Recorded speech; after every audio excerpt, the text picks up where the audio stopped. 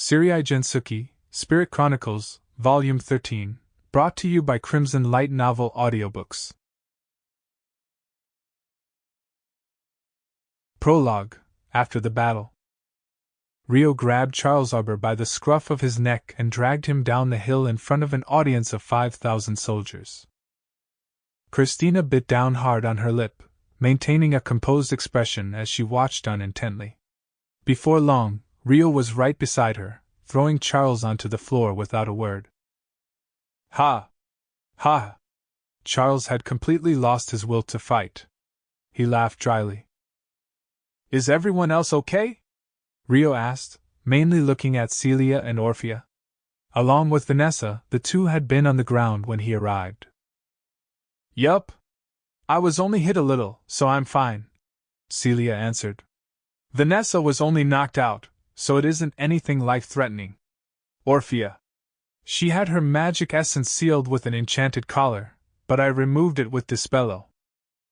Celia currently had her hand over Arya's stomach as she cast her healing magic. Right beside Arya was the collar Charles had placed on her, a magic artifact commonly known as a sealing shackle. Like its name implied, it had the effect of sealing magic essence. In other words, it made it impossible to release essence from the body. However, it would be more accurate to say it was an item that absorbed the essence of the wearer, activating a sorcery that severely disturbed essence control and prevented them from acting freely. This was why it could activate automatically as long as it had a source of essence to absorb. I'm fine.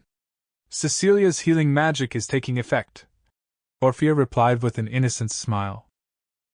Just then, Christina, who had been watching the battle while checking on Vanessa's condition, approached Celia. Stay still, Professor. Kura!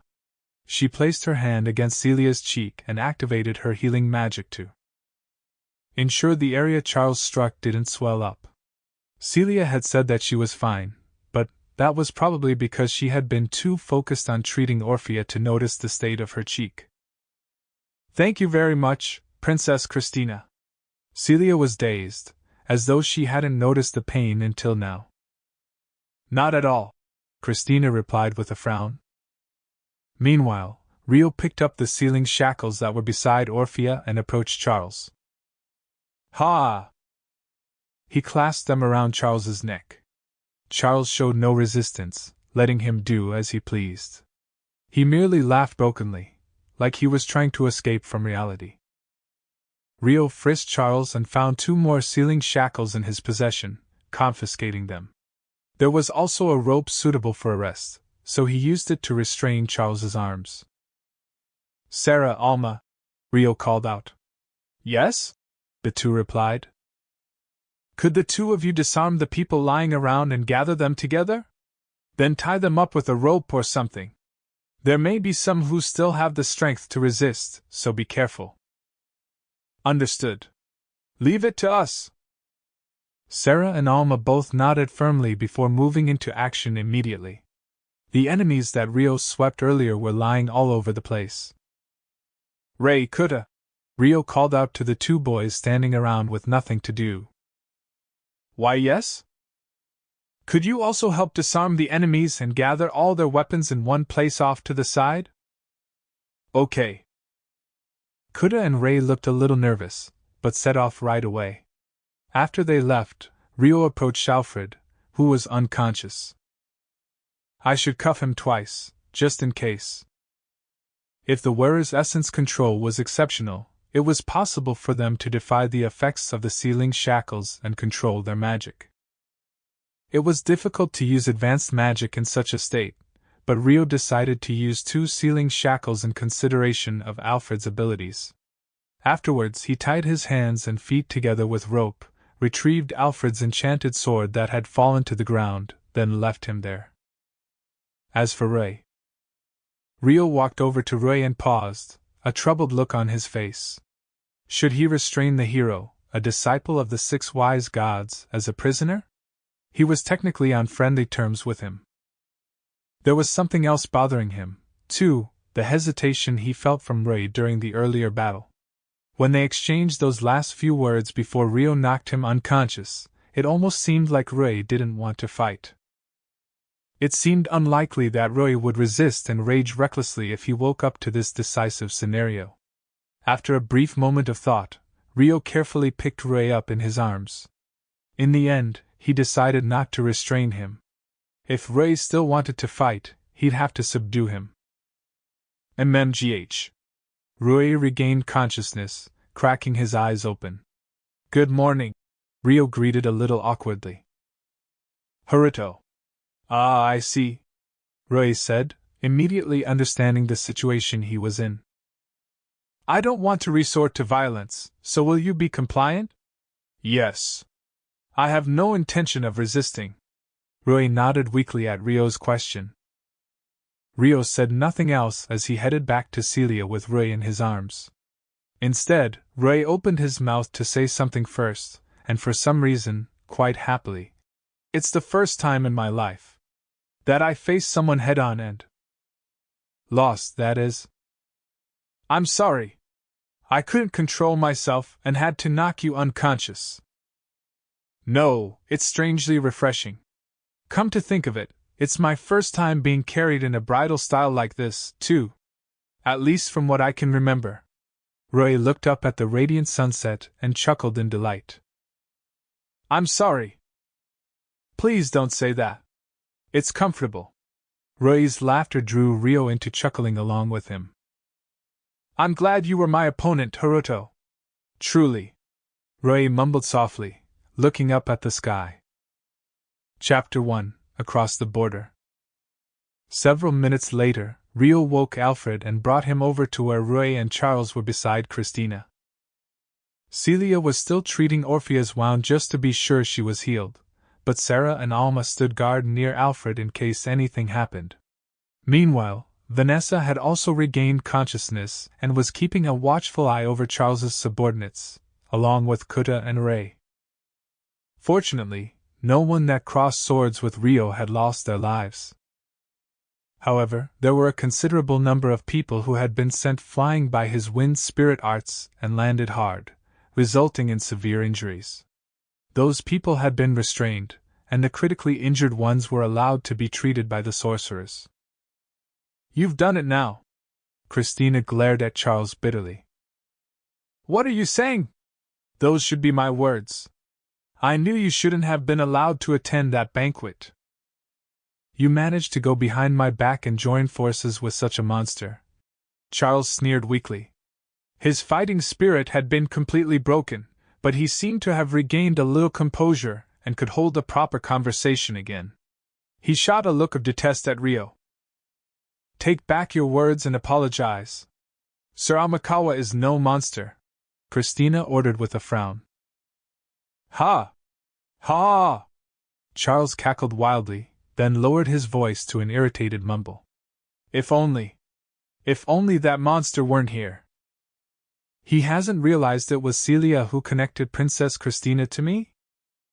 Rio brushed off Charles's resentment with a blank expression and made a guess based on his words.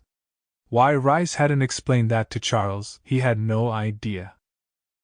Christina seemed to be thinking the same thing, showing a glimpse of a doubt for a moment. "We're still within the borders of the Beltrum Kingdom right now. While we've apprehended the target, it wouldn't be a good idea to linger about while surrounded by the enemy's army. The faster we cross the border, the better, but what would you like to do?" Rio asked Christina. He looked between Charles, his subordinates nearby, and the troops waiting on the hill. It was up to Christina to decide how to deal with them, and what action to take next. Christina thought for a moment, but quickly made a decision. "We'll bring Charles and Alfred with us as prisoners. We'll investigate the details later." "Oh? Then what will happen to me?" Ray asked, shrugging his shoulders in jest. "We cannot take the hero around as a prisoner. If you wish to follow us of your own will, that would be another matter, but—" Christina trailed off, yielding the right to choose to Ray. Taking a hero captive could be seen as a political attack, so she had to take a stance that thoroughly showed her lack of hostility. "I see," Roy looked at Kuda's back somewhat sadly as he expressed his intent. I shall return to the capital, then. Kuda avoided Roy's gaze by keeping his face forward, never turning back once as he stood watch of their surroundings. Are you sure? Christina confirmed, also looking at Kuda's back. Yes. I have a lover awaiting my return. Roy nodded, answering clearly. NGH. Kuda's back shook slightly. Rio and the others couldn't see his expression from their position, but Ray was sighing in exasperation beside Kuda. Kuda! Roy called. He didn't respond. Roy continued speaking to his back. I knew why you left the castle. I knew, yet I tried to bring you back while dodging the subject, but it really is true that I acted out of concern for you and Seiki. That's why I came after you. I wanted to see your face and confirm whether you'd be okay outside of the castle. Whether you'd be able to live well in this world from now on. If you tell me you'll be fine, I'll believe you. I won't try to force you to come back anymore. I'll believe that we can meet again someday and wait. You're an important friend to me, after all. Ray kept speaking in spite of Kuda's silence, when Kuda raised his voice, keeping his trembling back facing them. His bitter words were not in the language of this world, but in Japanese. I've always felt inferior to you. You transferred into our school from overseas, blessed with your looks and brains, and immediately became the school's favorite. You joined the same club as Akane and I, and before I knew it, you were closer to my childhood friend than I was. I was jealous of you. I couldn't win against you in school, sports, or looks. Akane kept praising how amazing you are each time. It filled me with so much jealousy. I almost hated you. Kuda. But you were such a good person, treating me like a close friend. I couldn't hate you. Even when we wandered into this world unable to understand the language, you spent hours every day studying grammar and vocabulary to help us. Acting like we were the ones having a tough time when you had it the toughest out of all of us. That's why. Kuda bit down on his lip. Everyone watched his back silently. While they could understand Roy's words due to the automatic translation effect of his divine arms, most of them had no idea what Kuda was saying. Only Ray, who were Japanese, and Rio, who had Amikawa Haruto's memories within him, could understand Kuda's words. However, it was clear even to those who couldn't understand Kuda's words that he was venting out his pent-up emotions. That's why it was only natural for Akane to fall in love with you. Then you fell in love with her, too? But I didn't want to accept that. I was going to go insane with envy if I stayed with you and Akane any longer. I hated myself for feeling like that. It was pathetic. That's why I ran from you too. That's all. Kuda touched upon the truth and clenched his fists tightly.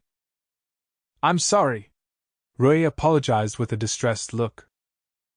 Don't be. It must have been hard for you too. Akane's slow on the uptake, after all. She never realized my feelings. But you did, and that left you stuck between a rock and a hard place. I'm the one who should be sorry. Sorry for leaving without a word. It was only natural for you to be worried. Kuda returned the apology, his face twisting as he held back his bitter emotions. It was at this point that he turned for the first time, facing Rui. I'll be fine. I'll do my best to live well outside the castle. So there's no need for your concern. Don't worry about me. One day, when I no longer feel inferior to you, I'll go see you guys. Thank you for thinking of me as a close friend all this time. You're a precious friend to me, too, Ray. Yeah. We'll always be friends. Roy looked down, nodding his head. Look after Akane. Tell her I'll be fine. All right. With that final exchange, Kuda turned his back to Ray once more. Seiki, you take care too, Ray said to Ray. Yeah. Well, I'll just be drifting along, Ray replied with a shrug. Right. By the way, I've been meaning to ask, did you dye your hair? Roy looked at their hair and asked. Oh, this is... Kuda exchanged looks with Ray, then trailed off. Rio had asked them to keep the details of the artifacts that changed their hair color a secret if possible. Rio interrupted. It isn't common knowledge, but there's a way to change it, he explained. I see. No wonder the search teams were struggling so much, then. Rui smiled in understanding. That aside, Haruto. Thank you. You may not know why I'm saying this, but I was able to stop hesitating thanks to my defeat. That's why I was able to face Kuda properly. Kuda also turned back to look at me, Rui said brightly, bowing his head deeply at Rio. I did nothing. Rio shook his head with a gentle smile. Rui turned to address Christina and the others, who had been waiting. My apologies, the conversation dragged on because of me. You're crossing the border before detouring to Rodania, right? I'll accompany you to the hill. There'll be less chance of the soldiers picking a fight if I'm there, he suggested as he looked at the 5,000 soldiers waiting on the hill. That would be much appreciated. Christina nodded at Rui. Is Orphea doing okay? Orphea was still sitting on the ground as Celia cast her healing magic on her. Yes, I'm fine now. Thank you very much, Cecilia. Orphea thanked Celia, using her alias, then steadily stood up on her feet. Yet Celia still looked worried. Are you sure you're okay? Normally, Orphea should have required much more rest. But they couldn't linger around here for much longer. I'll carry her until we reach the border, Rio offered, approaching Orphea. Huh. Orphea's eyes widened in shock. It's just in case. Just rest some more. Orphea was flustered, which was rare for her. But. Is that really okay? Could you please, Haruto? Celia requested. Sure, leave it to me. Rio nodded firmly. He walked over to Vanessa with Alfred's sword in hand. Vanessa, this is Alfred's sword. It'd normally be most appropriate to hand it over to Her Highness, but its weight will be a burden while we're moving. Could I ask you to hold on to it?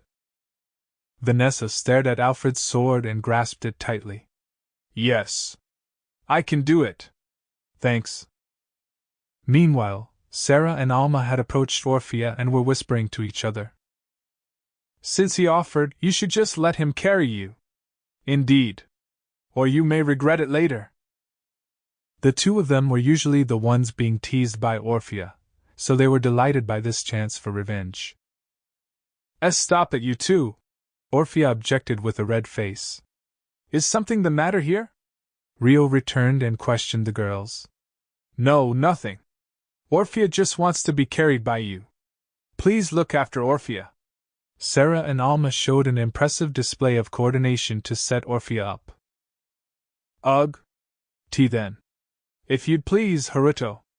Orphea blushed shyly, bowing her head at Rio. I understand.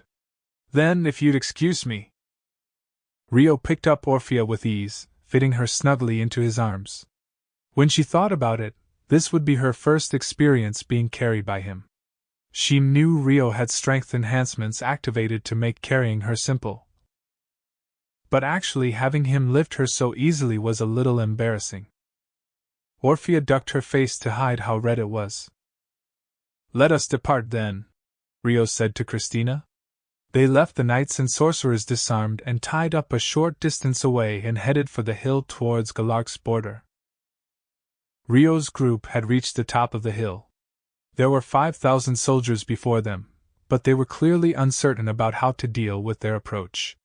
There was evident unrest among the troops, and since they had allowed Charles to be captured without doing a single thing, there was also some guilt involved. Looking at them now, there really are a lot of them, Christina said as she looked around at the mass of troops. They were currently at the border of the Galark kingdom, with which their alliance had gone completely cold. It was also relatively close to Marquis Rodin's domain, which Duke Huguenot's faction was using as their headquarters. It was necessary to allocate an appropriate amount of military force for defense, so it was easy to surmise that a fair number of soldiers had been stationed nearby to begin with. They deployed as many of the search party as they could on enchanted ships, then they mobilized the majority of the troops in the walled cities. There's approximately 5,000 of them, Ray said. Indeed, if they used enchanted ships, then it was possible to move several hundred people from Clea in a day. I see. Still, I'm surprised there's so much military force allocated towards the border. They must be aware that it looks like an act of provocation to Galark. Christina turned her cold gaze to Charles. It'd be one thing if they had just stationed troops in the walled cities, but having such a large army at the border would unmistakably be seen as provocation. Anyone would assume that they were preparing to invade the other kingdom. They would have given the Galark kingdom some explanation when they mobilized all the troops, but there was no one foolish enough to believe anything under these circumstances. Moving the soldiers on this side of the border would cause Galark to gather the troops on their side, so they had to make the soldiers retreat as soon as possible to clear up the misunderstanding. On top of that, they would need to meet with a representative of Galark, explain everything, and apologize. Ha, you're far too late for that. The relationship between Beltrum and Galark became non-existent long ago. And it was because of that strategy that we were able to catch your highness off guard.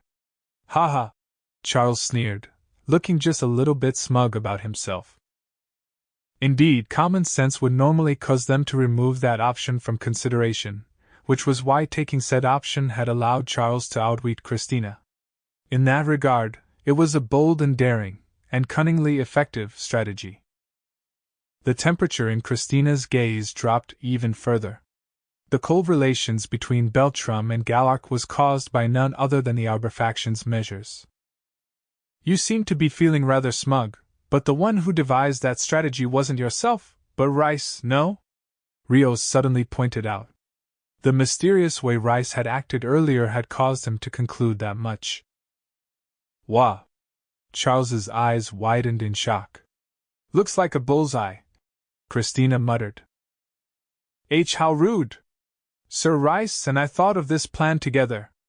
And it would have worked, if not for you. Charles wailed with a red face, glaring at Rio. I see. To the ambassador of the Proxia Empire, Beltrum and Galark's relationship souring would only be in their favor. That's why he didn't care about the outcome. You were just being used this entire time, huh? Rio said calmly, specifically choosing his words in order to provoke Charles. Charles was stunned speechless, but soon flew into a rage. What? What did you just say, you? However, for a brief moment, there was an uncertain expression in his eyes. I was hoping to figure out Rice's objective, but judging from his reaction, Charles won't know anything useful either, thought Rio. He had left Rice behind earlier because he didn't have a second to lose, but there was no way he could turn back now, not that Rice would still be there if he did. His only source of information was Charles, but it didn't seem like he would be of much help. That means Rice offered himself as a diversion while planning for his own defeat from the beginning.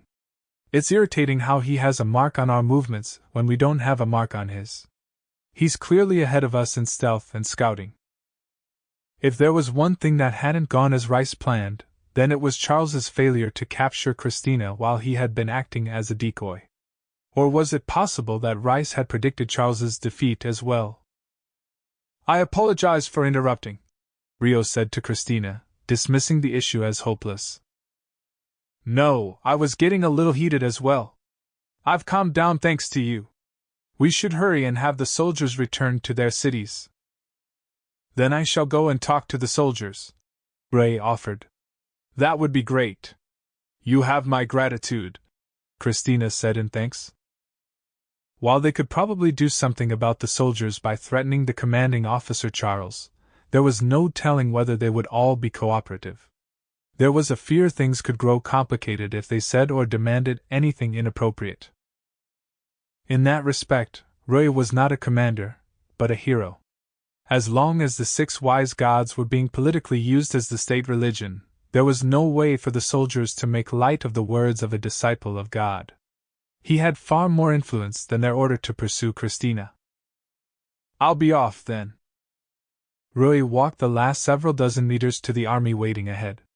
Once he was within 10 meters, a high-ranking officer rushed out from the middle of the troops to speak to Rui. Rui looked back to point at Rio and the others as he explained things to the officer. Namely, that they had been completely defeated and Charles and Alfred had been taken prisoner. They had no choice but to see Christina and her party off, so the troops should retreat here as well. A single swordsman had wiped out the elite knights and sorcerers, overwhelmed the kingdom's strongest swordsman and hero, and left 5,000 soldiers in awe, unable to do anything as they watched their commander-in-chief be taken away. Guh. Finally accepting the unprecedented defeat as a reality, the officer began to bite down on his lip. His head would definitely go flying at this rate. However, several minutes after that, Ray turned on his heel and returned to Rio. The officer was also gathering together the soldiers around him. Then, the troops blocking the road suddenly started swarming to the sides, creating a path down the middle. Please go ahead. Ray gestured to the hill once he returned, encouraging them to depart. Thank you very much, Christina said respectfully. Don't worry about it. Ray shook his head, then called out the names of the two prisoners. Charles, Alfred. Unable to say anything from his bitterness, Charles merely looked at Rui. Yes? Alfred replied calmly. I don't know how much I'll be able to do, but you can leave the rest to me. I'll make sure to report to those in the capital about what happened here. I swear I won't allow anyone to take responsibility with their lives, Ray said to the two of them. Guh. Charles grimaced. Please do so.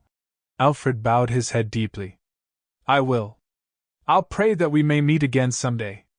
Farewell, Ray said to Alfred. Now go. Vanessa pressed Alfred and Charles. All right. Alfred nodded, and started walking. Charles looked unhappy about being ordered around, but begrudgingly started walking after Vanessa poked him in the back with her scabbard. The two of them had their magic essence sealed and hands cuffed, so they couldn't resist. The soldiers that had stepped aside for them were watching them, making their shame even more apparent. There was nothing more humiliating to Charles, who had a lot of pride. Damn it! Damn it all! Charles muttered, looking around at the soldiers that didn't save him before ducking his head. He increased his pace, fearfully avoiding their gazes. Sarah, Christina, Celia, Kuda, and Ray followed behind him. See you, Kuda. You take care too, Seiki. Let's meet again. Ray called out to Kuda and Ray. Yeah. Kuda nodded, giving a short reply. Later, Ray said, waving his hand lightly before following Christina and the others. Ray then called out to Rio, who was behind Kuda and Ray. Haruto. Yes? Do you remember what I said to you when we parted in Galark? Yes. In the garden, right? Rio recalled his farewell with Rui at the Galark castle. Rui looked directly at Rio. If we have a chance to meet again, I'd like to talk to you as friends. We weren't able to fulfill that promise this time, but I hope we'll be able to do so next time. Yes, Rio acknowledged in agreement. Hopefully we can avoid meeting on the battlefield again. I don't have enough lives to take you on when you're fighting seriously. If we have to fight, I'd much rather be on the same side. Ray joked a little, but finished off his words seriously. I wouldn't want to fight you again either. Especially in long-range combat. You have a brilliant sniping arm, Rio said in praise. I wasn't able to land a single shot on you in the end, though. If you were able to fight from a distance without any disturbance, the result may have differed. I doubt that. Ray closed his eyes, looking unsure. Then he raised his head and looked at the backs of Kuta and Ray. Haruto, if Kuta and Seiki are ever in trouble, if it's not too much trouble, could you help them out where you can? They're important friends of mine. That's why I'd like to entrust them to you, someone I consider an important friend I made in this world. If you could be there for them when they're in a pinch, that would be enough. I understand. If they're ever truly in trouble, I shall assist to the best of my ability. Thank you. While I doubt this'll ever be the case, I swear I'll be there for you if you're ever in trouble as well as your friend. Then I too. The two of them exchanged gentle smiles. Roy said nothing more and started in the opposite direction to Rio. Shall we go? Rio smiled softly as he spoke to Orphea in his arms and Alma, who was serving as the rear guard. Thus they set off after Celia and the others. Rio and the others had arrived at a fortress acting as a checkpoint on the Galark side of the road connecting Beltrum and Galark Kingdom. Incidentally, the walled city they last visited on the Beltrum side acted as the final checkpoint for the Beltrum Kingdom. The gate of the fortress that was normally open was firmly shut, and several soldiers were waiting before the gate. Halt!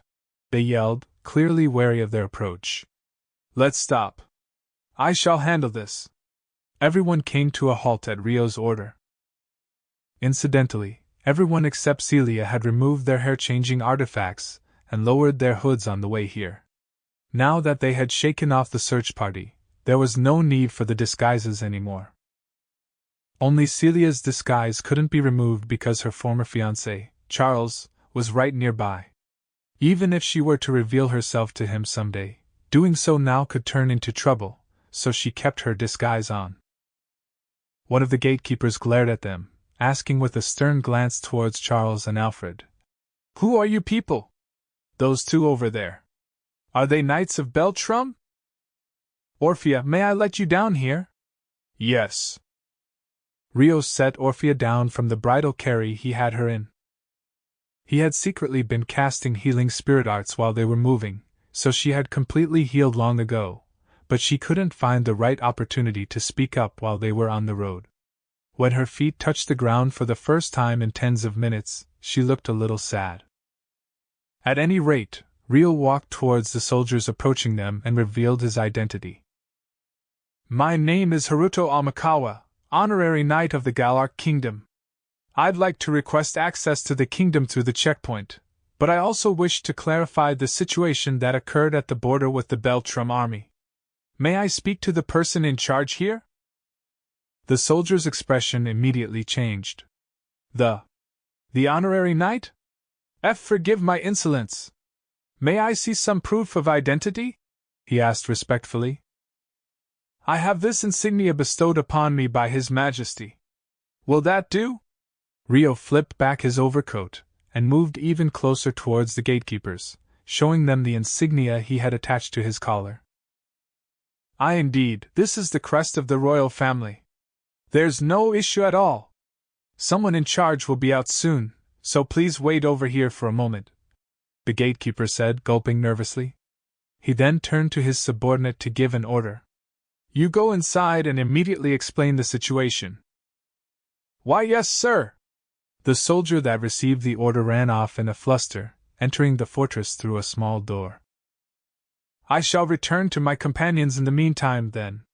Rio turned on his heel and returned to where Celia and the others were, roughly 10 meters away from the gatekeeper. They waited there for a while. Hey, is an honorary knight that important? Captain looked really nervous about it, but how's he any different to a regular knight? You fool! An honorary knight is equal to an earl in rank. Our heads will go flying if you show any disrespect. Consider them that important. All right. And so forth, the soldiers whispered to each other.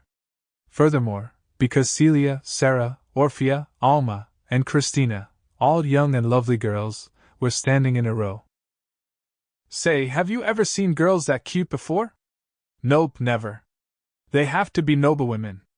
Born and raised in different worlds to us. Ha! Nobility must be amazing. The soldiers exchanged banter with each other, glancing over with nearly reserved looks of curiosity. Several minutes later, the gate to the fortress slowly started to creak open. Looks like the talks went well, Rio said as he looked at the gate. The fact it was the gate opening instead of the small door was a good sign. In the end, having a title is kind of convenient, huh? The gate opened enough for the interior of the fortress to be seen. Several people were standing on the other side. It was the daughter of the Count Krisha family and the president of the Rika Guild, Lieselot Krisha. Lieselot. Rio blinked. This location was certainly within the Duke Krisha domain, and fairly close to Amanda, so it wasn't strange for her to be here, he thought. On top of that, right beside Lieselot was Flora, Duke Huguenot, Rona, and Sakata Hiroaki. Christina spotted Flora as well. Her eyes widened faintly, exposing her surprise. The same applied for Flora, and the two of them looked at each other with burning, amethyst-like eyes. Flora's sister. The two spoke slowly, calling for each other as if to confirm their presence. Thus, the reunion of Beltrum Kingdom's first and second princesses had occurred in an unexpected location. Chapter 2: Reunion. Flora stared at her sister until she was unable to contain herself and broke into a run.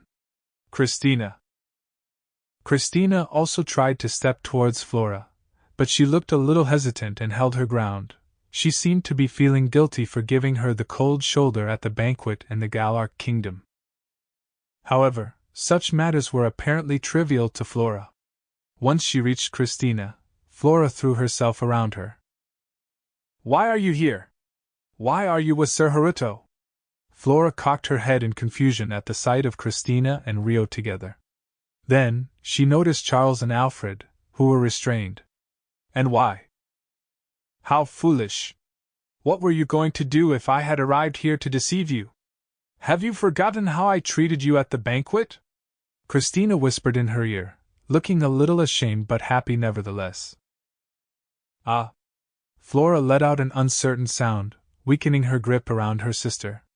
Her body had moved reflexively when she saw Christina together with Rio, but thinking about it calmly, that may have been a rash action. "It's all right. Everything's all right now. I won't leave you alone anymore." Christina hugged her little sister back dearly. That alone was enough to push Flora to the verge of tears. "Christina, it must have been painful for you. I'm so sorry." Christina shamefully muttered an apology. "No, not at all." Flora wiped her tears with her hands. Everyone else watched on with pleasant smiles, with the exception of one. "I get that the two of you reuniting is a good thing, but I don't quite get the situation here. Why is Haruto with Christina?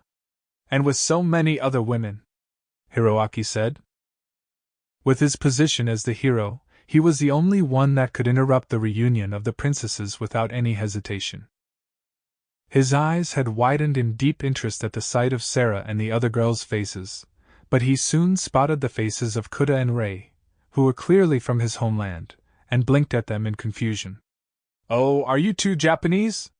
You don't seem like heroes." Kuda and Rei exchanged looks, then nodded awkwardly. "Well, yeah." Hiroaki hummed without much interest. He then turned to the girls and greeted them brightly, directly addressing them. "I haven't introduced myself yet. I'm Hiroaki Sakata. I'm what you would call a hero, I suppose." Sarah and the girls looked a little confused, having not expected Hiroaki to introduce himself to them directly. Hiroaki's succession of questions had completely killed the conversation. No one was sure how to proceed under such a situation, so an awkward silence hung in the air. "Why don't we head inside for now? I'll prepare somewhere we can settle down and talk, so we can continue this there," Lieselot suggested. Thus, Rio and the others entered the fortress. 10 minutes later, in a meeting room inside the fortress, Rio and Lieselot's respective parties met face to face. Everyone Rio traveled with on the way here sat on his side, while Duke Huguenot and Flora's groups sat on Lieselot's side. Also in the room was Arya, Lieselot's right-hand woman and attendant. Vanessa was also standing behind Christina instead of sitting in a chair. Incidentally, Charles and Alfred were brought to the fortress prison on their way to the meeting room, to be confined there temporarily. "Now let us get right down to business. I believe the first thing we should share is our reasons for coming to this fortress. Does everyone agree?" Lieselot checked, looking around the room. Yes, I agree. Though I can pretty much anticipate Lady Lieselot's reasons for being here, Christina said. As the daughter of the Krisha family and governess of the nearby city of Amanda, it was fairly obvious that Lieselot had come to this fortress to investigate the movements of the Beltrum army near the border. What wasn't so clear was why Flora, Hiroaki, Rona, and Duke Huguenot were there as well. Christina had assumed they were in Rodania.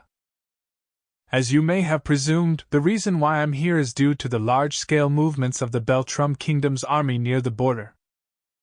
Princess Flora and the others just so happened to be with me when I received the notice.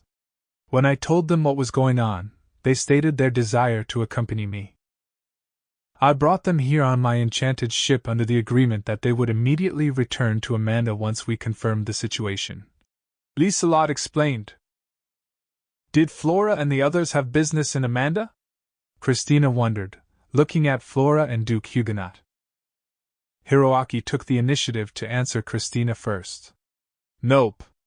We were confined in Galark's capital for ages after the end of the banquet, but then we thought we'd greet Lieselot on our way back to Rodania. Since we weren't able to say farewell properly at the banquet.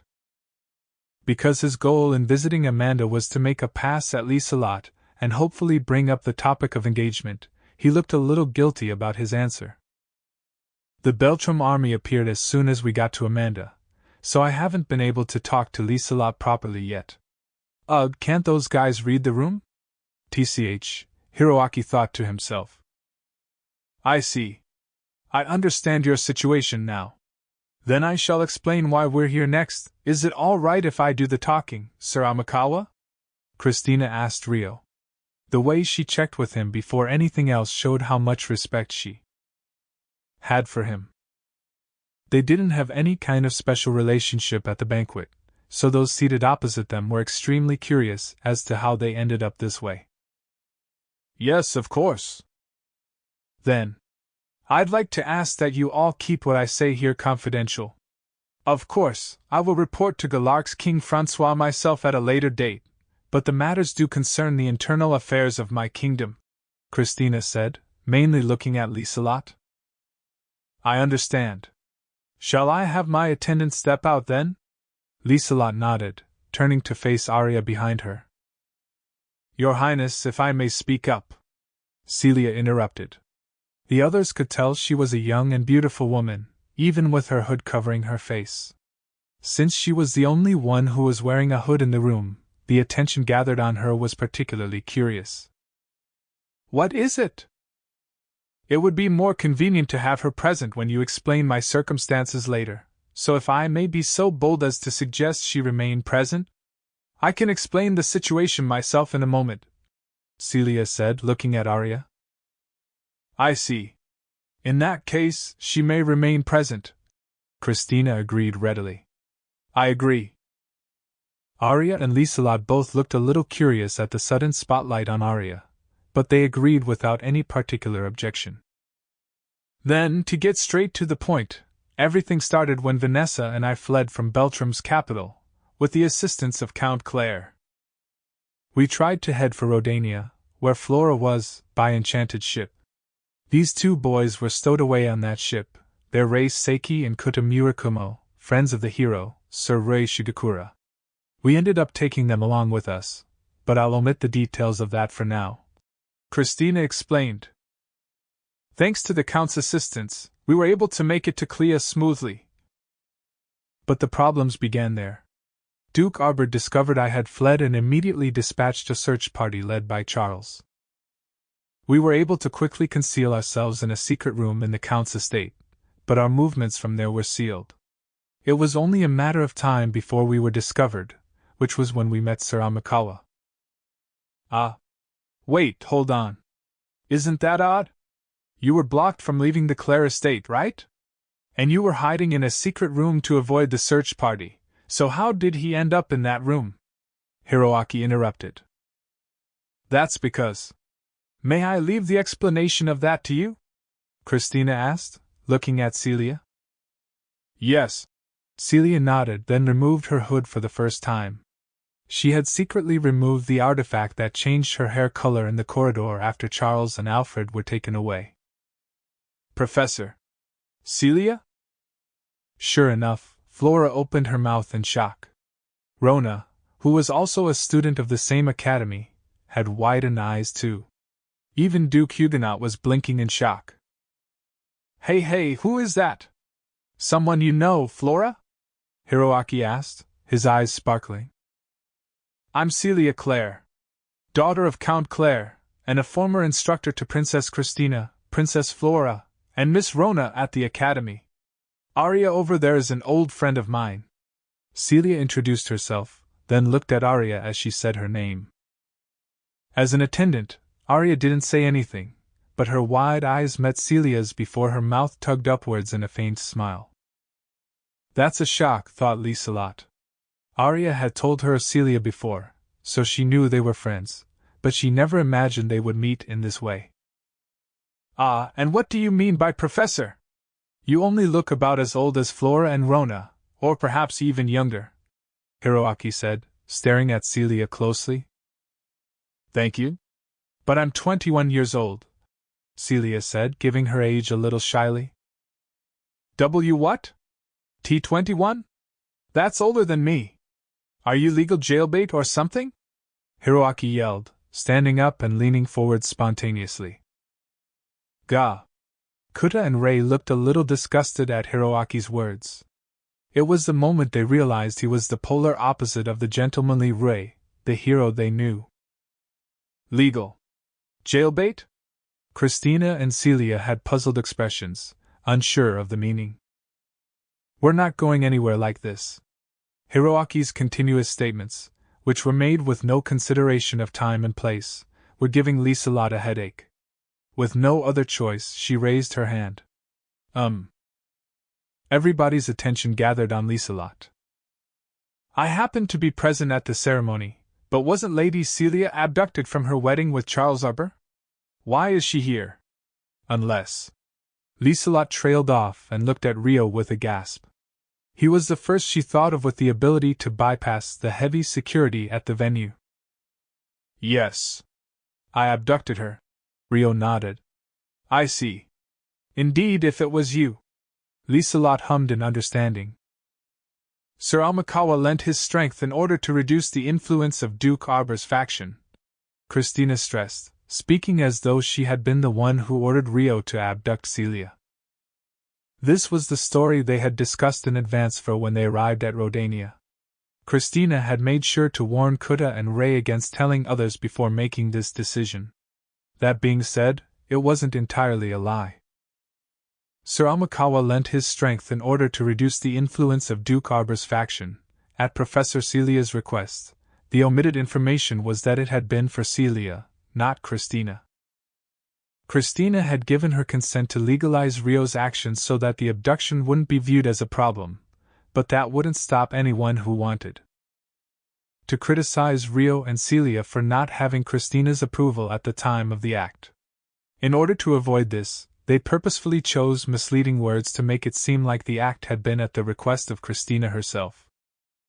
The quick-witted Liselot and Duke Huguenot instantly picked up on what happened and had looks of understanding on their faces. However, only Flora's reaction showed confusion. Is something the matter, Flora? Christina checked. No, it's just. Were you acquainted with Sir Haruto before, Christina? Flora looked at Rio's expression as she questioned her older sister. Christina paused. We weren't directly acquainted, and there was a fair bit of danger involved in the process, so I'm afraid the events surrounding that are a secret. I can't tell you, she said, dodging the question. I understand. Flora frowned with a frustrated look, staring at Christina. Duke Huguenot took advantage of the lull in conversation to look at Celia and Rio. If I may confirm, were you with Haruto this entire time, Celia? He asked. Yes. She was present during the attack on Amanda as well, under the name of Cecilia. Though I tried to avoid bringing her in front of everyone as much as possible, Rio answered. This made Liselot and Duke Huguenot's eyes widen. Ah, right, she was there at that time. Wait, but her hair's different. Even if she changed her hairstyle by tying it, how did she have blonde hair? Hiroaki had been staring closely at Celia, but after a pause he pointed at her in excitement and started ranting. Her presence at Amanda seemed to have been the hint that helped him finally remember her. I used a method to change my hair color. Heh. Well, I'm surprised. It's a pretty dramatic change, Hiroaki said in awe. Right now, Celia didn't have her hair tied up on one side like the last time she had been in Amanda. Her hair was down instead. Combined with the different hair color, her impression had changed quite a lot. We were pretty flustered when the monsters attacked Amanda, and I had no choice but to visit Lieselot's estate. Celia looked back on that time and smiled at the memory. I didn't realize at all. But, Flora muttered, looking at Rio as though understanding something. Neither did I. Rona nodded in amazement. You didn't notice either, right, Arya? Lieselot asked Celia's old friend. Embarrassing as it is to admit, no. I did feel a sense of déjà vu from her when we said our goodbyes, but we didn't see much of each other at the estate, and I never imagined she could change her hair color so naturally. If I had more opportunities to listen to her voice, I may have noticed, Arya replied, analyzing the reasons why she didn't realize it before. I see. Because there's no way to naturally change your hair color. Or rather, no way that one would normally think of. It would be an extremely effective form of disguise in a society unaware of that possibility. Lieselot turned to Celia and said with great awe. Indeed.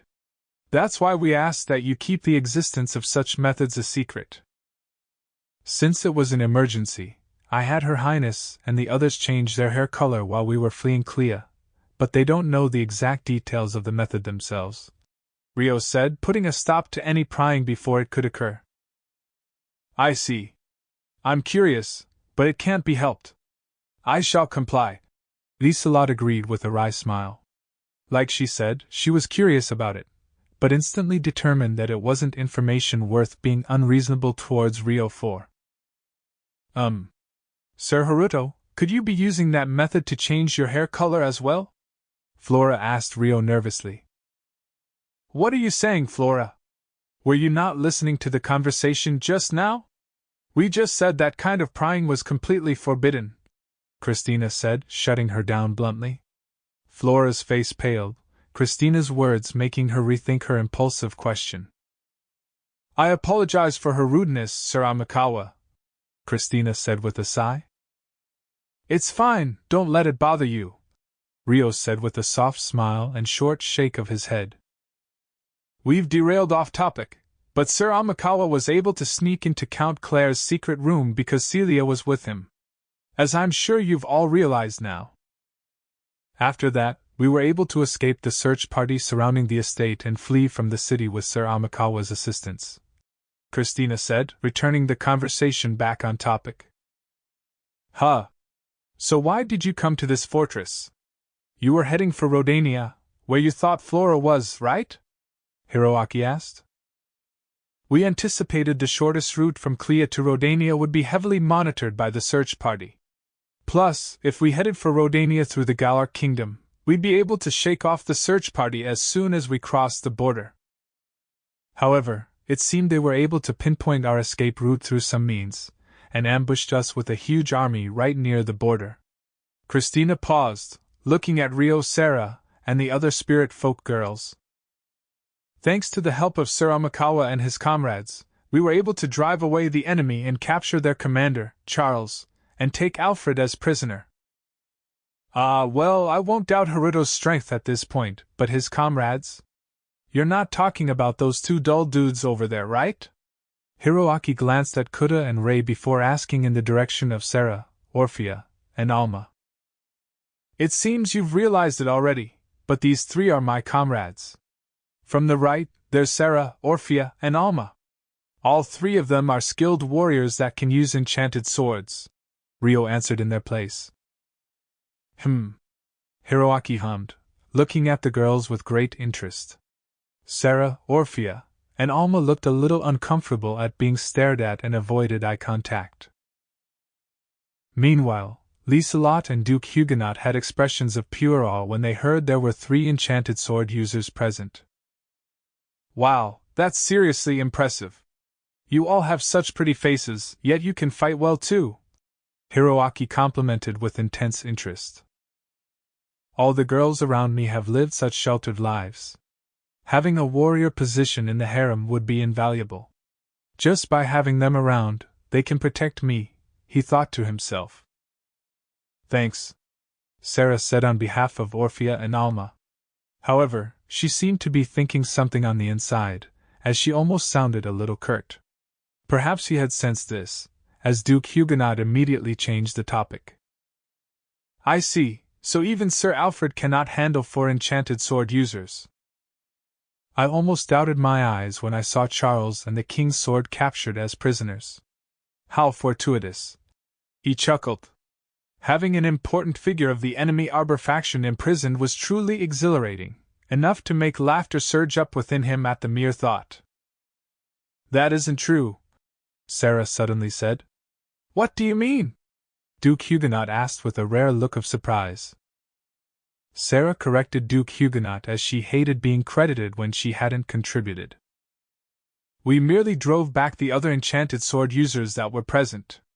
The one who defeated that Alfred person was Haruto alone.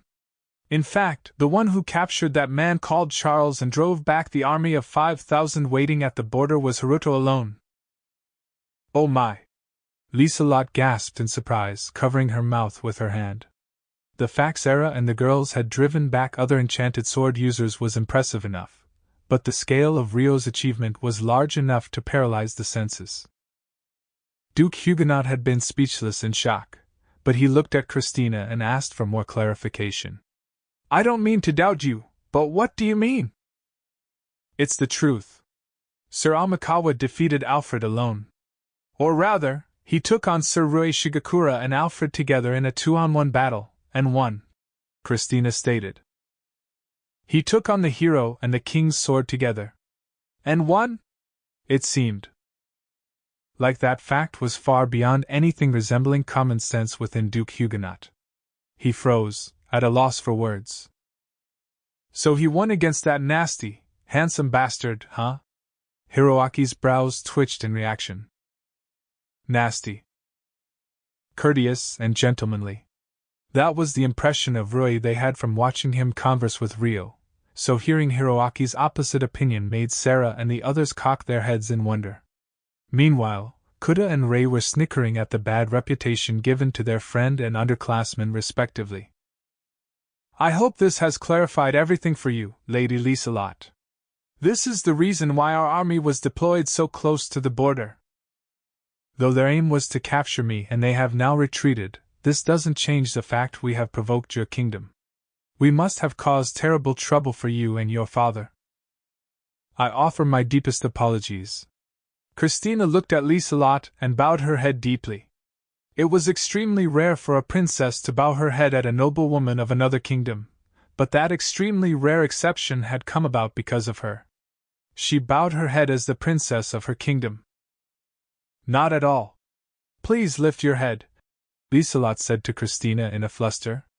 Christina paused for a moment, then slowly lifted her head. Thank you. Liselott exhaled in relief. That aside, I wonder how they were able to detect your highness's movements. If they were tracking you from the moment you left Clea, then there would have been more chances to ambush you without waiting right until you reached the border. She wondered aloud. The greatest reason is simply because they didn't have the time, I believe. Every 3 days, Sir Amikawa and his group would use their enchanted swords to enhance their bodies and carry us while they ran, which substantially shortened our travel time. When the enemy caught wind of our location, we were around 3 days away from the border. After considering the group's fighting capability and mobility, they probably wanted to avoid surrounding us in a forest or mountain area where we could quickly hide ourselves, Christina said, giving her logical reasoning. Indeed, that hilly area is perfect for troops to hide at the foot of the hills while watching for anyone climbing them. If they had griffins in the sky, escape would be fairly difficult too, Lieselot said thoughtfully, recalling the geography of the area. But even with that taken into account, deploying an army so close to the border is an overly bold strategy. Yes. That's why we believe there was a counterplot behind that strategy. Christina nodded, then frowned in frustration. Bold and cunning. He may be overbearing, but that Charles Arbor must be quite the commander, Lieselot said in praise of Charles. I wonder about that. This is Sir Amikawa's opinion, but I am in agreement. Charles may have been goaded into deploying the army so close to the border by a man named Rice.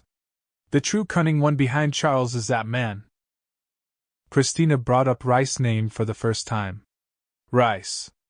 Isn't that the name of the mysterious man who previously appeared before Princess Flora and Haruto when Amanda was under attack, isn't it? And also the name of the Proxia Empire ambassador.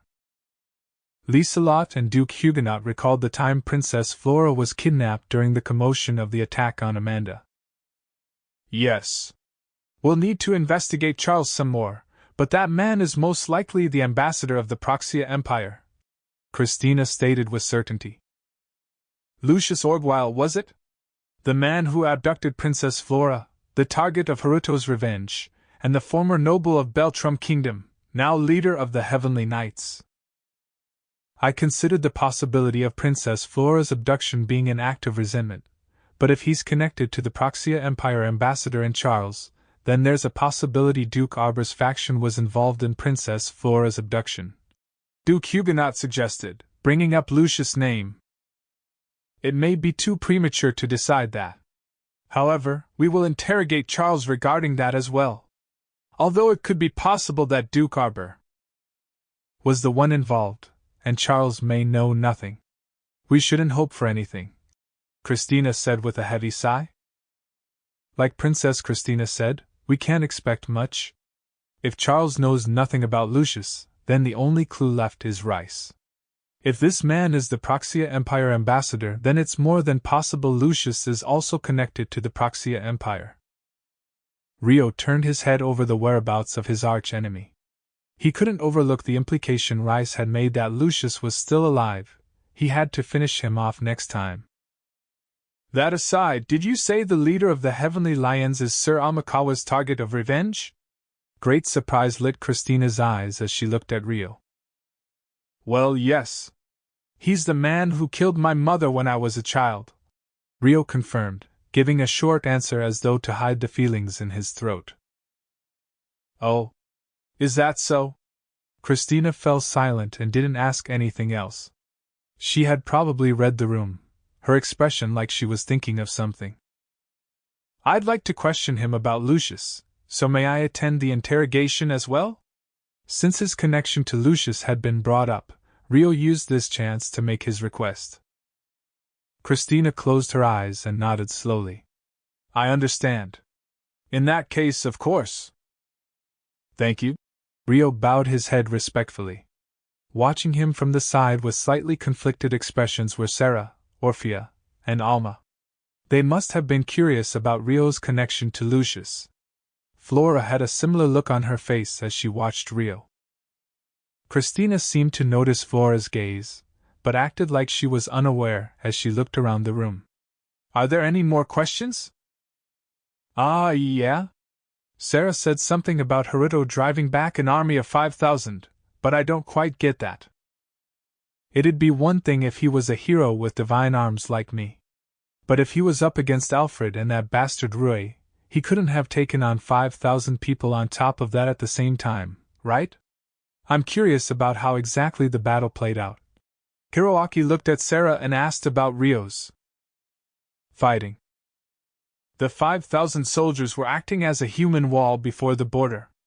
They were only watching quietly as Sir Amikawa fought with Alfred and Sir Rui.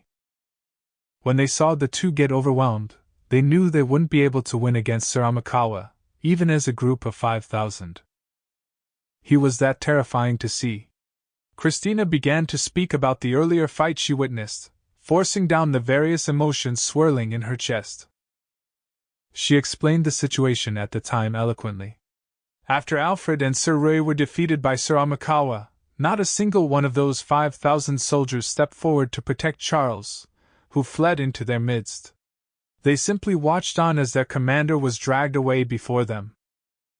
Hey, were those soldiers incompetent? Their enemy charged right into the middle of their formation, right? This isn't some low-budget stage play. If you all charge at once, you can kill him with your numbers. There must have been someone who thought that. Heck, if I were the commander, I would have ordered it. Oh, was it the commander who was incompetent? Hiroaki complained, seemingly displeased by this fact. The soldiers present instinctively understood that they would be no match for Sir Amikawa. Even I feared him, and he was my ally, so I'm sure what the soldiers felt couldn't be compared to me. Only those who were there would know what that shuddering fear felt like. It may sound like a dramatized heroic saga to those who weren't there, but it's the truth. Nobody wanted to die. No one would challenge someone in a battle they knew would end in pointless death. Those who did had either resigned themselves already, had gone mad, or were pure fools. Christina maintained an exceedingly serious face as she spoke to Hiroaki. I've been thinking this for a while, but doesn't this guy stand out too much? He's always there wherever I go, snatching all the glory. He's playing a bigger role than the hero, and now his reputation's going to rise again. In front of Liselot, too? Plus, he always has different women with him each time I see him. Don't tell me they all belong to him, other than Christina and her lady knight? TCH. What a downer. Hiroaki ripped out the dregs of his heart as he looked in turn from Rio to the girls all sitting opposite him. He didn't like that the focus of the conversation wasn't on him, the hero, but a regular knight. You must be a big deal if you could do that. Equal to a hero. No, since you defeated Rui, you must be better than a hero? Well, that's if Ray was using his divine arms at full power, of course. But still, it's impressive. Hiroaki seemed to know that if he had completely denied these achievements, his own reputation would be affected. Instead, he begrudgingly accepted Ryo's feats. Yes, I think that was a tremendous achievement. In contrast to Hiroaki, Liselot offered her admiration with no ulterior intentions. I'm honored, Ryo replied, dipping his head at the two of them.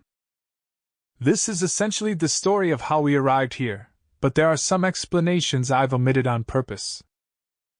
I'd like to properly exchange information for the sake of our relationship with Galark as well, so would you be willing to engage me in more conversation, Lady Liselot? Christina asked. Of course. I'll need to make a report to King Francois and Father as well, so that would be most welcome. Liselot nodded pleasantly. And so, Christina began to share the information she had. Roughly 1 hour later. Let's end the discussions here. What should we do after this?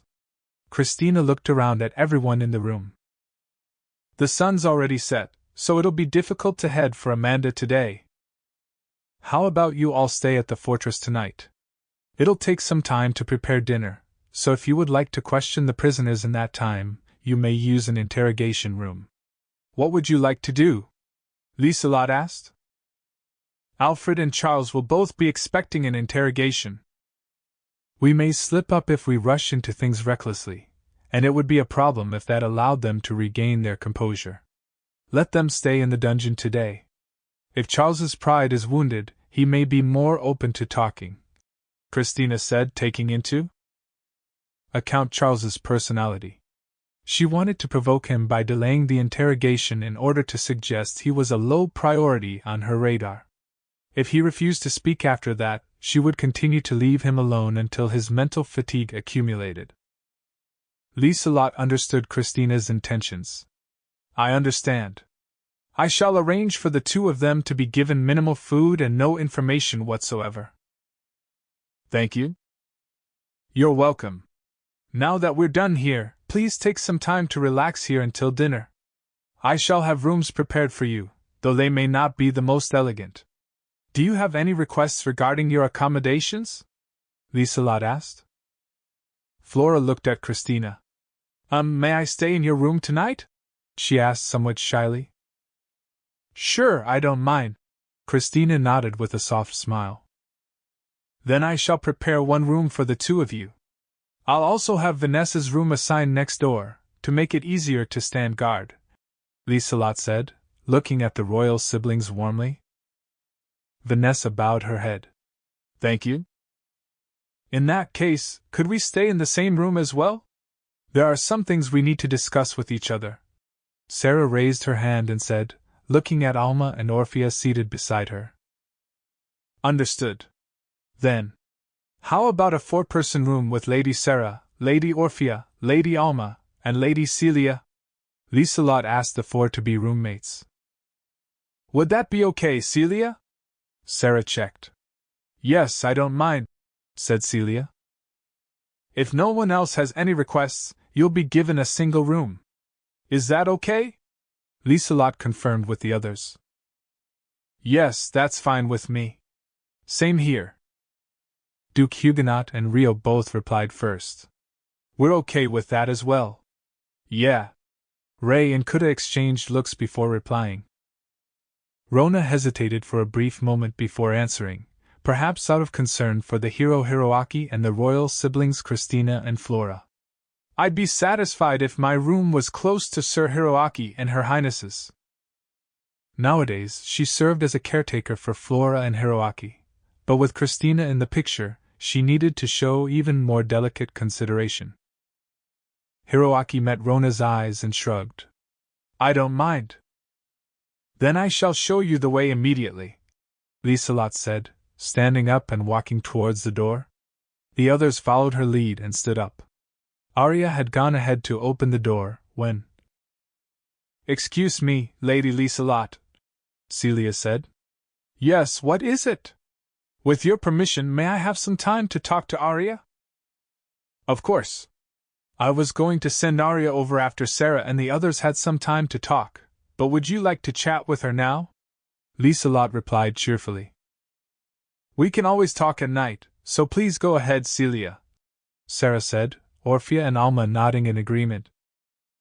Thank you. Then I shall take you up on your offer, if you don't mind? Celia asked Liselott. Got it. Then you may stay in this room and use it. Arya, you're off duty for the rest of today. Take your time and relax with Lady Celia. Thank you very much, Arya said with a faint smile. Cosette, Natalie, Liselott called to the 2 attendants waiting outside. Did you need something, Lady Liselott? Natalie responded respectfully.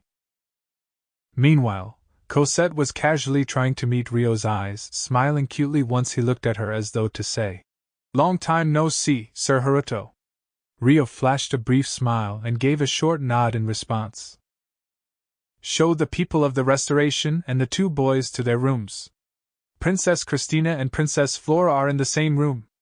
Keep everyone else in rooms next to each other. Understood. Natalie and Cosette both bowed their heads. Chloe, you escort Sir Haruto's friends to their room. They'll be using a room for 4, along with Lady Celia, Liselott said to Chloe, who was waiting nearby. Yes, my lady, Chloe nodded.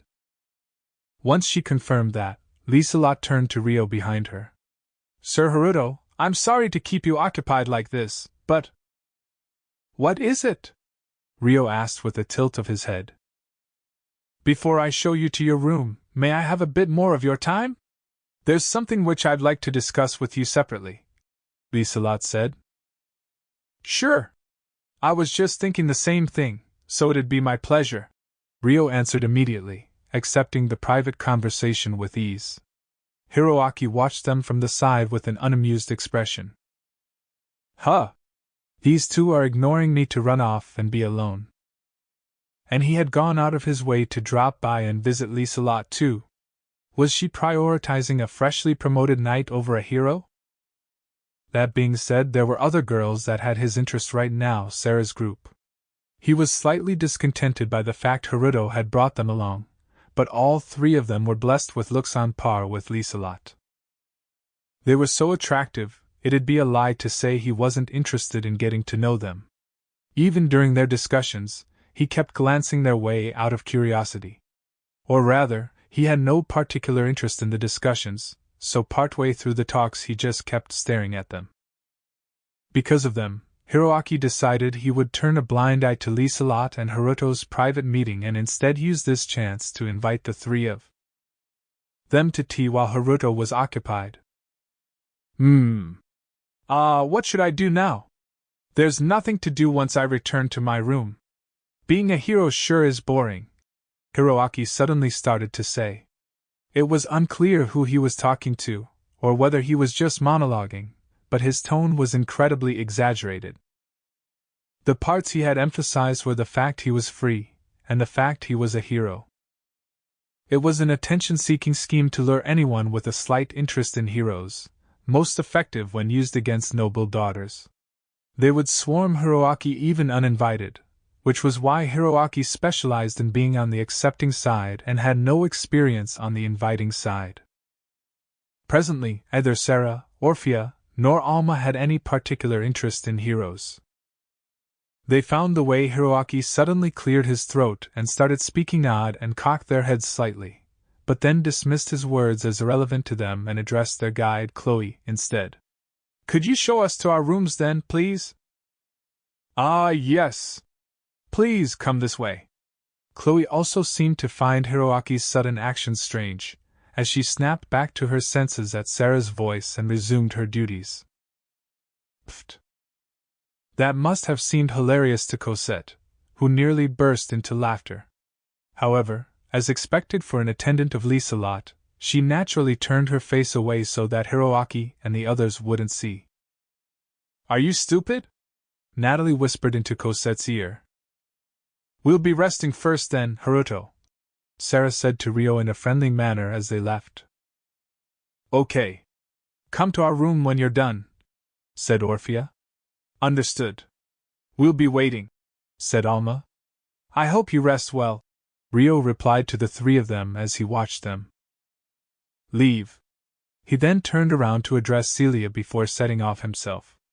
Please enjoy your reunion with Miss Arya, Celia. Celia? Because Rio had addressed Celia without a title, those that hadn't traveled together with them on the way here all looked shocked.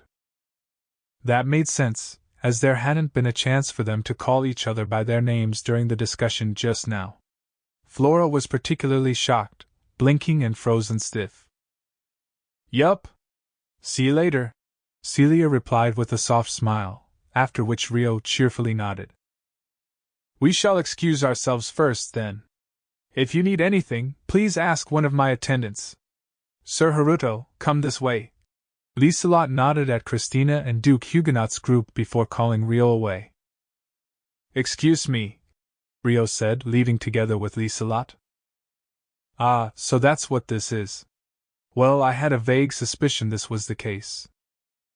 So he's in the picture already.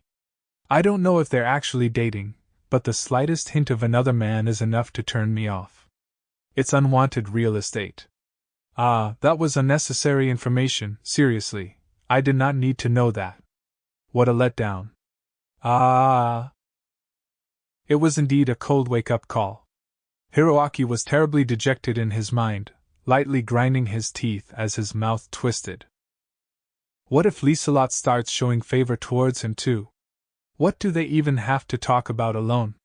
Walking side by side like they're showing off. With an impressive amount of resentment over a misunderstanding, he glared at Rio's back. He had avoided interacting with him until now, since it was difficult for him to gain the upper hand. He might need to consider a way to put Rio's reputation in question, he thought. Just as he was thinking that, someone who had been observing Hiroaki without him realizing it opened her mouth. It was Christina. Shall we go too? She asked with feigned ignorance. Indeed. Rona, Duke Huguenot immediately responded. At times like this, Rona was best at cheering Hiroaki up. Sensing Hiroaki's bad mood, he had implicitly requested she take care of him. Rona quietly drew closer to Hiroaki and touched him, speaking to him from a close proximity. Yes. Let's go, Sir Hiroaki. When he felt her warmth through his clothes, Hiroaki's attention turned to Rona. Rona really is great at things like this. And yet, Lieselot. What a shame. She's acting like such a tease. He had gone out of his way to visit her, yet she wouldn't prioritize him. Displeased with this, Hiroaki sighed tiredly as though he was expelling all his rage. Ah, yeah? There's nothing to do, but I'm a little tired. Let's relax together in my room. Flora and Christina? What will you two do? He seemed to be in a better mood now, as he grinned while winding his arm around Rona's shoulder before turning to Flora and Christina to invite them along. The brief pause before calling Christina's name was probably because he was unsure of the state of their relationship. What will you do, Christina? Flora asked, watching for Christina's reaction. I have a small matter I'd like to discuss with Duke Huguenot, so you go on ahead. I'll drop by once I'm done. Is that okay with you? Christina said, smiling at Hiroaki gracefully. Well, I'm sure you have more information you want to share now that you've met up. I don't mind. But I want to speak to you as well, so make it sooner rather than later.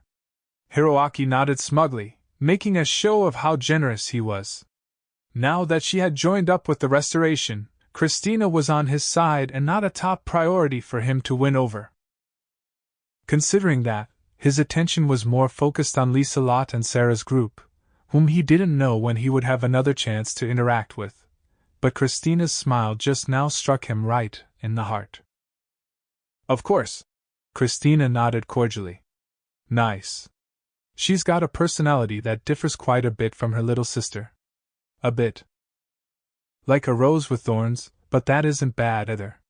Hope we can chat soon. Hiroaki was restless with anticipation. Thanks to that, he was able to drive Haruto out of his mind for now.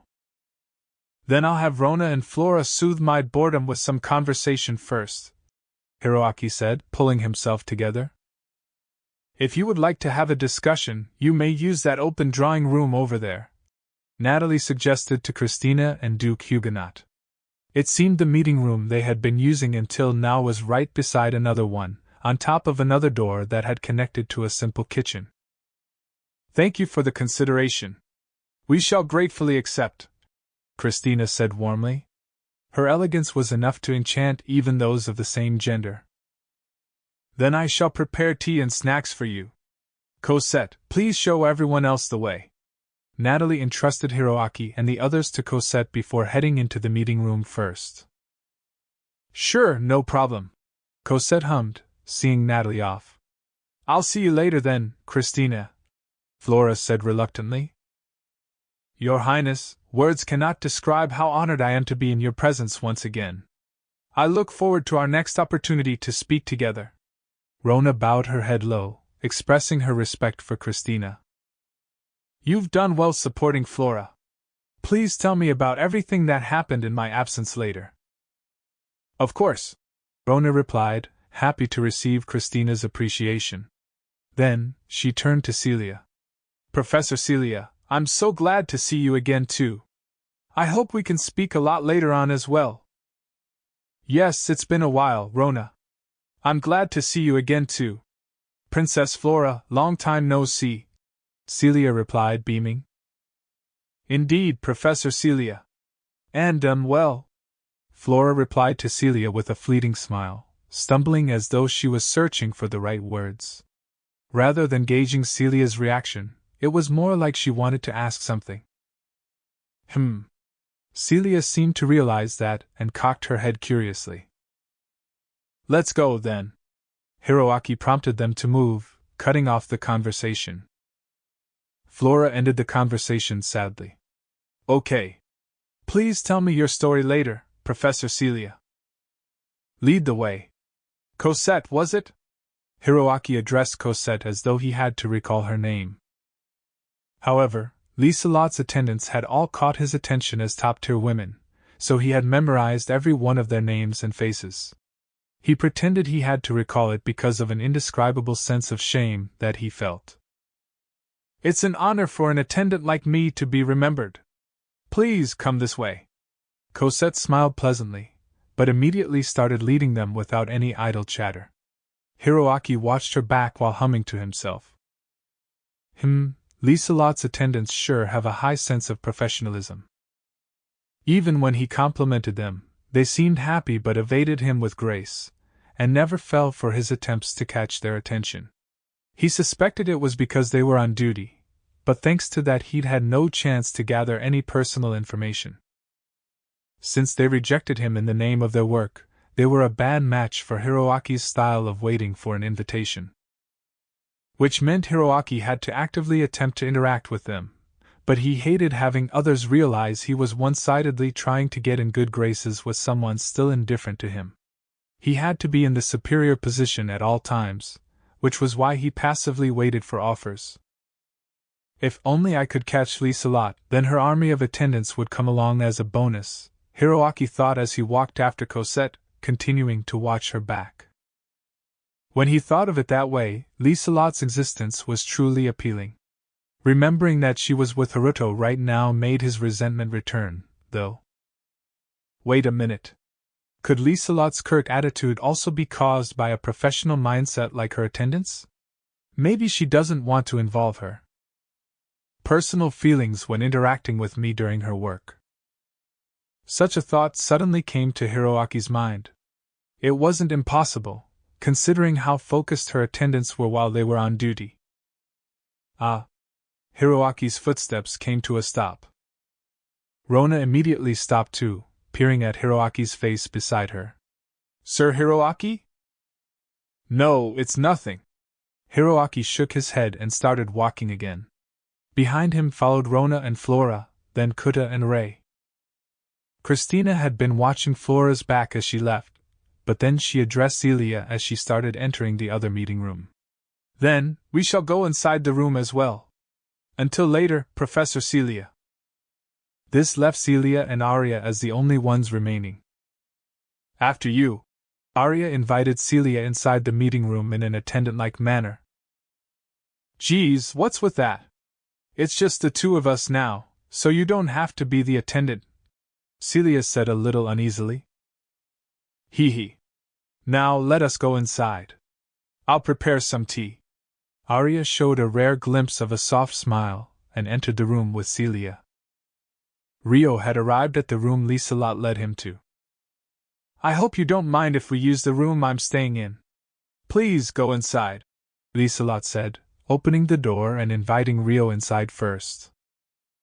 Is it okay for a man to enter the room of a noblewoman? She doesn't have her attendants around either. There had been situations where they met one-on-one in meeting rooms before, but Rio still wasn't quite familiar with the etiquette of nobles. However, since Lieselot was okay with it, he was probably just overthinking things. More than anything, the fact they were alone like this was proof of Lieselot's trust in him.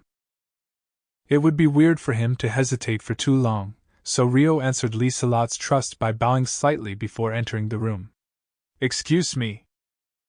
The room was like a studio apartment with a simple kitchen, bed, wardrobe, table, and chairs to sit on. I'll prepare some tea for you now. I'm afraid there isn't much space, but please have a seat. Lieselot pulled out the seat at the head of the table and offered it to Rio. Thank you very much, Rio said as he sat down.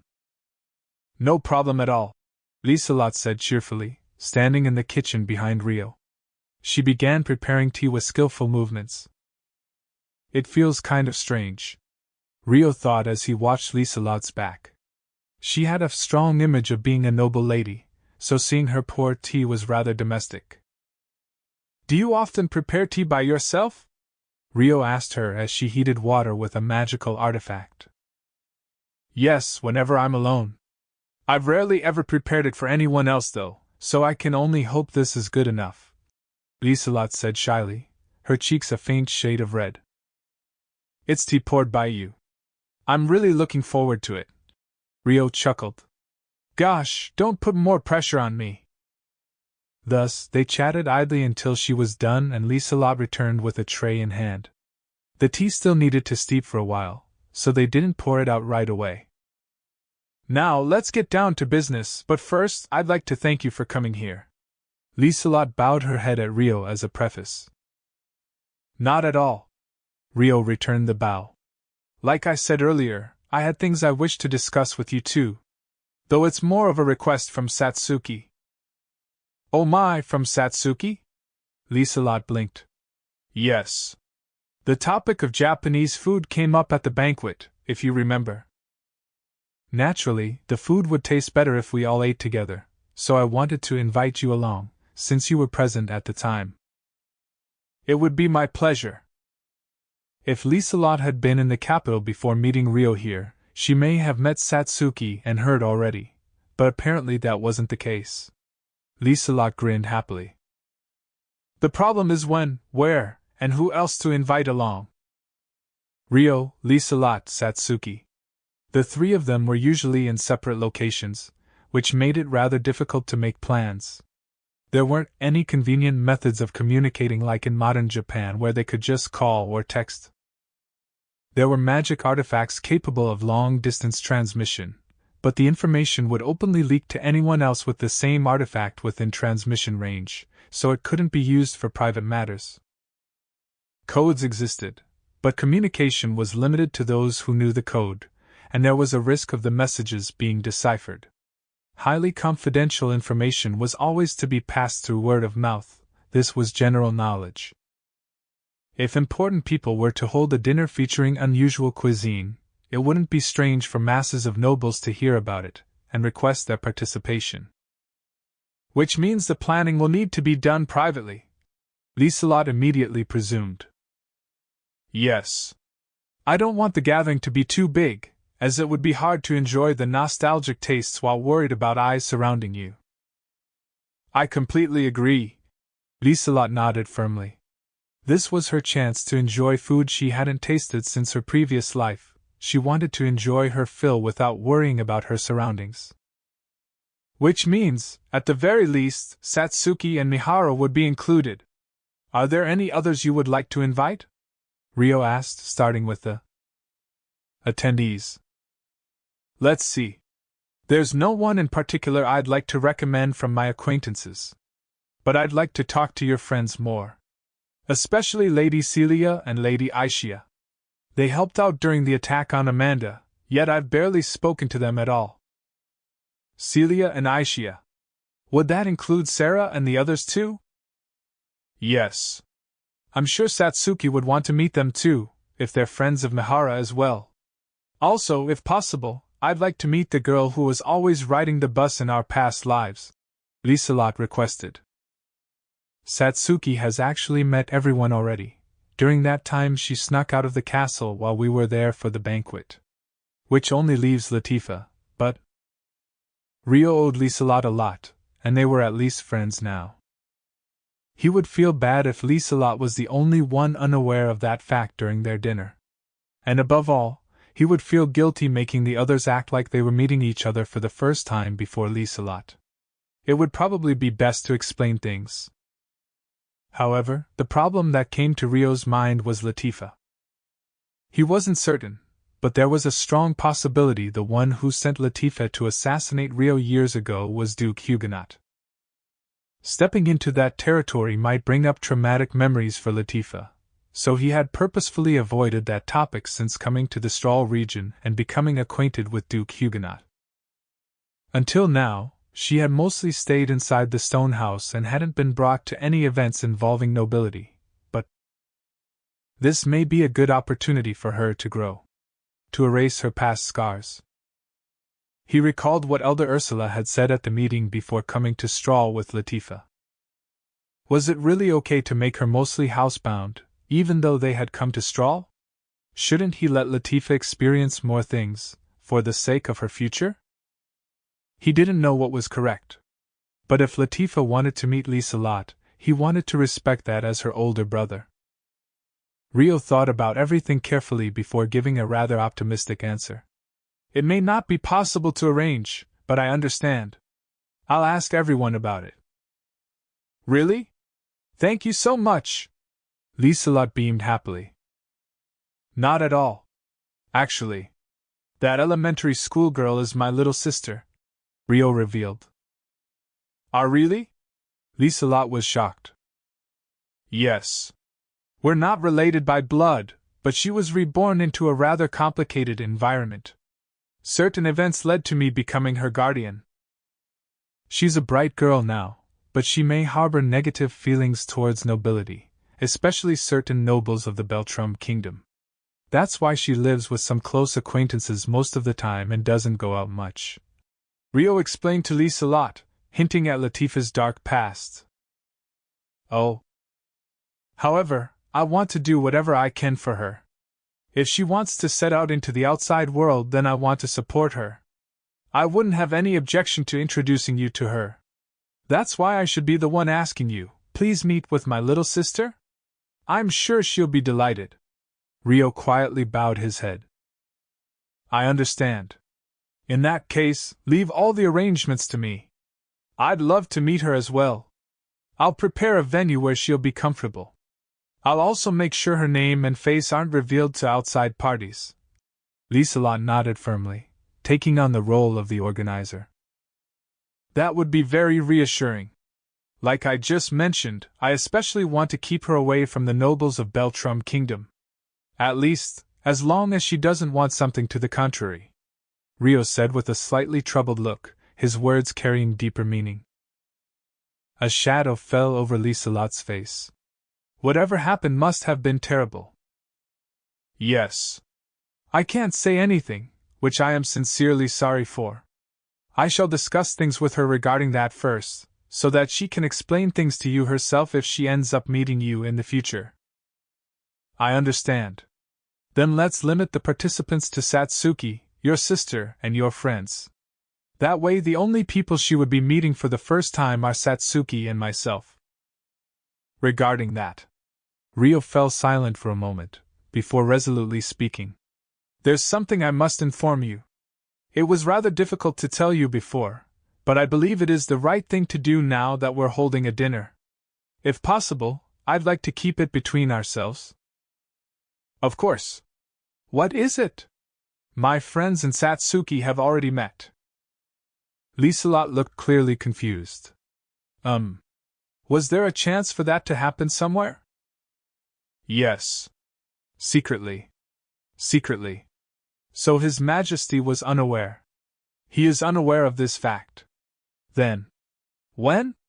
How did they meet? They met while we were in the capital for the banquet. It was outside of the castle. We snuck out without anyone noticing. How? By flying. I see. Liselot looked fairly shaken, but accepted his words as reality. I'm sure you're surprised, but you seem to have accepted it rather easily despite that. Flying out of the castle was a concept so ridiculous, it would normally be dismissed immediately. It might have been possible if they had left riding griffins, but that wasn't recommended at night, and could catch the attention of the guards with the sound of their wings. I heard that you used your enchanted sword to fly when you rescued Lady Miharu from the enchanted ship last time. So you knew already? Yes. Although I didn't expect you to sneak out of the castle. My apologies.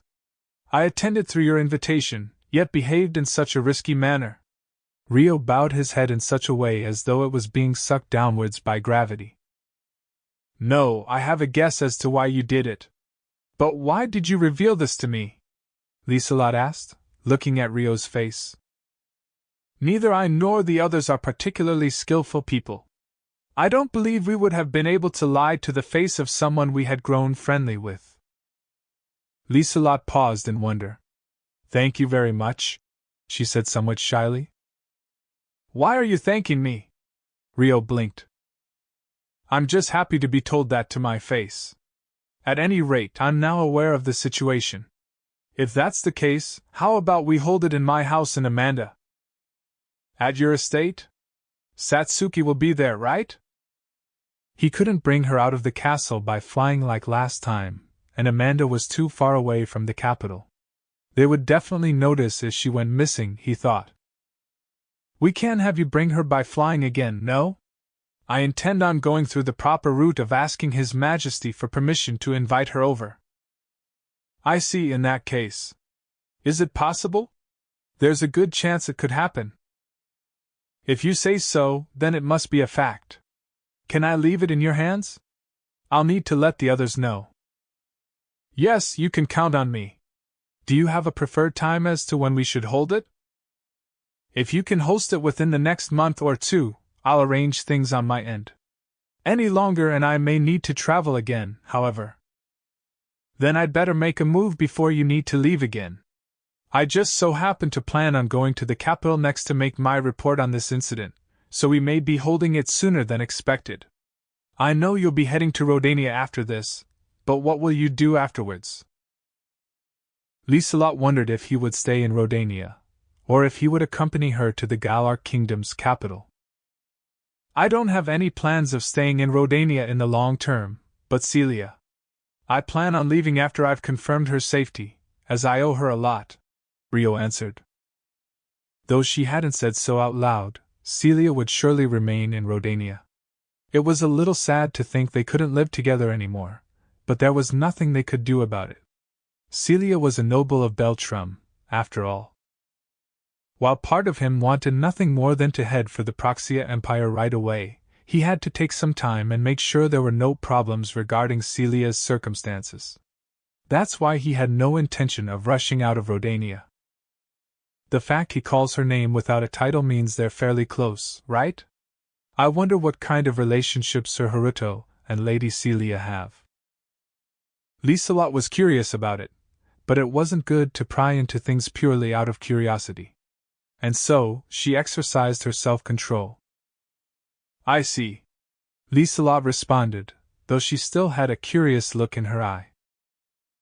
She is also looking after Miharu and my sister at the moment, so I'll have to meet them to tell them about the dinner. But it would be best if that waited until after I meet you either in Amanda or Galtuk so that I can confirm the details of the dinner with you. You can decide the date based on what suits you and Satsuki. By the way, if you were to bring Lady Miharu to Amanda right now, how many days would it take? If we walk normally it could take 1 to 2 weeks depending on the weather, but if I carry her while I run, we could arrive in 2 or 3 days. What a wonderful time reduction. Out of curiosity, but how many days would it take you to travel from Amanda to Galtuk? If I'm alone? 2 days. His fastest time would actually be if he flew, but T2? It seemed that to Liselott, even 2 days was plenty of a surprise. As you know, I can use my enchanted sword to fly. As long as I'm not hindered by bad weather, I can reduce my travel time dramatically. That was why the number he had given accounted for the weather. The wilderness had especially abnormal weather, so it wasn't rare for him to spend some days safely waiting out the weather in the stone house. Then, let's say it'll be some time between 3 weeks to 2 months from now. Would that work for you? That won't be a problem. Then I shall move ahead and presume the dinner will take place in that time frame. If transporting the ingredients is too much of an effort, I can prepare an enchanted ship depending on your location. Liselott hummed. There's no need for that. Rio shook his head, then looked thoughtful. I should inform you about this as well. What is it? A method of transporting items. If we're going to be trading alcohol with each other in the future, it would be best to clarify this. Only those close to me know about this, but I trust you would be able to keep this a secret. I'm quite honored you think so, but just how was he transporting things? This is what I use. Dissolvo. Rio extended the hand that held the time-space cache and recited the spell. The space around his wrist warped and a ceramic bottle appeared. WH. What is that? Liselott froze with her eyes wide open, barely managing to get her question out. It's an ancient artifact called the time-space cache. There are certain limitations to its use, but it can store things in a subspace isolated from time and space. As you can see, you can take items out whenever you need them, Rio explained. His disclosure of the magic artifact's existence to Liselott wasn't a completely impulsive idea. He had been considering doing so since they signed a contract during the banquet for Liselott to sell Rio's homemade alcohol. This was a good opportunity to reveal it. An ancient artifact that can store items in a subspace isolated from time and space. Based on that information, it sounds like you can store food without it rotting? Lieselot asked cautiously, unable to believe what she was hearing. Yes, that is correct. Lieselot's voice audibly shook with surprise. That is quite an unbelievable item you have there. An enchanted sword that could control wind, artifacts that could change hair color, and high-grade sake that could make a noble groan with a single sip. Just how many treasures did he have hidden? She was starting to feel more exasperated than impressed at this point. Possessing this many impressive goods was abnormal in itself, yet because she was aware of Ryo's irregular strength, even this abnormality was faint in comparison. An artifact that can transport goods without taking up space? I want it. I want it so badly. But I can't say such unreasonable things to Sir Haruto. The time-space cache was an item any merchant would kill for. Lieselot nearly blurted for him to give it to her, but swallowed her words with difficulty. Because it was an ancient magic artifact, it was probably impossible to manufacture or acquire. There's alcohol in this bottle, if you'd like to have it. Ryo placed the sake bottle on the table as an offering. Thank you very much. Lieselot bowed her head. And so, I'm able to transport goods using this artifact. There's no need to worry. I understand. Lieselot smiled wryly, accepting that her worries were needless. Also, Desalvo. Ryo held his hand out over the table and recited the spell once again. A plate of finely cut chocolate appeared. This is Miharu's homemade chocolate. Miharu's. Lieselot gulped. Unfortunately, there were no snacks in this room, and the only thing on the table was their tea. This would be the perfect snack to go alone with it. You can't content him to put it away, Ryo said flatly, storing the chocolate plate back inside the time-space cache. Ah. Lieselot let out a half-surprised, half-disappointed sound. Desalvo. Please have it with your tea if you'd like. Ryo chuckled as he brought out the plate again. He had only put it away as a demonstration of the artifact's effect. He intended on giving her the chocolate from the start. Tea then, I shall gratefully accept one. Lieselot shyly reached for the plate of chocolate. Knowing how delicious Miharu's homemade sweets were, she couldn't resist. It's so good. Ryo also reached for one so that Lieselot wouldn't feel self-conscious while she ate. A sweet but not too thick flavor spread in his mouth. It's delicious, Ryo commented. A sound of joy slipped out from Lieselot, who nodded enthusiastically as she beamed. Her lovely reaction made Ryo smile softly. Come to think of it, you said you had something you wanted to discuss too? I wanted to ask you about the 2 Japanese boys that traveled with you. I don't know if they've realized it yet, but the moment they hear the names of Rika Guild's products, they'll notice the use of Earth words in the product names. In order to prepare for that, she wanted to know what kind of people they were like. Once Lieselot answered Ryo's question, she lifted her teacup in a picture-perfect show of etiquette. I see. It hasn't been that long since I've met them myself, but I don't think either of them are bad people. Kuda is an honest person with a strong sense of justice, and Ray can be a little silly at times, but he watches his surroundings carefully, and is always considerate of Kuda. The only thing you have to be wary of is that the 2 of them are completely normal Japanese high school students, so they're not really familiar with this world.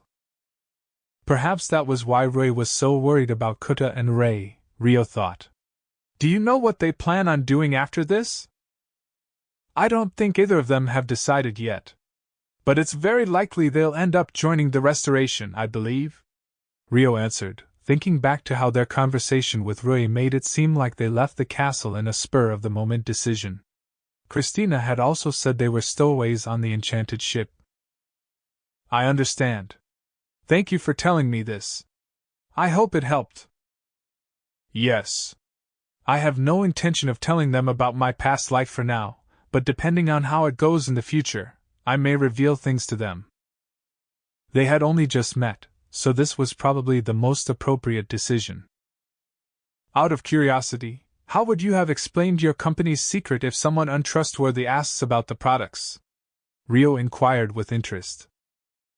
The explanation I have prepared is that the production method was recorded in ancient documents that were discovered. I've also prepared those documents. You've covered it all. Since there were Japanese people who had transferred into this world in the present, it wouldn't be a stretch to think similar people had done so in the past. It was a huge pain to create, though. Lieselot smiled bitterly, recalling how she made the documents. She couldn't let anyone realize the handwriting was her own, so she had Arya pen the documents on her behalf, but it took quite some time to make it look convincing. Would you like me to indirectly mention that to the two of them? Rio suggested. I appreciate the concern, but I want to try talking to them myself. I'll see if I can arrange some time to have a chat with them. Lieselot shook her head, turning down Rio's offer. After that, they continued their conversation for a little longer. A few minutes later, they finished their chat and Rio left the room to find Cosette and Chloe waiting in front of Lieselot's room. Hello, the two of you are here as well? He called out to them. Good day, Sir Haruto. We were waiting for you.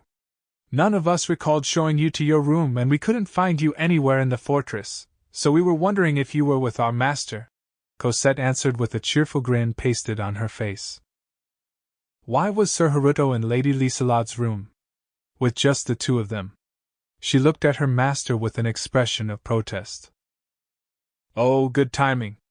Chloe, show Sir Haruto to his room, Lieselot said, smoothly ignoring Cosette's gaze.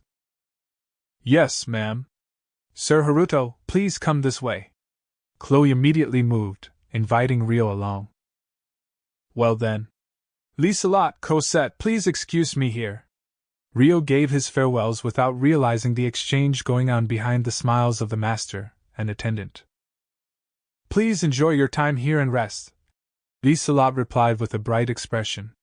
Then, as soon as Rio and Chloe disappeared down the corridor and out of sight.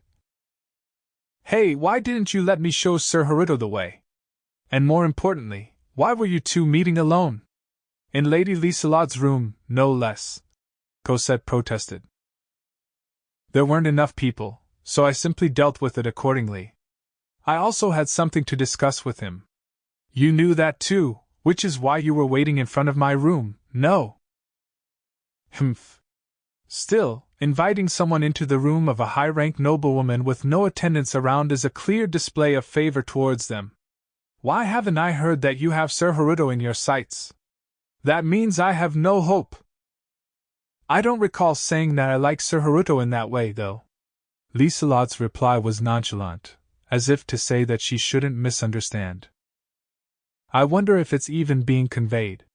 My favor? She questioned, evading Cosette's gaze. She had been raised with zero experience in love in both her previous and present life, so she lacked knowledge in that area. I know you don't recall saying it. We don't recall hearing it either, after all. The problem is whether you favor him or not. Cosette pressed Lieselot forcefully. Enough of this, we're going. I want to see the two boys that arrived with Sir Haruto. You come along. Lieselot started walking briskly, a faint blush on her cheeks. Cosette puffed up her cheeks with a humph and followed after her. Around the time Rio arrived at Lieselot's room, Christina and Duke Huguenot were meeting in a drawing room. For Charles and Sir Amarl to be taken prisoner, Princess Christina sure obtained some outrageous souvenirs. Princess Flora is easier to deal with, and the way she sits still without moving is truly convenient, but her demerits have enough merits to overlook. The problem is the amount of power she's given, Duke Huguenot thought in the time before the conversation started. I shall now excuse myself here. If you need anything, I will be waiting outside the room. Natalie had been preparing tea for them, but she naturally couldn't stay and listen to the conversation between two foreign nobles, so she voluntarily exited the room. This left Christina and Duke Huguenot alone to finally start their Conversation. If I may express my amazement, Your Highness, for Charles Arbor and Sir Alfred to both be captured as prisoners. It's a splendid feat, Duke Huguenot said as soon as the door closed. The one who apprehended them was Sir Amikawa, not myself, Christina replied coolly. However, getting acquainted with him and tasking him with your safety was all Your Highness' skill. I thought it was such a shame that the Galar kingdom acquired him already, but then Your Highness brought him out as a trump card. And I hear the 3 other girls are also skilled enchanted sword wielders? Celia is the genius sorcerer from our kingdom, too. There'd be nothing more delightful than to have them all join the restoration, wouldn't you say? Duke Huguenot raised both his arms. The restoration had been concerned by their lack of reliable personnel who were skilled in combat and sorcery. If that insufficiency could be amended in a single go, he would have no choice but to welcome them all wholeheartedly, even though Christina had the potential of becoming a thorn in his side. It's still too early to say that. Professor Celia aside, Sir Amikawa and the other 3 girls are not nobles of the Beltrum kingdom. I am indebted to them, but they are still outsiders. There's no guarantee they will continue cooperating with the restoration in the future. You shouldn't assume otherwise, Christina warned stiffly.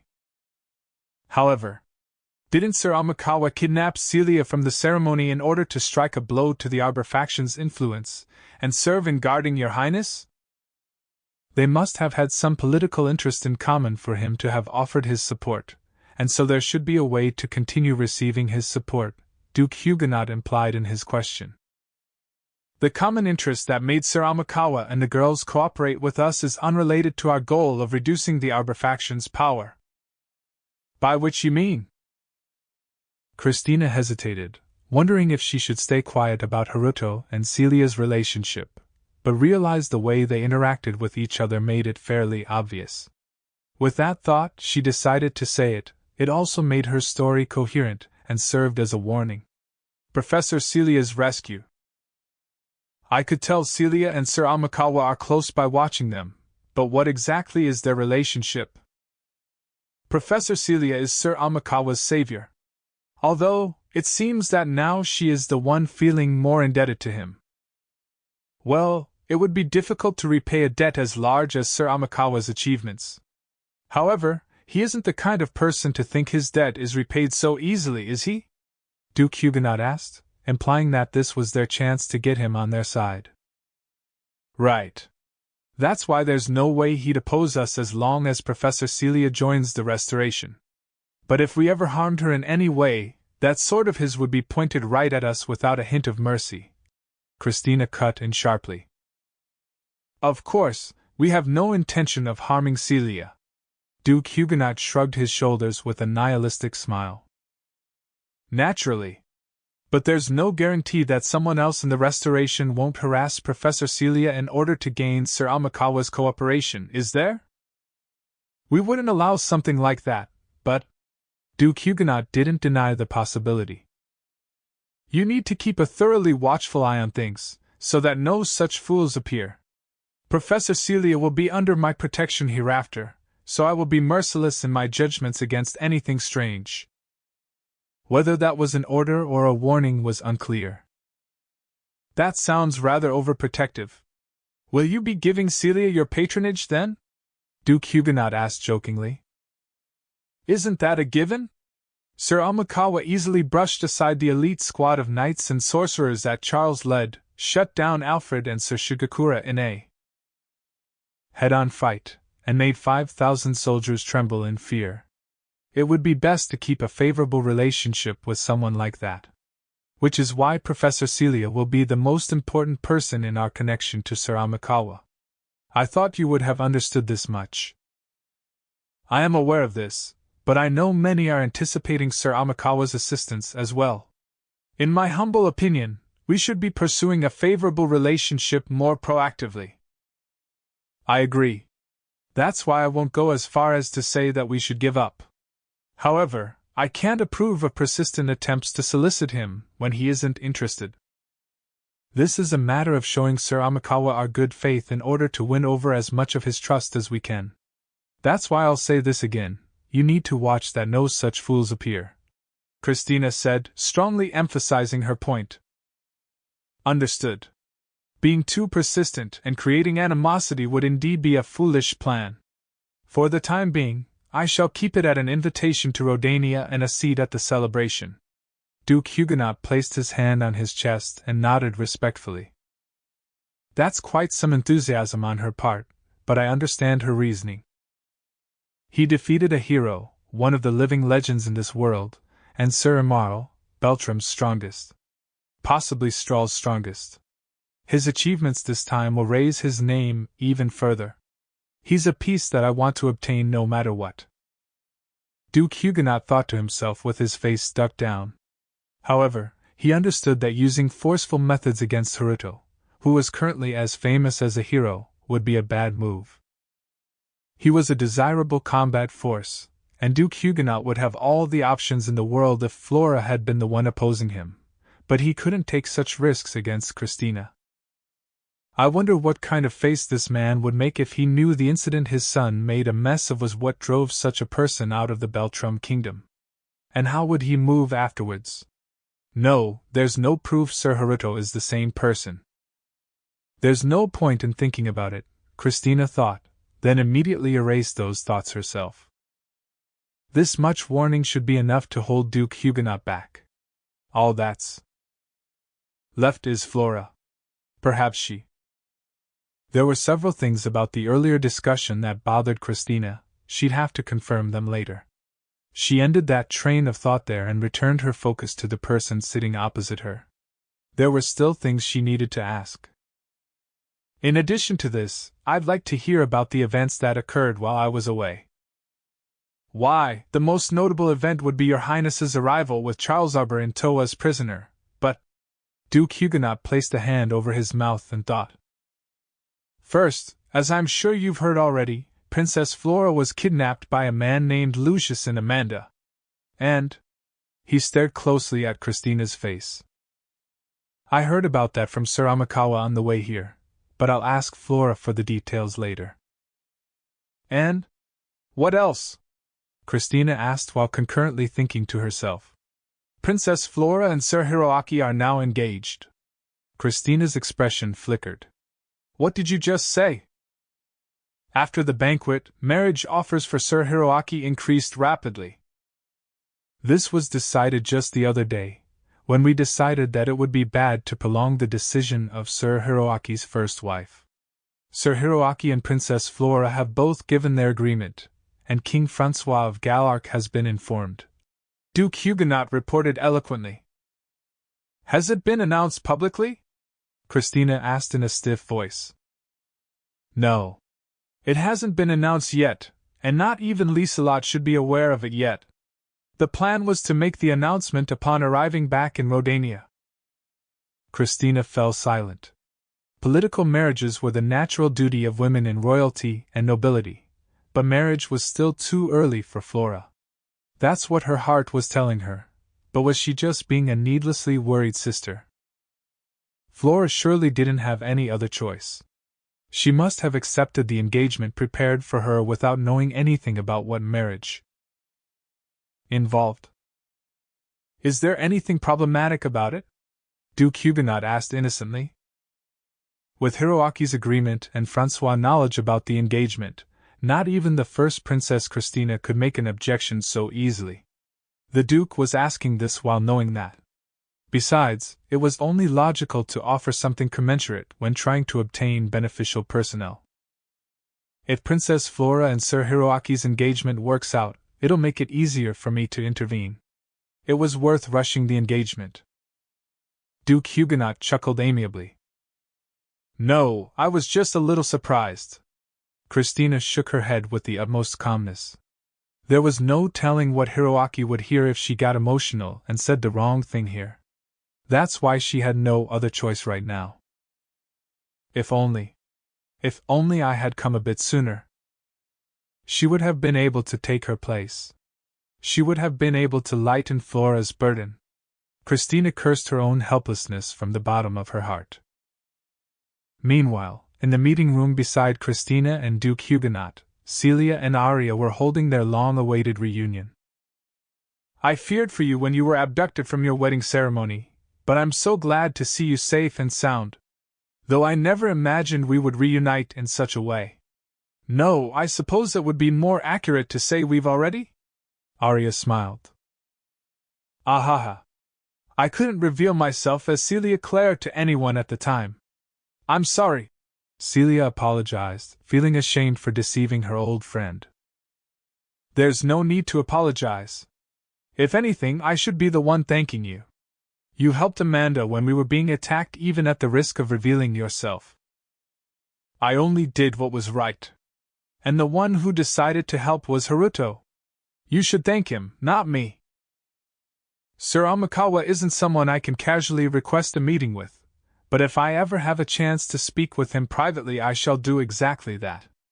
Arya nodded her head deeply, agreeing. Ah, right. He's really that remarkable now. Then I'll mention it to him too. Celia mumbled earnestly, pressing her hand against her chin in thought. Then she giggled as though she felt pride in that fact. Yes, please do. You know, you look really happy when you talk about him. Arya pointed out with a chuckle. Ah, really? Celia was taken aback, blushing faintly. Are you unaware of it? I am the same as always. Totally normal. It's only natural to be happy when someone close to you is being acknowledged. Celia feigned a prim face as she spoke to a somewhat exasperated Arya. If I may be so bold to ask, are you and Sir Amikawa in love with each other? I in love? Celia suddenly turned bright red. It seems complicated circumstances are involved in the sequence of events where Sir Amikawa saved you, so naturally, there's no need to answer if you cannot. However, as an old friend, I cannot help but feel curious about those circumstances.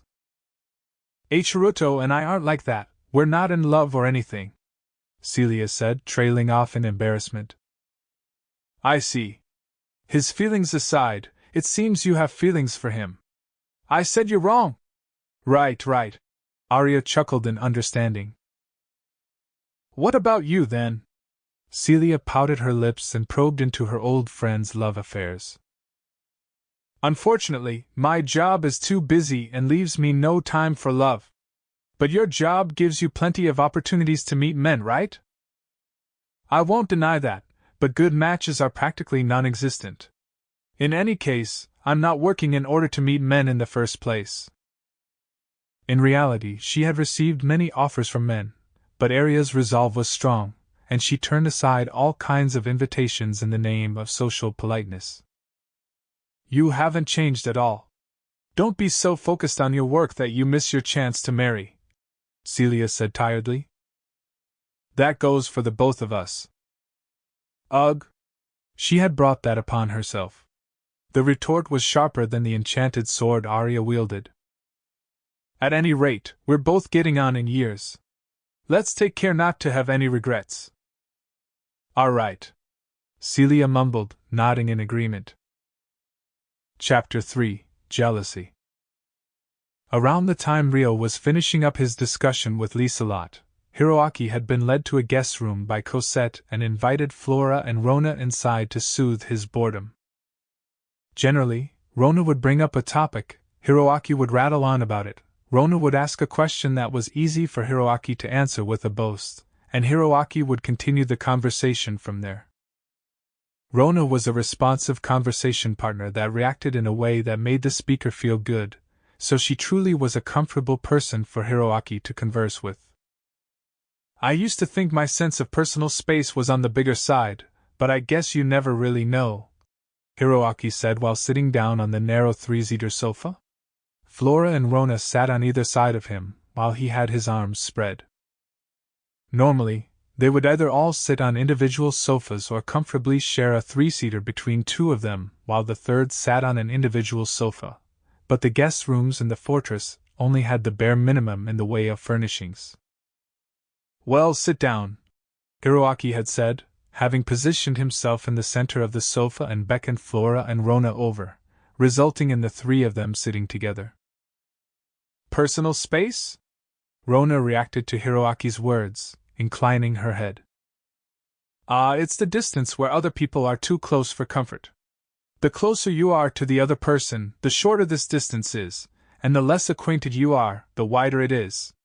You wouldn't want to sit here with a random old man, right? Indeed, I would prefer to decline such a thing. But I have no opposition to the current arrangement, Rona said, bringing herself closer to Hiroaki's shoulder. Meanwhile, Flora maintained a shy distance that avoided contact with Hiroaki's body. My personal space used to be so big, I found it annoying when someone entered an empty restaurant after me and sat themselves within my field of view. But I don't dislike the current setup, Hiroaki snorted, grabbing Rona's shoulder and holding her closer. Geez, that was because it was a man, wasn't it? Rona asked with a cute pout. Nah, there are some times where I hate it because it's a woman, too.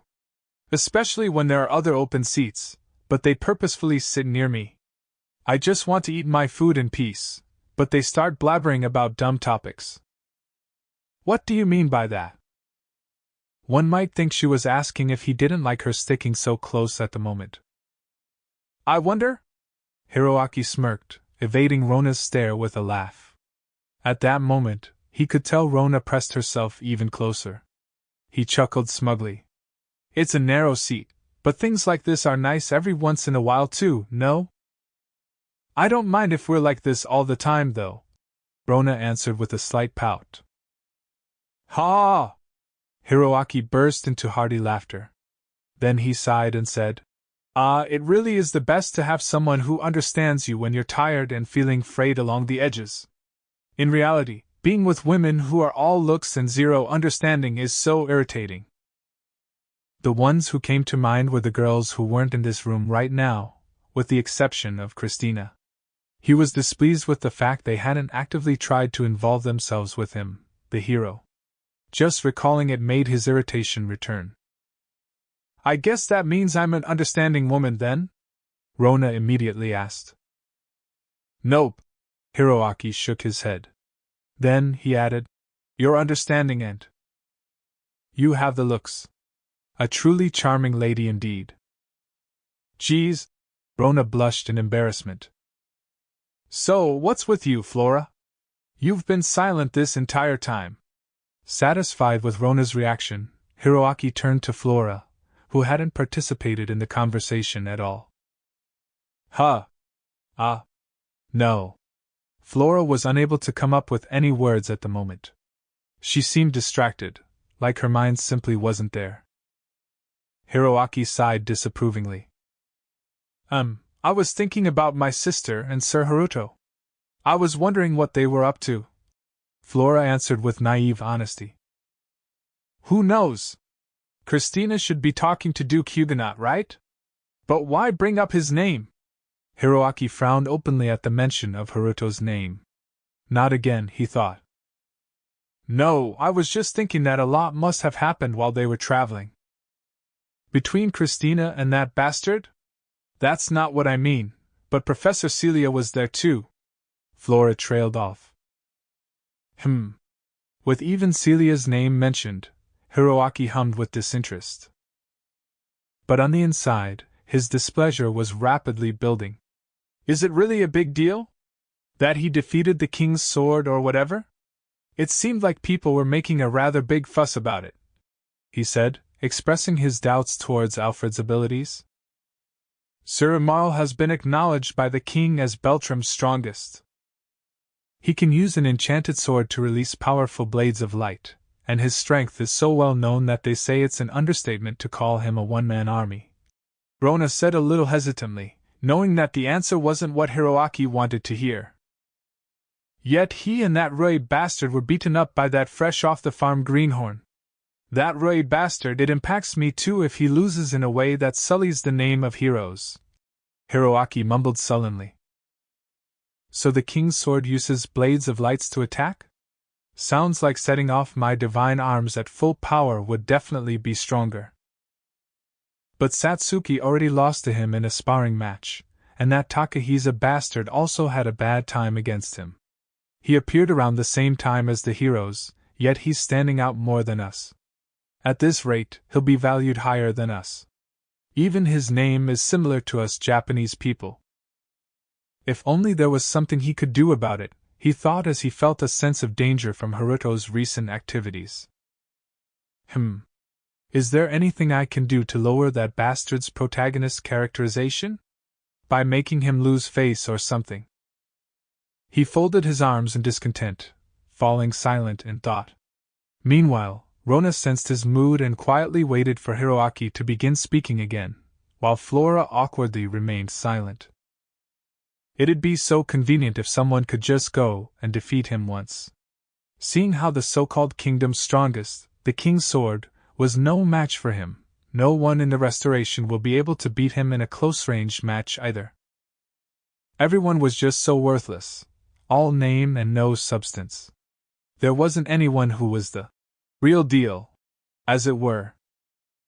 However, though he was irritating, Haruto Amikawa's abilities were probably real. Hiroaki had witnessed Haruto fight in the flesh from up close, and his combat powers were indeed impressive. He didn't want to admit it, but Haruto was strong. However, hold on a minute. There's no need to fight in a close-range battle where the bastard has the upper hand, is there? If I can maintain a distance while one-sidedly attacking him, then... A brilliant idea suddenly came to Hiroaki's mind. That's right. Fighting in his ring would be nonsense. That fool Roy also went out of his way to fight him at close range when he's a bow user, or so I hear.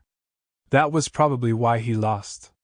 He should have just camped somewhere advantageous, and defeated him with long-ranged attacks.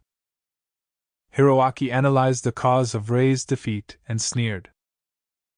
Dragging your opponent into your own ring to win is the ultimate tactic. Since the power I obtained is too great even in an incomplete form, I've rarely had the chance to test it out properly, but wouldn't he be the perfect opponent? If I say I want to test my ability, it might work. He could see a way for him to win against Haruto Amikawa. Of course, it would be a sparring match, so they wouldn't fight for real, but it would be a good form of stress relief. There was no telling if Haruto would agree to the match, but it wouldn't hurt to ask. Ah, great. In the end, I have to be the one standing out. The only ones who could cull the genuinely strong were the stronger. I've just thought of something. I'm going to see Haruto. Hiroaki immediately began his plan. Around the same time, Chloe was leading Ryo to his guest room after his discussion with Liselot ended. Here you go, please use this room. This is the key, Chloe said, stopping in front of the room and handing Ryo the key. Thank you very much, Chloe. If you don't mind me asking, where are Sarah and the girls who came together with me? Ryo asked. I showed them to their room right over there. Chloe gestured with her right hand, pointing out the room where Sarah and the others were staying. I understand. If you would excuse me, Ryo said, then started walking towards Sarah's room.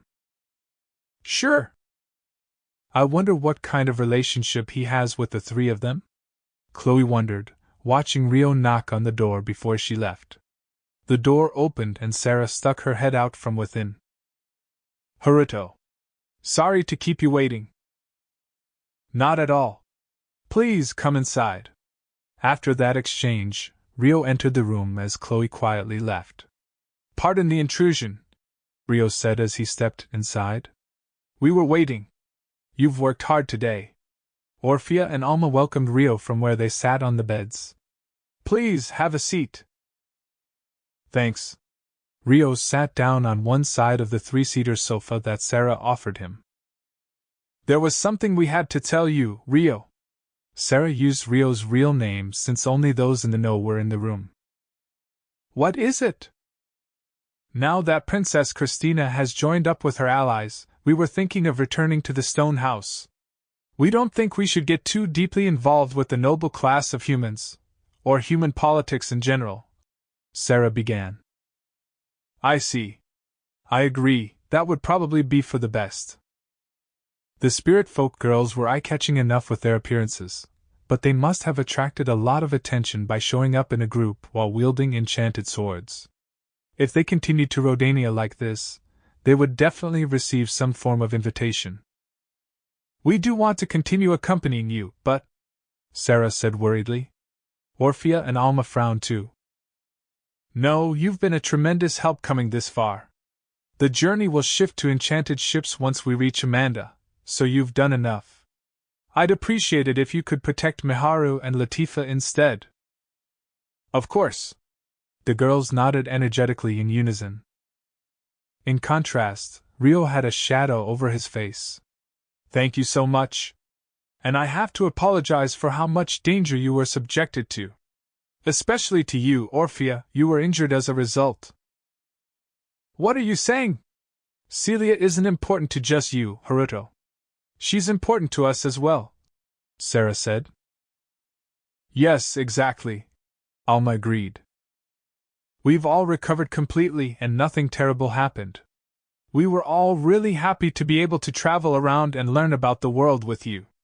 We've never had the chance to travel on foot before, so everything felt new, Orphea said, flashing a bashful smile. You even got Rio to hold you in a bridal carry at the end there. That's right. Wait. What are you saying, Alma? Orphea protested with a faint blush. Sarah watched the two of them and sighed. We learned a lot from this trip, especially in that final fight with the mercenaries. If you hadn't taught us how to fight against people, we may have had a much tougher time, she said, looking back on the battle. Indeed. It was great that we were able to get real experience fighting. Yup. And now we know there are lots of strong humans out there, too. The one I went up against was especially tough. Alma and Orphea added to Sarah's words with serious expressions. The King's Sword was what they called him, right? From what I saw of Rio's battle, we wouldn't be able to win against him, not with the limitation of fighting while we pretended our weapons were catalysts for sorcery activation, at least, Sarah analyzed with a stern look. However, if you were able to use your spirit arts freely, warriors as skilled as yourselves should be able to hold your own. If things ever get really dangerous, please don't hesitate to fight using your spirit arts. I do not wish to see anyone else getting hurt from fighting, Rio requested with a worried face. He had been beside himself with worry when he had arrived to see Orphea and Celia down on the ground before Charles and the others. The village had placed a rule on them to keep their species and spirit arts hidden as much as possible when they departed, but it wasn't something they needed to worry about protecting at the cost of their lives. At least, that was what Rio believed. Thank you very much. Sarah and the others exchanged looks before thanking him with embarrassed joy. They could tell Rio was truly worried about them. There's nothing you should be thanking me for, Rio said with a pained smile. I'm happy that you were angry on behalf of Celia and myself, Orphea said, closing her eyes and placing a hand over her healed stomach. It was the right thing to do, Rio said awkwardly. If possible, he didn't want others to see him being angry and acting violently, since he normally gave off an image of rationality and humanity. He had previously scared Ruri and Seo like that, too. We saw you in a way we'd never imagined before, but it was a really cool version of you, you know? Orphea said with a grin, staring at Rio's face. Please don't make fun of me. Rio's eyes widened faintly before he ducked his face. He was smiling softly in embarrassment. Orphea's right. It reminded me of when you protected Latifah when the wyvern flock attacked the village, Alma agreed with a giggle. I remember that, Sarah said, keenly recalling those memories. It was a long time ago now. It's been 4 or 5 years since then. Orphea and Alma reminisced with distant looks in their eyes. Perhaps that was why the room filled with pensive silence. Come to think of it, what were you discussing with Liselot? Sarah asked, changing the topic. We were making plans for next month. Liselot was thinking of bringing Satsuki to her home and hosting a meal, and invited me to attend with everyone in the stone house, Rio said. Oh, we'd love to attend, but we just decided it would be best for us not to get involved with human nobility and politics. Sarah and the others were rather attracted to the offer. The amount of politics involved in attending Lieselot's personally hosted meal was completely different to the act of going to Rodania, but the fact they were contradicting themselves already was apparent. If he had asked at a later time, they may have answered differently, but… "What do we do?" Alma asked Sarah and Orphea. "We'll pass this time. Even though having a meal together shouldn't have any political impact, creating exceptions so easily could lead to a slippery slope of making more exceptions in the future," Sarah declared regretfully, her tone extremely serious. "It's too bad, but you're right," Orphea agreed. "There's nothing we can do about it." Alma shrugged sadly. "However, since we're passing this time, we'll definitely participate next time. If there's a next time." "Definitely," Sarah said, adding a condition to their refusal. "Doesn't that defeat the point?" Alma laughed at Sarah. "It's fine. We have to demonstrate our self-control here, so that the next time we can reward ourselves for doing so," Sarah said, turning away in a huff. "Right," Orphea giggled. "Ah, but Latifah can go ahead and attend. She'll probably be sulking when we return to the stone house anyway, saying we got to have all the fun. It'll be a good social experience for her to meet Lieselot," Sarah added. "I understand. I'm sure Latifah will be delighted as well. I'll pass on what you said to Lieselot about your attendance too." Rio nodded with a gentle expression. Just then, a knocking sound came from the door. Was that a knock? Everyone's attention gathered on the door. "Maybe it's Celia?" Sarah stood up and walked over to the door, opening it with a clack. "Sup!" The door opened to reveal Hiroaki, standing there with Flora and Rona. "The hero, Princess Flora, and Lady Rona." Rio immediately stood up, eyes widening in surprise as he greeted the three of them. "Hello?" Sarah met Hiroaki's eyes and nodded her head in greeting. "Sorry to disturb you in the middle of your fun. I heard from this lady that you were in this room." Hiroaki looked around and snorted. Standing on either side of him was a flustered Flora and awkward Rona. Behind him was Chloe, who had probably led them to the room. She looked bored. "Did you need something?" Rio asked. "Oh, it's nothing much. I just had a request for you, considering your abilities." "By which you mean? Do you want to have a mock battle with me?" "May I inquire as to the reason why?" Rio looked confused at the sudden challenge. He was unsure if he should readily give his consent to it. "Well, I'm sure you've heard the legends of how mighty the divine arms the heroes possess are, but there haven't been any opportunities for me to unleash mine at full power. It's a bit of a nuclear weapon, like magic capable of genocide. Using it carelessly could change the terrain of the land, causing all kinds of secondary disasters. I suppose it can't be helped, since there's no knowing how much damage might occur, but if I don't practice fighting while drawing out its power to some extent, I might not be able to control myself when the time comes, you know." Hiroaki lamented with a sigh, stating his perfectly reasoned argument. "Well, I suppose," Rio said in a dull tone, still unable to read Hiroaki's intentions. The statement wasn't entirely incorrect, but it had come too quickly out of the blue. "But if I fight with my divine arms abilities activated, even in a mock battle, the average person is unfit to be my opponent. Even if I have no intention of killing them, I fear they'll be unable to evade my attacks and die on me. I need to fight a warrior that's actually strong. That's when I realized you'd be a good opponent, since you defeated Rui and the King's Sword. I feel bad for singling you out like this, but can I ask this of you?" Hiroaki said, then glanced over and watched for Rio's reaction. I'm sorry for the unreasonable request. We haven't consulted with my sister about it yet either, so it's okay if you refuse him." Flora, who had been anxiously listening to Hiroaki talk, was unable to contain herself any longer and spoke up. "Eh?" Hiroaki let out a small noise reflexively. Flora was a coward that normally didn't speak up, Yet she had to go and do something unnecessary now. Why did she decide to speak up this time? Because it concerned Haruto? That thought agitated him. I see. So it's just him being selfish. Rio had thought it was strange Christina wasn't here to begin with, but the exchange just now instantly helped him make that guess. I am unworthy of such high praise. However, if you wish to demonstrate the power of your divine arms, the time and location must be selected carefully.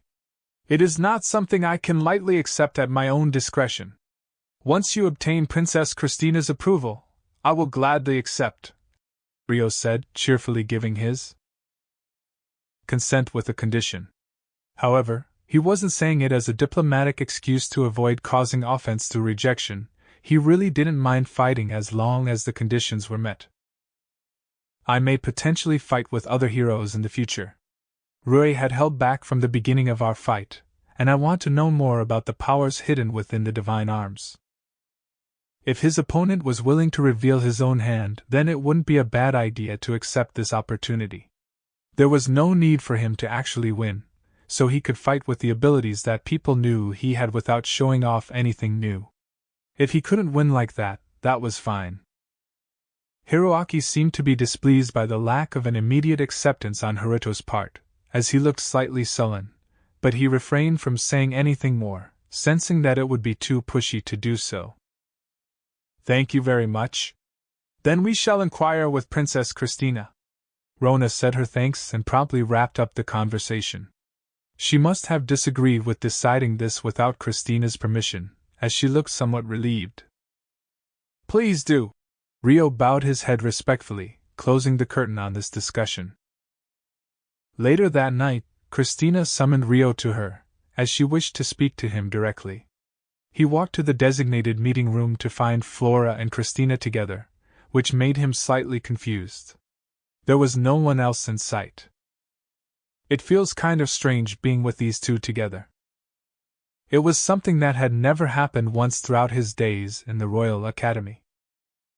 The reason why he was called here was almost certainly because of the mock battle with Hiroaki, but considering the events of the past and what happened after reuniting with these two, Rio couldn't help but feel a little awkward.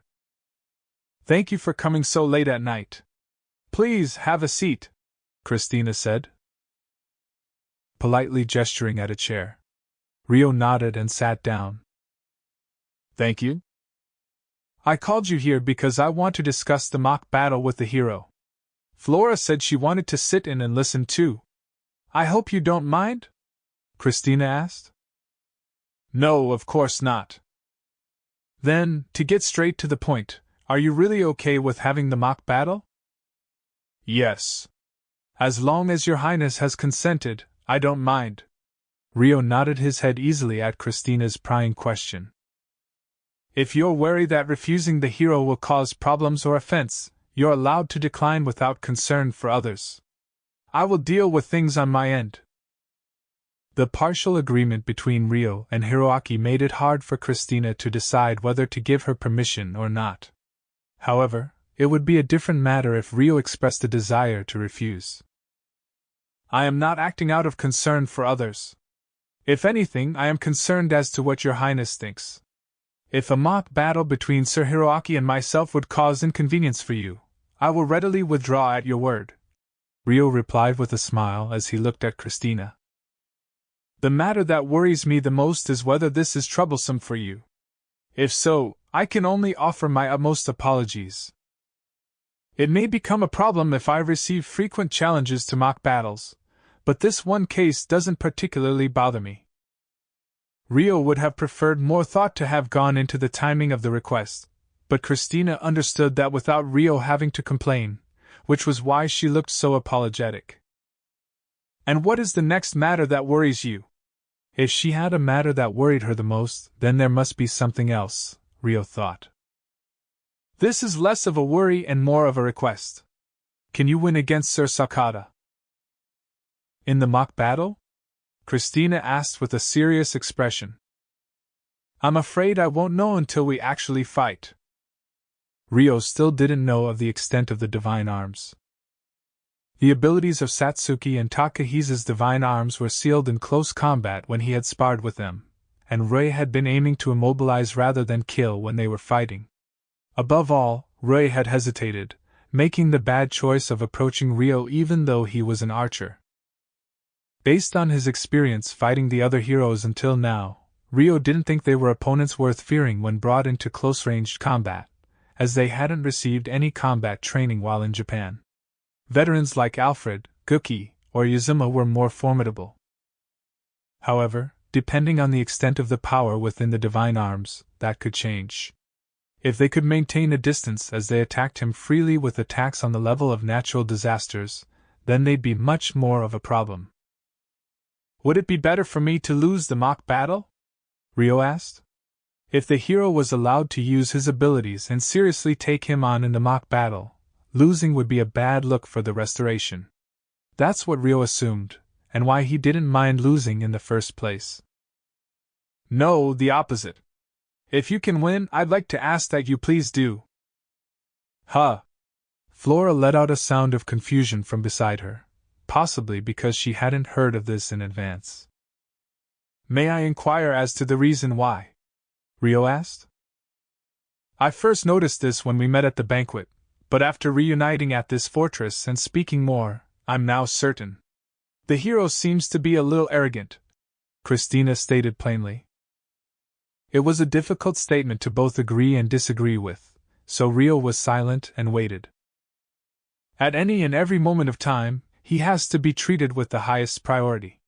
If things don't go his way, he shows his displeasure, and it's so obvious that everyone around him can see it. It may have been part of Duke Huguenot's plan, but I believe he's been spoiled a little too much in the time it took for me to reach Rodania. Of course, I cannot completely fault the plan if it was for the sake of the organization, Christina said with difficulty. But there's a limit to how far you can go. I believe there are no exceptions to this, whether you are the princess of a kingdom like me, a king, or a hero. Above all, if things continue like this, neither the hero nor we will benefit from it. That's why I believe it would be good for him to lose some of that pride of his. Not even royalty could speak out too strongly against heroes, said to be the embodiment of divine majesty. However, that didn't mean they could allow his arrogance to continue unhindered. And your wish is that I play a role in doing just that. Is that correct? It's not a matter that can be left to the average person, and I cannot ask anyone I do not trust. No one even knows about this apart from the three of us here. I am voicing my private thoughts for the first time here. Which meant? She hasn't consulted Duke Huguenot or Rona then. No, Rona aside, she couldn't consult with Duke Huguenot. Their plans oppose each other. Christina got to work as soon as she joined the restoration. She was a fast worker indeed. Perhaps that was why Flora was also surprised to hear this for the first time. I have no one else I can ask right now other than you, Sir Amikawa. Of course, I am aware that it would be too convenient for us to force the role onto you when we should be bearing the responsibility. However, if you say that you don't mind facing the hero in a mock battle, could you consider taking on this request at the same time? Christina bowed in request. I don't mind accepting the mock battle and trying to win. However, I'm not sure if simply winning will be enough to fulfill your highness' desires. In other words, whether that would hurt Hiroaki's pride or not. Yes.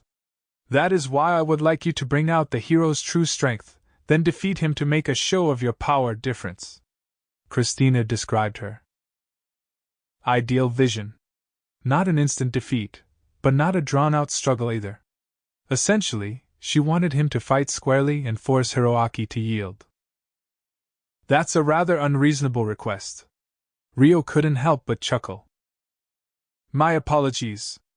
Of course, I vowed that no backlash will fall upon you for your victory, and I shall reward you separately with regards to the escorting matter. You are also free to decline if it is unfeasible, but if you could give it your consideration. Christina bowed her head broodingly. I accept. Thank you very much. Please raise your head. Ryo protested in a slight fluster. Having her bow her head to me so many times really doesn't feel right. Their first meeting had been what it was, and with how their relationship during his academy days was like, he still couldn't shake off the odd feeling he got from the way Christina was now. "But what will you do about the time and place?" Rio asked, changing the topic. "I'd like this mock battle to be held privately. I apologize for the rush, but we'll hold it in a discreet location tomorrow, before departing for Amanda. Lady Lieselot has the perfect place in mind and will show us the way there." If they sparred after returning to Rodania, they would attract too much attention from the nobles of the Restoration and leave a bad impression. That was probably why she had gone to Lieselot. It was likely that Lieselot wanted to witness the power of the divine arms, too. "I understand. That won't be a problem." Thus, the date of Rio and Hiroaki's mock battle was officially decided. "Then, if you would excuse me." Rio left the room with those words, leaving Christina and Flora alone in the room. "We finally have time to talk alone," Christina said first. After her conversation with Duke Huguenot, word of Hiroaki's mock battle reached her ears, so she had to make adjustments for that. Hiroaki and Rona were present for dinner afterwards, so they hadn't had any time alone until now. "Yes," Flora said, quietly watching her sister's face beside her. Suddenly, Christina turned her body to face Flora, staring at her closely. "So, don't you have something to tell me? About Sir Amikawa?" "Huh?" Christina's abrupt question made Flora tremble in alarm. "You've been overly aware of him ever since we arrived at this fortress, and you insisted on following me here like this when I said I was going to speak to him. I thought you had something to say to him, but you barely said a word. That's why it must be me you want to talk to, and it must be something about him. Am I wrong?" "What? I haven't been cognizant of him at all." Flora awkwardly struggled for words, having been completely seen through. "So, you're engaged now," Christina suddenly mentioned. At a glance, there was no change in her expression, but it looked like she was faking her composure. "You heard about it?" "Yes, from Duke Huguenot." Christina offered no words of congratulations. "I haven't thought much about marriage." Flora hung her head. She was still just a 15-year-old girl, after all. "A woman with a fiancé shouldn't be paying so much attention to a man other than her fiancé. While the hero's ego may be hard to tolerate, that is a different matter. One of the reasons why he's displeased right now partially has to do with you," Christina pointed out sharply. "I am sorry. You can just fix things starting tomorrow." "Yes," Flora responded dejectedly to Christina's curt words. She hadn't wanted to see her little sister make this face. These weren't the words she wanted to say. And yet, she could only say it in this way. "So, what about Sir Amikawa has your interest? If something's weighing on your mind, try saying it out loud." "I'll hear you out." Christina cursed her own incompetence as she addressed Flora in a slightly gentler tone. Now that Flora was engaged to Hiroaki, keeping the fog in her heart bottled up wouldn't be good for the Restoration's future. I said there's nothing." Flora looked like she wanted to say something, but quickly looked down and swallowed her words. "That's not what it looks like to me," Christina said with an ambiguous smile. She had her suspicions, but she wasn't about to utter them herself without any hard evidence. After a while, Flora spoke up. "How did you travel here from Clea?" "How? We either walked or I was carried while running." "Sir Haruto carried you?" Flora's interest grew stronger. "No, he didn't. Sarah, the silver-haired girl, carried me. Sir Amikawa carried the two boys that traveled with us," Christina said with a slightly exasperated laugh. "I see. Then, what kind of person is Sir Haruto?" It was another sudden and vague question, and about Haruto no less. "He's an amazing person." Christina couldn't reply with a mean-spirited question as to why Flora was asking such a thing, so she replied vaguely instead. "Amazing. Yeah, he's amazing." For some reason, Flora looked delighted, and Christina was able to guess why. Yes. So she's noticed. She's noticed, and for the same reasons as me, she wouldn't bring up the subject of Haruto's identity herself. Instead, she was sounding out whether Christina had noticed too. What a hopeless child, honestly. Christina found that a little bittersweet and pitiful at the same time. It was too obvious like this. At the very least, it was instantly clear that she had feelings towards Haruto. Hiroaki was probably displeased by that, too. How do you feel about him? Huh? What do you mean? Flora cocked her head curiously at Christina's question. What kind of person is he to you? Christina explained with more detail. Flora thought carefully, facing her feelings before giving a short reply. He saved me. Do you want to do something for him? Yes. Gratitude. Isn't what I want to do, though. Then what can you do for him? I can't do anything. Flora's shoulders suddenly slumped, vexed by her own answer. Then you don't have to do anything, Christina said plainly. Huh. Flora was stunned. If you can't do anything for him, then that's fine. There's no need to be impatient about it. If you force yourself to do something for him, you might end up creating a problem for him instead, no? Right. If you're still pained by the fact you can't do anything, come talk to me. I'll be beside you from now on, so you can vent to me. Christina nervously moved her hand and patted Flora on the shoulder. Flora had been alone. Her position as a princess meant she couldn't confide in anyone, so she was isolated the whole time in the restoration. When Christina realized that, she wanted to touch her. To tell her that she wasn't alone anymore. Can I really? Flora asked, looking at Christina's face. Yes. What do you think I came all the way here for? For the kingdom, Flora answered timidly. As a princess, yes. But that isn't all.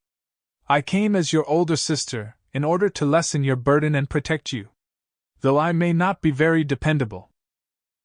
That's not true. You're amazing. Flora suddenly hugged Christina with a fleeting smile. Really? Christina gently caught her little sister's body, mouth loosening into a soft smile. Yes. You seem to know everything about me. Know about everything around you. Flora praised her sister while clinging to her adoringly. I know you because I'm your sister. As for anyone else, I don't know everything. But because I've observed so many people, I've simply learned to predict what emotions people feel at certain times. Christina had a faintly bitter expression as she patted Flora's head. She had seen more exchanges between corrupt nobles than she had ever wanted to. Because of that, she thought she understood things, when she really didn't know anything. If she had known, she wouldn't have been cornered like this. She should have been able to conduct things better. May I sleep in the same bed as you tonight? Flora asked, tightening her hold. How spoiled of you! Christina gently patted her little sister's back. Around the same time, Rio visited the room where Celia and Sarah were staying. Excuse me for intruding, he said before entering. Welcome back. How did it go? What did you talk about? Celia immediately asked worriedly. It's going to be tomorrow after all. There's nothing to be worried about, so please rest assured, Rio replied gently. I see. But is it really okay? I don't doubt your strength, but Sakata is going to use his divine arms, right? Like Sir Shigakura did, Celia said, worrying anyway. Well, it's a mock battle, so we won't be fighting with the intention of drawing blood, Rio said, glossing over his answer. He expected Hiroaki would attack him by manipulating a phenomenon of considerable scale. In fact, Rio was accepting the challenge with the intention of bringing out the power of the divine arms. Don't get hurt. Of course. I don't want to see you falling down wounded, Celia said while looking at Orphea. She must have recalled the image of her wounded in the battle with Alfred. The same goes for me. Rio didn't want to see Celia and Orphea fallen over ever again. Of course, the same went for Sarah and the others, too. With that thought, Rio nodded. Good evening. Light particles gathered in the middle of the room to form Aishia's image. Aisha. Celia and the others were shocked. Rio was the only one who smiled softly. So, you were nearby after all? Yup. The stone house has been set up a fair distance from the fortress. Miharu and Latifah are looking after the house. It looks like there was a battle by the border. Was everything okay? Aisha asked. A lot happened. Celia looked at Sarah's group. As you can see, nothing is wrong. Orphea clenched her hand into a fist. That's good to hear. Aisha's face softened slightly. Or so it seemed, but it was probably a trick of the eye. Just to be sure, are there any soldiers still near the border? Rio asked. Nope. They all retreated to the nearby fortress cities. I see. That's good then. Ray must have kept his promise. It's a relief that everyone is safe. Miharu and Latifah were worried too, Aisha said, which was why she was visiting. Everyone is as healthy as can be, so please tell them not to worry. Sarah cutely flexed her biceps to show off how healthy she was. Also, it's been decided that we'll head to Amanda by Enchanted Ship tomorrow, then stay one night before heading to Rodania via Enchanted Ship again.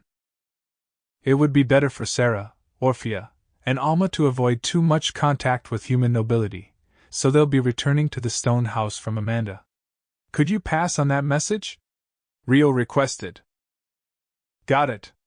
If Sarah and the others are returning to the stone house, shall I go to Rodania in their place?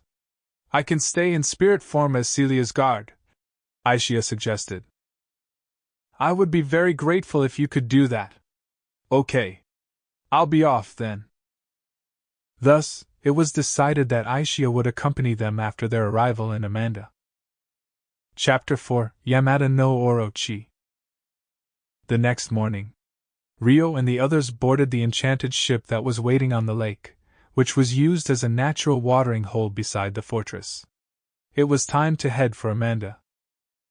However, before they were to arrive in Amanda, there was his mock battle with Hiroaki to deal with. The stage selected for them was an open field with a good outlook located on the way to Amanda.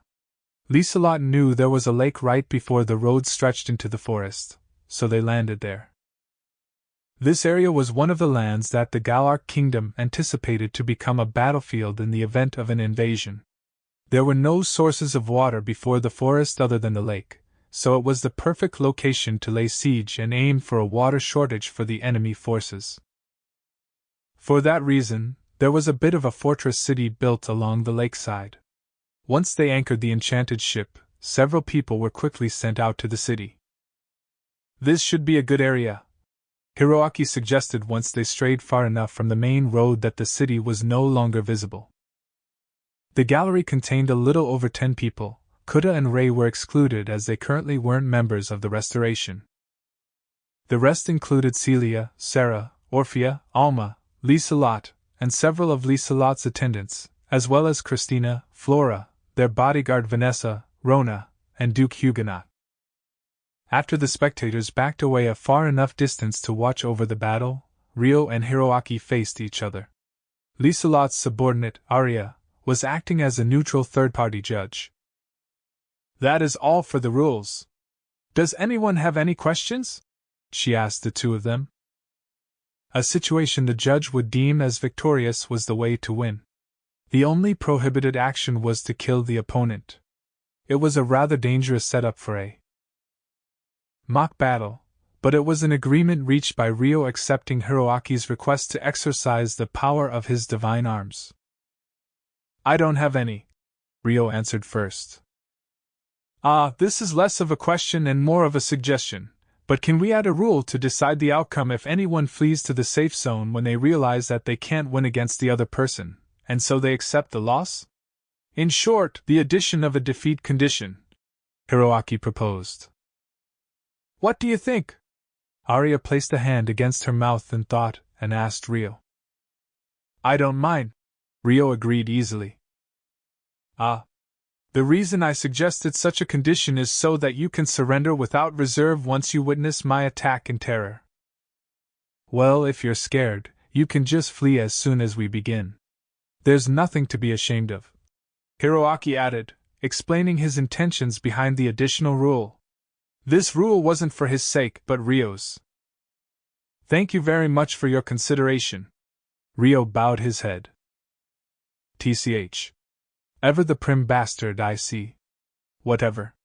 The audience is small, but this time it's quality before quantity. I'll shock him with my opening blow and show them all how pathetic he is. Hiroaki sneered viciously, his will to fight intensifying. Now that the rules are confirmed, I will signal the start of the match. The trip to Amanda still has to be made after the mock battle, after all. Yeah. Hiroaki nodded smugly at Arya's statement. Then please distance yourselves as far as you feel appropriate and wait. Once I've judged that you're both ready, I will fire magic into the sky. That shall be the signal to begin the mock battle. Understood. Got it. Rio and Hiroaki departed to prepare for the start of the mock battle. This might end up like a battle between a hunter and a beast. Though the scale of the fight could end up quite large, Arya thought as she alternately watched the two of them take their leave. Then, to prevent herself from getting dragged into their battle, she drew the enchanted sword at her waist and retreated to a position where she could see the two of them clearly. Not long after that, Rio came to a stop first, followed by Hiroaki, who widened the distance more before stopping as well. There was 100 meters between the two of them. Rio drew the sword at his waist while Hiroaki called forth his divine arm's long sword. He seems fairly cautious of letting Sir Amikawa get too close. Well, his abilities as a swordsman are still amateurish, so that's understandable. Based on the statements he made when adding to the rules, he must intend on devoting everything to a long-distance opening shot. I sympathize with Sir Amikawa for having to distance himself while knowing that. Arya analyzed that much based on their positions and the earlier conversation, but she had to remain neutral as a judge. She kept that thought in mind as she raised a hand in the air. When Hiroaki spotted that, he tightened his grip on his long sword. In contrast, Rio remained in a purely natural stance. Magici Displodo! Arya recited. Immediately following, a huge magic circle of several meters in diameter appeared in the sky above her. The time it took for the magic to activate after this step varied from individual to individual based on their ability and the difficulty of the spell, but for this intermediate level spell, 5 seconds was considered quick. Arya activated hers in 3 seconds. The light of the magic circle compressed, gathering to a point above her hand before blasting like a cannon towards the uninhabited sky. It was the sign for the mock battle to finally begin. I've been waiting for this moment. I'll have you fleeing in one shot with Yamada no Orochi! Hiroaki yelled the moment they began, raising the divine arm's long sword in his hand high in the air. Then, a huge mass of water spouted from the tip. The water rose into the air, splitting into 5 currents. The phenomenon that was activated instantly exceeded the scale of advanced magic. Each of the water currents carefully formed the shape of a dragon's face. He's activated some tremendous sorcery right off the bat. Christina muttered to herself bitterly as she watched the attack that exceeded her expectations. TCH. Only 5 came out? Hiroaki looked at the number of currents diverged in the sky and made an unhappy face. The Yamada no Orochi that he named his divine arms after was a water god with 8 heads. Thus, he actually intended on releasing 8 currents of water. The fact that only 5 came out meant he would have been humiliated in front of anyone that knew of the original legend. But I guess this'll do. I can control it too. All right. Considering the speed at which the currents were flying, even a single one of the heads excelled in intermediate-level attack magic. Even if he had enhanced his physical body, A direct hit had enough power to seriously wound someone.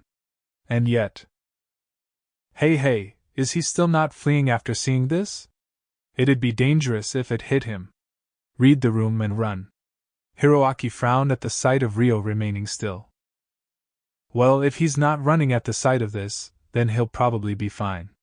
As expected of the Black Knight, as they say? That, or he's just a fool. Who cares? For a moment, he considered intentionally landing the attack in a random direction, but that could have been his aim, and he didn't want his control questioned. He proceeded to send all 5 water currents to crash into Ryo. Sir Haruto isn't running. Is this really okay? Flora worried aloud from a distance, questioning Sarah and the others with an anxious face. Christina, Rona, Liselot, Cosette, Natalie, and Chloe also turned to look at Sarah's group. It's fine. An attack like that won't bother Haruto, Sarah declared without hesitation.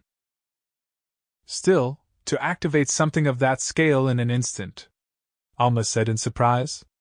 She didn't have a very good impression of him due to the looks and words he had sent their way, but it seemed he wasn't all talk, at least.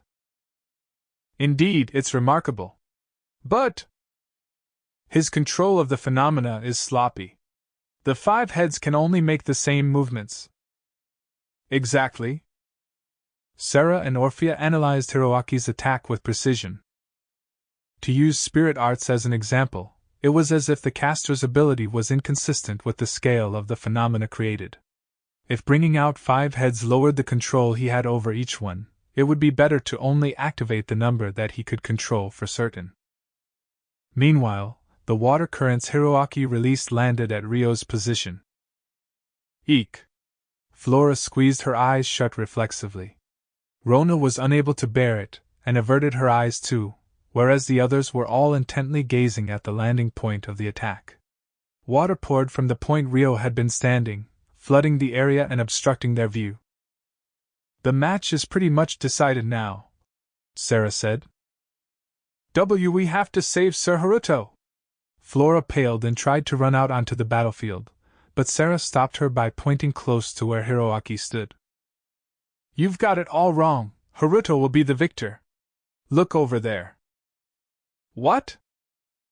It was Ryo, racing along with his sword braced.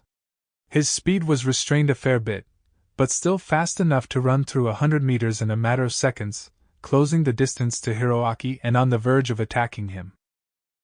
What the? Hiroaki's reaction was delayed, but he managed to stop Ryo's attack with the powerful physical body enhancement hidden in the divine arms. When you manipulate a large-scale phenomenon like that, you tend to create more blind spots for yourself. It's a bad idea to let your guard down and forget to stay alert, Ryo advised. Why you? What are you doing? You dare to assist your opponent mid-fight? He was underestimating me. Hiroaki swung his longsword using all his rage, and Ryo used that strength to lightly step backwards. It was bothering me a little, so I couldn't help myself. Even though this is a mock battle, it's common to collect information and search for ways to disturb the opponent even in actual battles. If the opponent gets shaken easily, then that would be ideal. Just like you right now. Why, you bastard! Hiroaki forgot about his earlier thoughts of how he was no match for Ryo in close-range combat, and charged forward in irritation. It was exactly what Ryo was aiming for. He saw through Hiroaki's attack and caught it with his sword, letting the force escape behind him. Hiroaki was thrown off balance and stumbled forward. Hiroaki tried to pull back immediately, but in the next moment, Ryo was stepping forward, shoving a frightened Hiroaki until he was flying backwards. Whoa! Oof! Hiroaki lost his balance and caught himself on the ground. It was possible for Ryo to take that chance and close their distance, thrusting his sword at Hiroaki's throat. But he paused, purposefully choosing not to pursue. His first goal of this battle was to probe the abilities of the divine arms, and if he won too easily, he wouldn't be able to satisfy Christina's request. In other words, he had to crush Hiroaki's pride. A defeat with a potential escape route meant that Hiroaki's pride wouldn't be hurt. You're looking down on me, aren't you? A vein bulged at Hiroaki's temple as he questioned Ryo. I am not. You wanted a chance to fully exhibit the power of your divine arms, so I didn't think it was right to decide the match right here and now. Ryo answered with a blank look. Is this all you have? He implied. You jerk! For all that humility you pretend to have, you sure turn arrogant. During a battle, huh? Is that your true nature then? Hiroaki yelled in fury. Fighting is one of the most arrogant actions a human can conduct. If there was something you wanted someone to listen to no matter what, if there was a goal you had to achieve, if there was something you couldn't give up, you fought for it. Thus, that action in itself was pure arrogance, and those that stood on the battlefield had to be arrogant to do so. If someone was humble enough to hand over their life to their opponent, there wouldn't be a fight in the first place. You sure don't know when to shut up! Hiroaki charged at Ryo once again. He clutched his long sword in a low position as though crawling along the ground before swinging with all his might. However, Hiroaki's long sword was easily deflected by Ryo's sword. The sound of heavy metal clashing echoed in the air. Ararg! Hiroaki didn't back down. He poured his strength into the hand clutching his long sword and began swinging it with everything he had. The speed of his swings was too fast to follow with the eyes. They appeared as multiple flashes of light closing in on Ryo. However, Ryo saw through all of Hiroaki's attacks, countering by indifferently swinging his sword to deflect the slashes. The sound of metal clashing echoed intermittently. Amazing! Liselot muttered. She had been aware of his strength, but even she could tell Hiroaki was being toyed with this entire time. But why is he holding back so much? Is he dragging it out to save the hero from losing face in an instant defeat? Or maybe he's trying to respond to the request for the hero to demonstrate the power of his divine arms, but is having a problem with it because of how weak the hero is. But dragging it out for too long may end up angering the hero. In fact, he looks pretty angry already. It looked like Hiroaki was flaring up at Ryo in rage, but they were too far away to hear their conversation. Come to think of it, Princess Christina requested permission to use a meeting room yesterday to talk to Sir Haruto. Did she entrust him with some matter at the meeting? If so, Duke Huguenot is unlikely to be involved. Liselot thought. Considering the possibility Christina had requested him to fight that way. She shot a sidelong glance at Christina and Duke Huguenot to read their expressions, but they were watching the battle without any notable reaction. Well, either of them are the type to express their thoughts on their faces, Liselot thought, returning her attention to Ryo and Hiroaki in the distance. Arg! Hiroaki was swinging his long sword with determination, but none of the countless slashes reached Ryo. Ryo remained in the same place as he parried him. He was like a brick wall, building a barrier of swords to prevent Hiroaki's long sword from invading. His movements are quick, but that's all they are. Ryo evaluated Hiroaki's sword craft with disinterest.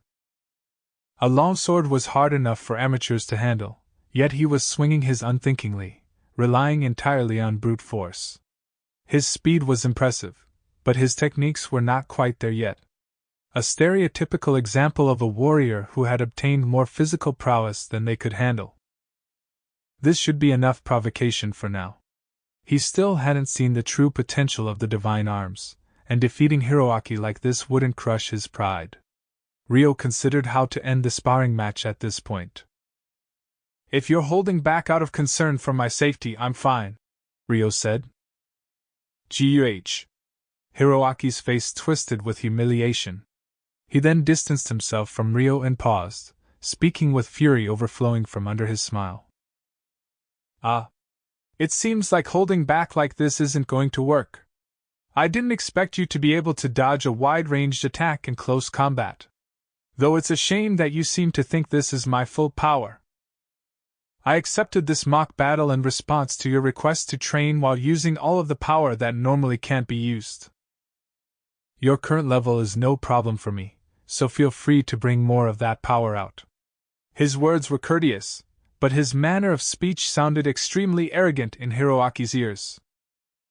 You'll regret this. Hiroaki's brow twitched. Give me all the power you have. He poured even more of the magic essence from his body into his long sword.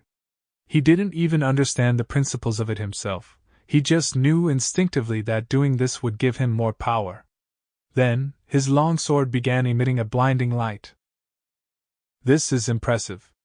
My physical enhancement is stronger than before? The physical body enhancement he had used until now had been powerful too, but he was now certain that he had the potential to become even stronger. It gave him a boost of confidence. Let's test it out before I use another area attack, Hiroaki thought. Ha! He immediately charged at Ryo, pouring his fighting spirit into a shout. He was even faster than before, but... shit! Ryo caught Hiroaki's sword with ease once again. In contrast to Hiroaki's grimace, Ryo admired him with honesty. As expected of a hero, you've increased your physical enhancements even more. So what does that say about you when you can deal with it so easily? Huh! Hiroaki didn't interpret Ryo's praise as sincerity. With all due respect, it seems that you are relying entirely on physical abilities to fight. I would advise against doing this, as it makes your movements easy to predict, Ryo said, hinting at where Hiroaki was lacking. Incidentally, Ryo hadn't enhanced his body with spirit arts. Just because Hiroaki was moving faster didn't mean he had filled the gap in their techniques. It was easy enough to deal with him without reinforcing his own strength. Huh! Are you saying my swordcraft isn't good enough for you? Hiroaki lashed out. Not at all. What you're doing isn't swordcraft, it's just an illusion of sword mastery by forcefully swinging around a sword that's difficult to wield in the first place. You were never taught swordsmanship from an instructor, were you? Shut up! Hiroaki raged at the bullseye comment. However, Ryo easily redirected the trajectory of his long sword and he ended up slashing uselessly through the air. Hiroaki became even more worked up at that, swinging his sword even more roughly than before. His anger was clear to all the spectators, and it was evident at a glance that the cause was Ryo's handling of him. If you become fixated on repeating an ineffective attack, your movements become monotonous and easy to counter. Please find another factor that you can win in and challenge me with that. What happened to your wide-ranged attacks? Ryo advised. It was no longer a mock battle, but an instruction course. Silence! Whether it was intentionally or otherwise, Hiroaki swung his sword and fired a powerful blast of water from the blade. The attack swallowed the entire area, but Ryo himself had evaded it by leaping away. You finally moved to evade, huh? Hiroaki was pleased by that and grinned. You finally put out an attack worth evading. Shut your mouth! Hiroaki broke into a run, provoked by Ryo's words. This time, he didn't try to slash at him from a close distance, but fired a blast of water from mid-range. His dull attacks are still as easy to read as ever, but considering the force behind each shot, they were rather problematic to deal with. Ryo moved nimbly around Hiroaki while avoiding the water shots. TCH, quit scurrying around! Hiroaki's attacks increased in intensity, but they still didn't reach Ryo. Is it just me, or does it look like Sir Hiroaki's movements are improving? Duke Huguenot spoke up for the first time here, having watched the battle silently until now. He's getting better. Haruto must be teaching him as they fight, Sarah replied plainly. Why would Sir Amikawa do such a thing? Duke Huguenot asked dubiously. He must have noticed that Ryo would have won the moment he drew close if he had been fighting seriously. I don't know. The great hero made a request to show off the strength of his divine arms, so maybe he's responding to that? As spirit folk, Sarah didn't particularly believe in the legends of the heroes, but she referred to Hiroaki respectfully while in front of the others. Well, He probably wants to confirm the power of the heroes and their divine arms. That, and the request Princess Christina made of him. For Celia's sake. Either way, the power of the divine arms is. Sarah thought as she stared at Hiroaki's long sword. If it'll make the hero stronger, then he's most welcome to try, Christina added. Well, I suppose? Duke Huguenot nodded with a vague reply. In terms of abilities, the difference is as clear as day. The table should be set now. Now Hiroaki wouldn't be able to excuse himself if he lost. He was fighting desperately enough for everyone to see that. Christina narrowed her eyes as she watched over the battle. This guy is seriously a monster. Meanwhile, Hiroaki was beginning to panic. His attacks weren't making contact at all, and he couldn't see an end in sight to the strength of Ryo's abilities. He would lose at this rate. After all his boasting. I can't lose. More. I need more. I need to attack an even wider area. Should I bring out Yamada no Orochi's finishing move again? I should be able to call more water dragons than earlier. I just need some distance. Impatience showed in Hiroaki's expression as he took a large leap backwards, away from Ryo. Then he lifted his long sword into the air once more. I've got this. I can do it, he yelled, raising his own morale. It worked. A fierce grin was carved on Hiroaki's face, now convinced that he could fire a more powerful Yamada no Orochi than the first time. His magic essence output increases each time he's cornered. Is he drawing out the power of the divine arms? The only ones who had noticed were Hiroaki himself, Ryo, and the spirit folk. Girls. Just how much stronger could he get? Ryo sensed the power of the divine arms was limitless. If the scale of the battle grew any more than this, Ryo would have to use some stronger moves himself, which would put the area around them at risk of being damaged. This is a good time. He tied over the next attack and claimed victory. He had no choice. Ha! Here I go! Better hope you don't get wiped out instantly. Hiroaki yelled loudly, summoning 7 water dragons into the air. Not only had their numbers increased, but they were slightly larger than before too. He really has gotten stronger. And faster at strengthening himself, too. As soon as Ryo determined that, Hiroaki's sword came swinging down. The dancing water dragons moved in response to his action, swooping down on Ryo all at once. This isn't that different from before, but their speed had increased. Ryo looked up at the 7 water dragons approaching from the sky and saw through them instantly, then glanced at Hiroaki on the ground. He's full of openings. He's increased his output and strength, but everything's so inconsistent. No, it could be a trap. He considered charging straight in and finishing things just as he did at the start of the match, but with this many openings in his opponent, he questioned it. It's weird for something called Yamada no Orochi not to have 8 dragons. Wait, is it meant to have 8 tails too? There was the possibility that Hiroaki's abilities were too weak to bring out the 8th head, but the scale of the activated phenomenon at the moment wasn't to be underestimated either. Some spirit art users could remotely control the phenomena they invoked. The weakness of ranged spirit arts was that the caster was unable to move freely. If their ability was too low, they'd be so occupied with control they wouldn't even be able to move. However, experienced casters could move about normally, and even cast other arts just to be safe. Hiroaki wasn't a spirit art caster, but the phenomenon of his divine arts wasn't all that different. Ryo determined that it would be best to treat this as a fight against another spirit art caster.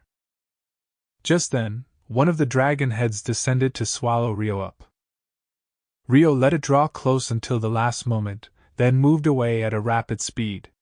Immediately following, another one of the water dragons descended on the spot Ryo had been standing moments ago, crashing into the ground and spraying water everywhere with a tremendous sound. I missed. But this isn't all I've got. I'll show you the power of the stage only heroes are allowed to stand on.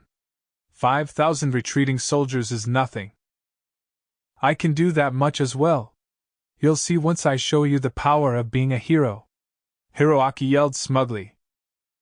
The power-up he received had him suddenly returning to his usual self like a fish in water. The two water dragons that crashed into the ground had also returned to their soaring forms in the air. Indeed, if he could invoke a phenomenon like this, it would be possible to suppress an army with the sheer scale of the phenomena. What a troublesome person! Instead of his pride being crushed, it was growing more impudent. He always seemed so sensitive to the slightest things. It was surprising to see him this resilient.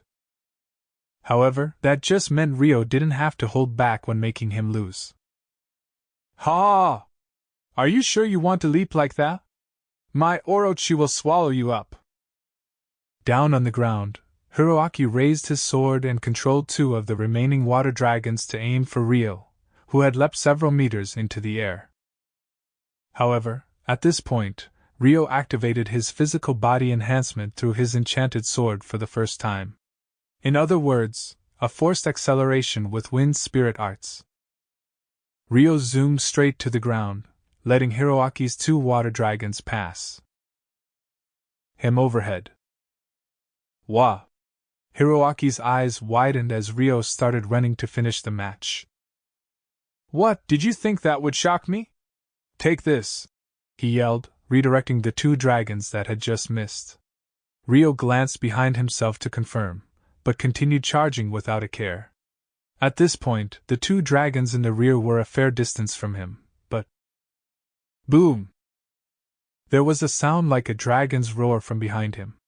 Immediately after, the head of the dragon opened its mouth to fire a laser-like blast of water at Rio's back. "Get blown away!" Hiroaki yelled, but Rio started running in a zigzag pattern, as though he had eyes on the back of his head. Both water lasers traced along the ground trying to hit Rio, but Rio smoothly evaded the attack. What? Why, you cheater?" Unable to understand how he had evaded the attacks coming from behind, Hiroaki yelled without thinking.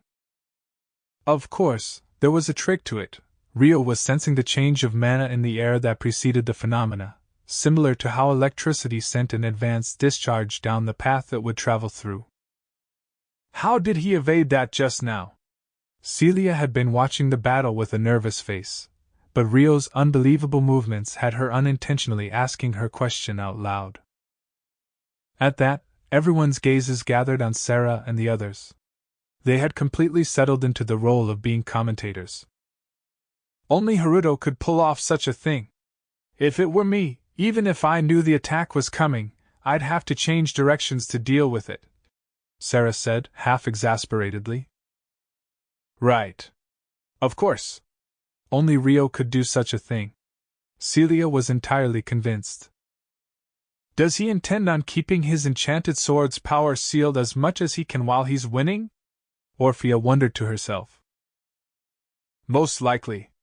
The hero's fighting style is so bland, Haruto can just devote himself to evading while he approaches, Alma said, describing what he was doing at that very moment. Guh. In that case, try and ride this big wave. You'll drown if you touch it carelessly, though. Hiroaki fired 3 of the water dragons next to him towards Rio, intending to swallow him up. He seems to be struggling with control after all. Controlling 7 phenomena of this scale at once would be difficult for even an experienced spirit art caster. Rio thought, tracking the position of all 7 water dragons Hiroaki was sending out. Other than the 3 beside Hiroaki, there were 4 water dragons behind Rio, 2 of which were beyond controlling and showed no signs of attacking. The ones he had to be wary of were the 3 closing in from the front and the 2 firing water lasers from behind. Should he evade by detoring around the side, or leaping into the air? In the end, Rio accelerated towards the advancing tsunami-like water dragon. You're going for it? Hiroaki yelled, spotting Rio approaching from head-on before his water dragons blocked his view. I'll counter him the moment he shows his face. He held his long sword at the ready, on guard for Rio's jump attack. In the next moment, Rio appeared, stepping on the head of the water dragon. He was running while using Hiroaki's water as footholds. Their gazes met. "Guh. I told you you'd drown if you touch it carelessly." Hiroaki swung his long sword even as his body trembled. However, no water came out of it. Instead, the water dragon Rio was stepping on twisted dramatically, trying to swallow Rio. But Rio spun as he leaped, enshrouding his sword in a fierce wind and slammed it into the water dragon. The long torso of the dragon was unable to endure the impact and snapped in half. A gust of wind blew. Whoa! A large mass of water sprayed everywhere. Hiroaki averted his face so the water wouldn't get in his eyes. Some of the water splashed in them anyway, creating a fatal opening. Rio had already landed after leaping over the water dragon Hiroaki released, drawing near to close their distance. Hiroaki controlled his water dragon in a fluster, directing it to obstruct Rio's approach. Too slow. At this range, he should have grabbed his long sword and charged instead. Damn it! The impudence! Hiroaki swung his sword roughly, trying to land an attack using area rather than a point, firing a straight shot of water from the tip. The sound of water splashing could be heard. Did I get him? Hiroaki yelled, his vision obscured. If anyone else had yelled that during battle, he would have lectured them against using such foreshadowing clichés, but even he couldn't help it at a moment like this. Guh. An arm stretched out from behind him, pointing a naked blade at his throat. A cold chill ran down Hiroaki's spine, making him freeze. Using such large-scale attacks creates more blind spots, so you shouldn't fire them in succession. Your opponent will start to remember the move and learn to deal with it, which could end up being used against you. Rio whispered indifferently into Hiroaki's ear. Did you make the wind at the end? If so, just how experienced in battle was he? Hiroaki clenched his teeth with a look of disgrace. The water droplets blown by that wind were what had obstructed his vision. No matter how he looked at it, this was a decisive loss for him. And yet, his heart was refusing to accept such a thing. He had often watched movies where weapons were thrust from behind and imagined himself being able to handle it easily, but reality was cruel. He knew Rio wouldn't kill him, but he couldn't think of any way to overturn this situation. Even if his heart refused to lose, his body had accepted his defeat. Anger and frustration suddenly welled up in him until his mind was a confused mess. He wanted nothing more than to throw a tantrum, but the blade pressed against his neck wouldn't allow it. You half-assed bastard! He cursed instead. Half-assed. Rio cocked his head, unsure of the meaning of the words. It's what we call jerks like you who fight without giving it their all. Holding back their powers and going easy on their opponent for no reason. Fight with all your strength from the start, Hiroaki explained. He had fallen to the level of a snappy child. There's no telling what trump cards the opponent may be hiding, and there could be traps too. I don't think revealing your hand from the start can be considered wise, Rio said with mild confusion. There was meaning to his actions. Of course, it varied depending on the time and place, but it was generally a risk to show off one's abilities unthinkingly before evaluating your opponent's strength. The more of his hand he revealed, the more he could be analyzed and countered. Thus, Rio generally fought by only revealing the hands. He didn't mind revealing. The only times he would go easy on his opponent would be when he was aware of all the cards in the opponent's hand from the start, and when he was fighting without a particular goal. Rio's goal this time was to ascertain the potential strength of the divine arms in the unlikely event that he would have to battle a hero in the future. In order to do that, he needed Hiroaki to bring out everything he had, so he had dragged the battle on until this point. Well, it makes sense he would think that way of me. Hiroaki didn't know Rio's objective, so none of that mattered to him. Rio wasn't about to argue that point in particular either. Arguing would be pointless. Now Arya should be on her way soon. Rio turned his gaze to where Celia and the others were spectating over the match. Meanwhile, a few moments later. Hey. Isn't that water dragon the hero launched kind of heading this way? Celia pointed in the direction of the battlefield and asked the spirit folk girls beside her. The two water dragons Hiroaki had failed to attack Rio with were soaring unsteadily towards where the spectators were. At this rate, it was possible they would land near them. The shock of his defeat may have made him lose control over the spell, Alma said tiredly. Losing control over a phenomenon you activated yourself was something a child would do back at the village. The result could be very dangerous depending on the spell, so the children that messed up would always be scolded, though to an appropriate degree. Orphea, can you intercept that? Sarah asked Orphea, who was standing beside her. Yup, Orphea nodded, holding her bow ready and stepping forward. First one. She poured magic essence into her bow and formed arrows of light, taking her aim. That's Rio. She spotted Rio leaving the battlefield for the mock battle, running their way. Rio had also spotted Orphea with her bow held at the ready.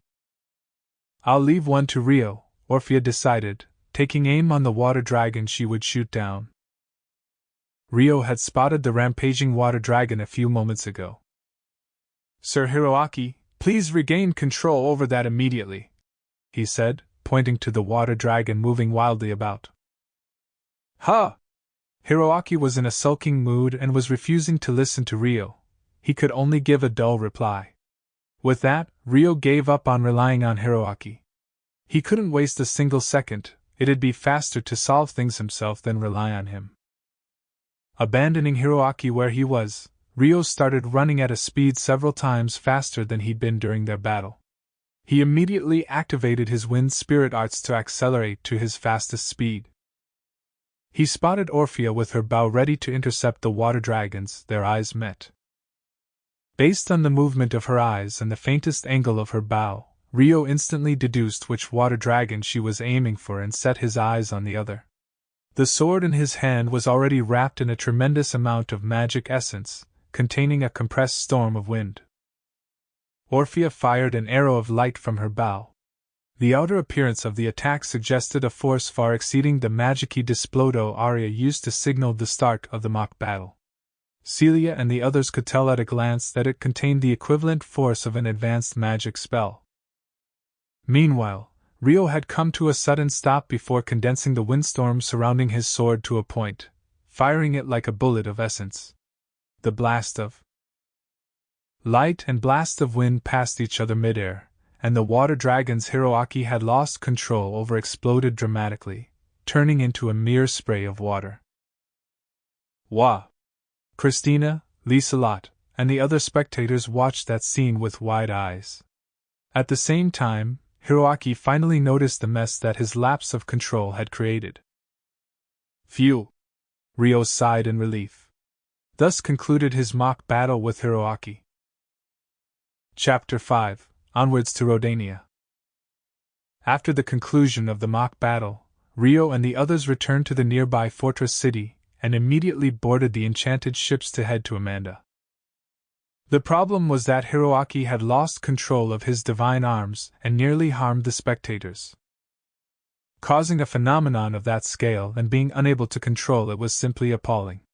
If this had occurred before Christina arrived, Duke Huguenot would have just thanked Rio and Orphea, evaded the rest without blaming Hiroaki. But that wasn't the case this time. The battle ultimately ended without incident thanks to Rio and Orphea's teamwork, but Christina insisted on addressing the issue, stating that some things deserved an aggressive response. In addition, Hiroaki's attacks towards Rio being far too unreserved was also a target of criticism. However, that was partially at my request, as I goaded him to do so. At the request of Rio himself, no punishment was given. Hiroaki also seemed to be aware he had made a mistake, as he accepted Christina's scolding while the enchanted ship headed towards Amanda. Upon arriving in Amanda, the time finally came to interrogate Charles and Alfred. The interrogation was to take place in a meeting room on Liselot's estate. Christina, Duke Huguenot, Rio, Liselot, and Arya would participate. Originally, Christina's guard, Vanessa, was also meant to be present, but Christina had revoked her attendance due to the uncertainty of whether she could remain calm before her older brother, Alfred. Rio and Arya were there as her replacements. With their magic sealed with sealing shackles and bodies restrained, Charles and Alfred were brought before them. "It's time for the interrogation. I have several questions," Christina said. She was seated on the sofa in front of them, while they remained standing. "An interrogation now. Rather belated, isn't it?" Charles asked dubiously. Of course, he had expected there to be an interrogation. But there should have been many opportunities to question him in the time it took them to arrive at Amanda, which was probably why he was curious for the reason behind the delay. Christina remained silent with a straight face. "Besides, there seemed to be outsiders present?" Charles looked at Liselott, followed by a glance at Rio and Arya, then questioned whether Christina intended on conducting an interrogation where their kingdom's secrets could leak out. "As the princess, I'm the one asking the questions here, but… Well, fine. I'll answer you. The answer to your first question is because I know you won't have any particularly useful information to begin with. There was no need to interrogate you in a hurry." "What did you say?" Charles frowned at Christina's scornful answer. It seemed like his pride was hurt. Meanwhile, there was no change in Alfred's expression beside him. "The answer to your second question is because you've provoked the Galark kingdom by deploying such a large army right beside the border. Lady Liselott has a right to be here on behalf of Duke Krisha, who was entrusted with the defense of the kingdom's border. I am also obligated to explain the details of what happened to the Galark kingdom. It's only natural for her to be present as a concerned party," Christina explained. It was as though she was questioning Charles's understanding. NNGH. Right now, he was clearly being looked down upon. Charles realized that and gritted his teeth in frustration. "Now, it's time for my questions." "And you think I'll answer them?" Charles immediately snapped at Christina with a defiant look. "Who knows?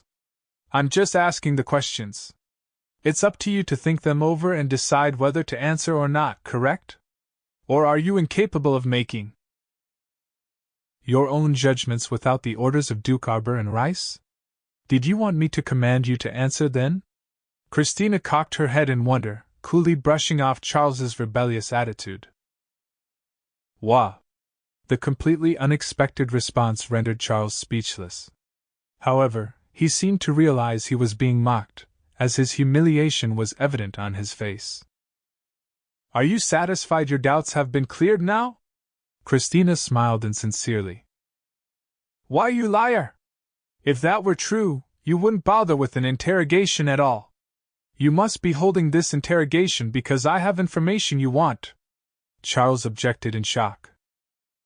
Christina sighed dramatically. As I said earlier, I do not see you as a source of information in this situation. This interrogation is more of a show of good faith towards the Galark kingdom. By having Lady Liselott in attendance, I can convey my intention to share information with the Galark kingdom and obtain their trust. I intend on doing the same with the Galark king as well, if necessary," she explained with heavy exasperation. No, she purposely created the illusion of doing so, in order to show she had no expectations of him whatsoever. In reality, it was extremely important to give the concerned parties a chance to ask questions when trying to resolve conflicts. "So you're saying my interrogation is only for show? Nothing more than an example?" To Charles, there was no greater humiliation. "It would depend on whether you had any useful information. That and your attitude, I suppose. If I can deem you to be a proud noble of the Beltrum kingdom, then I won't shame you any more than necessary." She had no expectations of him. That was what Christina conveyed through the shrug of her shoulders, before leaving a thread of hope for Charles at the end. Ugh! The disgrace so prominent in Charles's expression flickered faintly. His pride had been stirred by the possibility of not being looked down upon. He was hopeful that he could turn the circumstances in his favor with just his attitude. I will now begin the questioning. What information are you seeking? Charles asked with a conflicted face. The fact that Duke Arber's faction has strong ties with the Praxia Empire, and that the intermediary between the two is a man called Rice, has been as good as proven through the incident this time. If this is the case, facts based on this premise will be proven in due course. This is the major premise, but I wonder if you can understand it? He couldn't deny it. He didn't think they would believe him even if he did. Charles bit his lip in bitter frustration. I won't judge the impact of the Duke Arber faction's actions on the kingdom for now. What we want to know isn't Duke Arber's goal, but rather the Praxia Empire's goal. That, and what their ambassador, Rice, was scheming by approaching you people. We made contact during the incident where the kingdom lost one of its territories to the sudden raid of the Empire. This blunder was made by none other than His Majesty and Duke Huguenot's weak political measures towards the Empire. Our Arber faction were the ones who prevented more territories from being taken. The goals of the Praxia Empire. They were beyond their knowledge. There was no way everything would be disclosed to them. Of course, Rice had stated, we don't wish to needlessly expand the war front either, during their negotiations, but even Charles knew that Christina wasn't asking for that. I know you must have joined hands because the superficial intentions of the other party aligned with your interests, but there's no telling what they were thinking in the shadows. Did you not consider that? Of course we considered it. Are you aware that Flora was abducted during her visit to Amanda when the city was under attack? I received word of that, yes. Was that relevant right now? Then, did you know Ricewolf was one of the abductors? What? Did you know the perpetrator of the abduction was Lucius Orgwyle, a former noble of the Beltrum kingdom? That's absurd. Why? Lucius? Why would that man's name come up here? Charles was completely baffled by Christina's consecutive questions. Even Alfred, whose expression hadn't changed until now, widened his eyes greatly. The Arber faction collaborated with the Praxia Empire's ambassador Rice and mercenary Lucius to plot Flora's abduction. If that truth was made public, I'm sure it would be quite the scandal for Duke Arber's faction. Do you have anything to say for yourself? I don't know. I know nothing about this. I've heard nothing. Father may know something. Charles shook his head furiously. Well, I figured as much. That's why I had no expectations to begin with. But your reaction implies you know of Lucius. Does he have some kind of relation to the Arber faction? Christina asked. And none. He definitely doesn't. That would be impossible. How can you be so certain? That's because. Charles stumbled for words, his expression suddenly pained. In contrast, Christina merely remained calm as she questioned him. Because? His house fell to ruin. He may harbor resentment towards our family because of it. Charles looked terribly shifty. Just what did you people do? I don't want to say it. It's too hard to say out loud. Alfred spoke for the first time. The details are a little peculiar, but in short, he was a scapegoat. Come to think of it, Lucius was a prominent candidate for the king's sword. Naturally, you were acquainted with him, is that correct? Yes. Christina glanced at Rio, who was standing on guard beside Alfred, then asked about Lucius. What kind of man was Lucius Orgwyle? His behavior was a little problematic, giving him the reputation of an insincere hooligan, but he was a man with exceptional talent in the sword. Problematic behavior. Is that to say his loyalty to the royal family was non-existent enough that it wouldn't be strange for him to plot Flora's abduction? He was the prodigal son with little awareness that he was a noble heir, but I would disagree with the statement that he had no loyalty to the royal family at all. However, I cannot say that remains the same now that his house has fallen. When did the Orgwyle house fall? Alfred thought for a second before answering. Roughly 15 years ago, I would say. You called him a scapegoat, but why did the Orbwile house fall? The Orbwile house had paper-thin influence in the royal court to begin with. It wouldn't be an exaggeration to say the fate of their house rested on Lucius' success. However, to their own demise, Lucius had too much talent. That wasn't amusing to those around them that held too much pride in their social standing. Lucius also had the tendency to look down on those without talent, so he caught a lot of resentment. As a result, his father lost his job when a scandal was forced on his head. Criticism towards Lucius grew stronger, and he suffered terrible harassment. The one who pulled all the strings in the shadows was Charles over there. Guh. Charles averted his eyes awkwardly. Then one day, he completely disappeared. Of course, there were those who recognized his talents and wanted to keep him, but Lucius wasn't the type to live tied down to begin with. He would have ran away someday, Alfred said with a distant look, reflecting on the past. I see. Sir Amakawa, was there anything you wanted to ask regarding Lucius? Christina suddenly invited Rio to speak, wondering if there was any information he wanted to know. Then, do you know where Lucius is now? Rio got straight to the point. No. I don't know the details of what happened afterwards, though I did hear rumors he was actively working as a mercenary. Why do you want to know? Do you have some kind of connection to Lucius? Alfred looked at Rio as though he wanted to ask that. After becoming a mercenary, that man killed my mother for no reason other than his own pleasure. I cannot ignore his existence knowing that he's still alive, Rio answered plainly. I see. Alfred was somewhat shocked, falling speechless. Charles was also listening silently. In the end, they gained no information of use. Learning about Lucius' past only increased Rio's irritation further. So it's exactly as I expected, huh? If I want to obtain any clues, I'll have to make a move myself. In other words, he had to march into the enemy territory himself. Rio quietly steeled his resolve. The questioning continued for a little under an hour after that, at which point the investigation came to an end. Charles was led out of the room by Duke Huguenot, Celia, and Arya. This was in order for Duke Huguenot to conduct his own investigation on Charles. However, Alfred remained in the room. Rio also remained as a guard, leaving the three of them, including Christina, in the room. With all due respect, would it be better to call Vanessa over to act as your guard instead of me? I am aware there may be things you wouldn't wish to discuss before me, Rio suggested to Christina before she began questioning Alfred. It's fine. Vanessa lacks the composure to be in attendance right now, and she falls far behind in ability as a guard to you.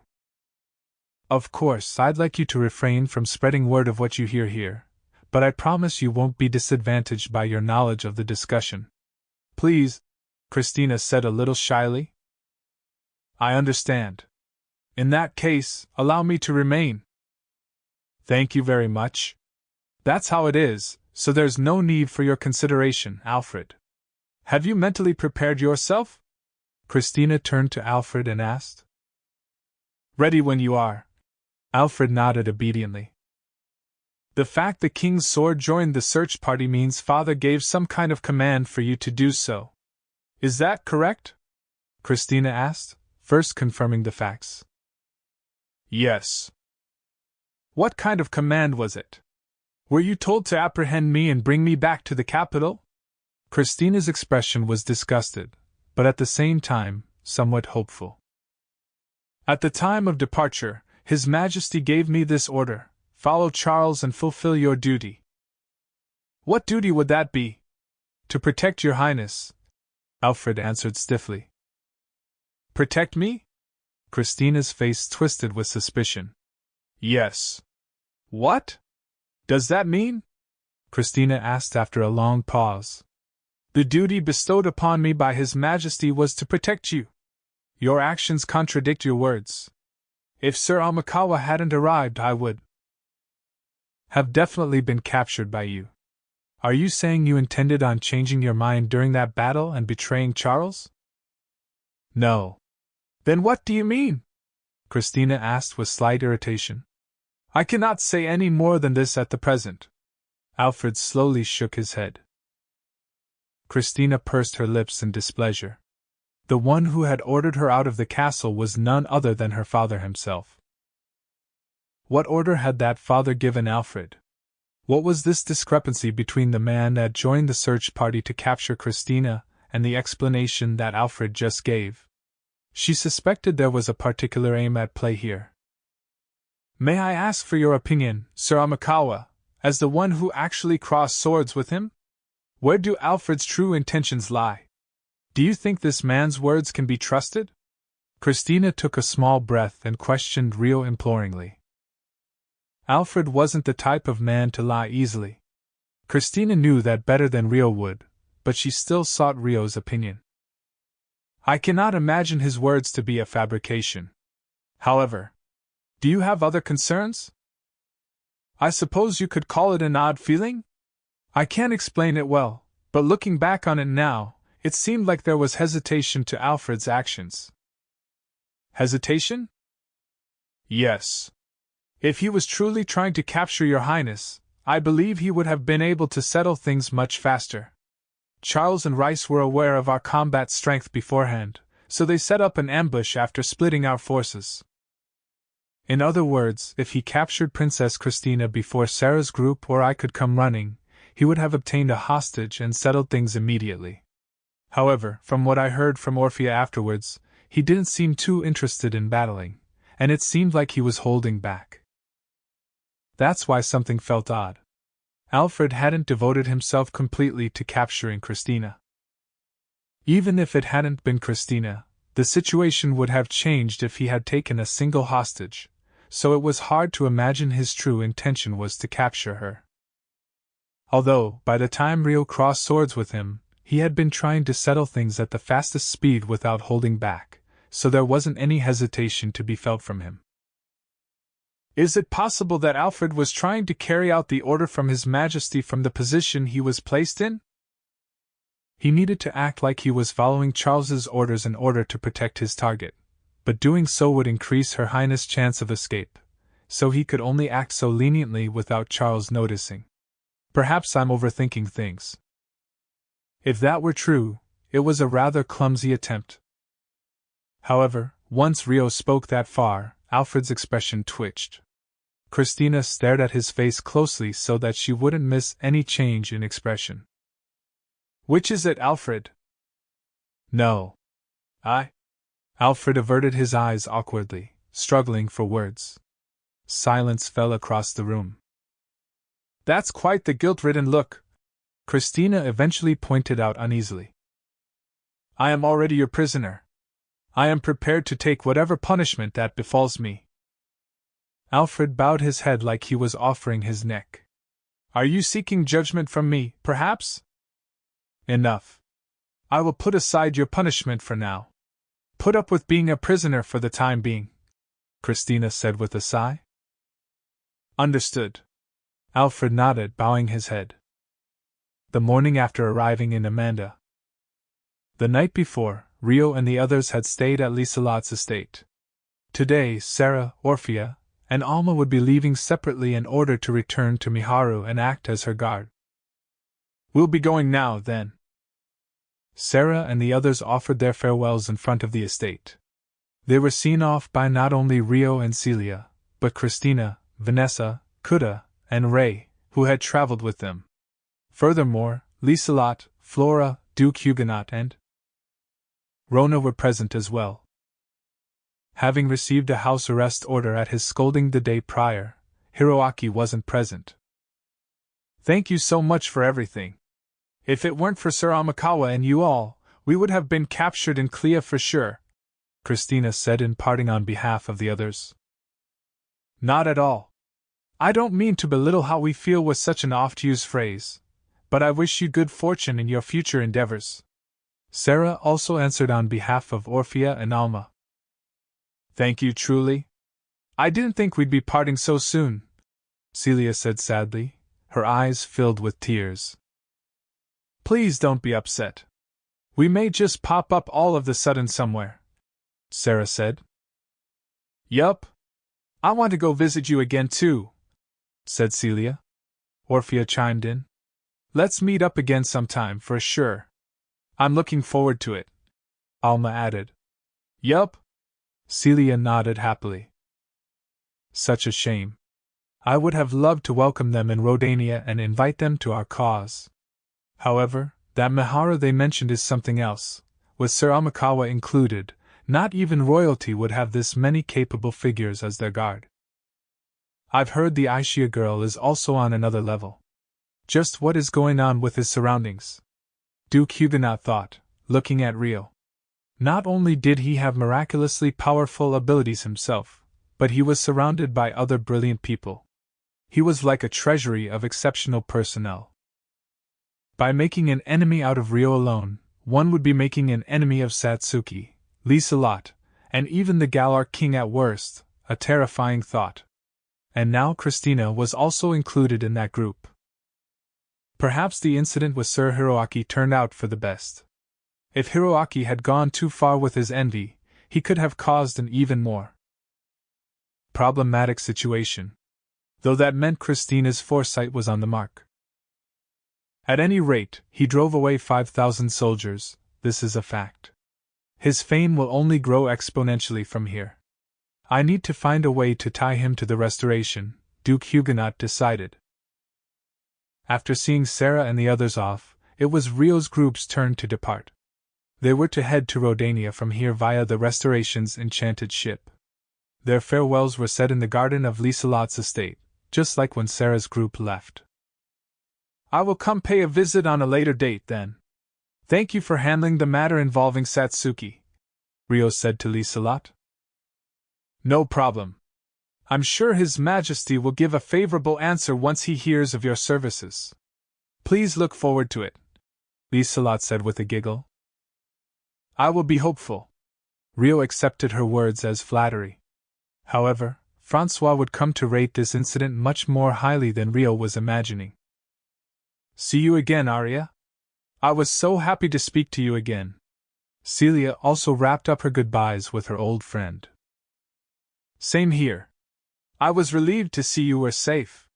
Let's talk again if you have the chance to visit Amanda. Yup. I may be visiting the estate again for a dinner party in the future, so on that occasion. I cannot wait. Arya smiled gently at Celia and nodded. A short distance away, Arya's colleagues, including Cosette and Natalie, watched on. So Arya actually had friends outside of work. Right. I thought work was her friend. Surprised at the glimpse of a face she didn't normally show, the attendants whispered amongst themselves curiously. I can hear you, you know, Arya said coldly. That afternoon, Rio and the others finally arrived in Rodania. After landing on the giant lake beside the fortress city, they sailed towards the harbor. The crews swiftly prepared for them to get off the ship, and they finally disembarked. First went the royal siblings, Christina and Flora, escorted by Vanessa across the ramp connecting to the harbor. They were followed by Rio, a hooded Celia hiding her face, Kuda and Ray, then Duke Huguenot, Rona, and Hiroaki. Celia was hiding her face with a hood because Charles was still unaware that she was traveling together with them. Charles was to disembark after them, and it wouldn't be good if he realized Celia was here and made a commotion on his way to the prison, so they decided to hide her face for the time being. An enchanted ship had been sent in advance to send word of Christina's arrival, so the high-ranked nobles of the Restoration were all lined in a row in the harbor. When they spotted Christina behind Vanessa, they all placed their hand over their chests and bowed their heads in a show of respect. Whoa! That's incredible! Kuta and Ray were overwhelmed by that sight. The princess was the one being shown respect, but it gave them the illusion that they had become important people too. Hiroaki must have been shown this respect since he arrived in this world as a hero, so his arrogance suddenly made sense. Though he was rather quiet for the time being. It had been difficult to tell during Kuda and Ray's travels on the run, but it was at this moment they were reminded that Christina was truly a princess. Then, from the mass of nobles that had gathered to greet them, one man in remarkably fancier clothes than the rest stepped forward. It was the Rodan Marquis. "Welcome, Princess Christina," he said in greeting, stepping out in front of the others. "Thank you for the reception," Christina said as she looked around at her surroundings. Donned in a spare dress borrowed from Flora, she was beautiful and orderly, giving off the imposing sense of royalty. She wasn't particularly lavishing her charms about, but the younger male nobles were all captivated by her beauty. "I am unworthy of such words. We have all waited for this day with every fiber of our being. According to the reports, we've heard that Your Highness has taken captive Charles, the right-hand man of our archenemy Duke Arbor, and Sir Alfred Emerald, the King's sword." "How splendid indeed!" Marquis Rodan praised Christina while beaming. "The capture of Charles and Alfred was the work of Sir Amakawa. Make sure you give him the warm welcome of a state guest." "As you wish," Marquis Rodan bowed. "Now, we can't have Your Majesty standing around speaking for any longer. Let us move locations. I must also prepare for your welcome." "Yes. But first, can I entrust the transport of the prisoners to you?" Christina turned to face the enchanted ship behind her. Alfred and Charles appeared at the top of the ramp, restrained in cuffs. "Ooh." The nobles all stirred noisily at that sight. The two of them were well-known figures in Beltrum, Alfred being the strongest knight of the kingdom. They were aware of this from the advance notice they received, but seeing the actual prisoners was still surprising. Alfred ignored the gazes, standing with dignity. "Guh." Charles averted his eyes, humiliation on his face. "Lead them away," Duke Huguenot sneered, ordering the knight leading them by the chains connected to their cuffs. "Yes, sir." The knights pulled them down the ramp by the chains. They then led them elsewhere while under the eyes of the public. After observing that, Rio and the others also began to walk. Afterwards, Rio and the others relocated to the guest house beside Marquis Rodan's home. A small party could be held in one room. It was still afternoon, but after taking into consideration their fatigue from traveling, it was decided the welcome party would be held without waiting for the night hours. The attendants were kept to the minimum, participation restricted to a select few nobles chosen by Duke Huguenot and Marquis Rodan. However, even then there were over 100 nobles in the venue, as well as chefs, maids, and musicians, so the venue was bustling with people. The format of the party was that of a stand-up buffet, so people were constantly moving and holding conversations all over the room. At the very back of the venue were Christina, Flora, and Celia, as well as Duke Huguenot and Marquis Rodan. Incidentally, Hiroaki's absence from the feast had been explained as him feeling unwell, and Rona was keeping him company. "However, I never imagined Your Highness would be accompanied by Lady Celia. And with her fiancé Charles Arbor in tow," Marquis Rodan said with a curious look in his eye. The events of her rescue were explained to him as they had been to Duke Huguenot, but he was understandably intrigued by the circumstances. "Professor Celia is too good to be married to a man like that," Christina said. "Ha! Indeed, Lady Celia is a genius far better than he deserves." Marquis Rodan laughed heartily, but the strong-willed curiosity in his eyes didn't fade. "We cannot inconvenience Count Clare, who is still affiliated with the main government, so Professor Celia's affiliation with us shall be kept as secret as possible for the time being. It may be difficult to hide internally, but it could also interfere with the investigations, ensure that no word of this reaches Charles's ears," Christina warned. There were probably spies among them, so Christina didn't think they could prevent word of Celia's presence in the Restoration from reaching the main government, but whether that fact was announced publicly or not changed the circumstances. Besides, with Charles as a hostage, nothing would happen to Count Clare. "I am aware. You can count on it," Marquis Rodan agreed. Everyone present here has received an explanation and shares the same understanding. Sir Amikawa's great efforts have also been widespread, making him the center of attention," Duke Huguenot said, looking at Rio, who was surrounded by young noblewomen a short distance away. "You were the one who tempted the ladies towards him, and you have the nerve to say that?" Christina thought with a small sigh. Banquets like this were a place for nobles to meet new people, so as long as the inconvenience caused no real harm, not even she could make direct criticism. However, the seductive techniques of such ladies would probably have little effect on him, as he was normally surrounded by young women like Celia and Sarah. In fact, Rio was responding in a friendly manner, but seemed a little uncomfortable. It wasn't just Christina's imagination. Humph. Celia puffed up her cheeks in a slight pout.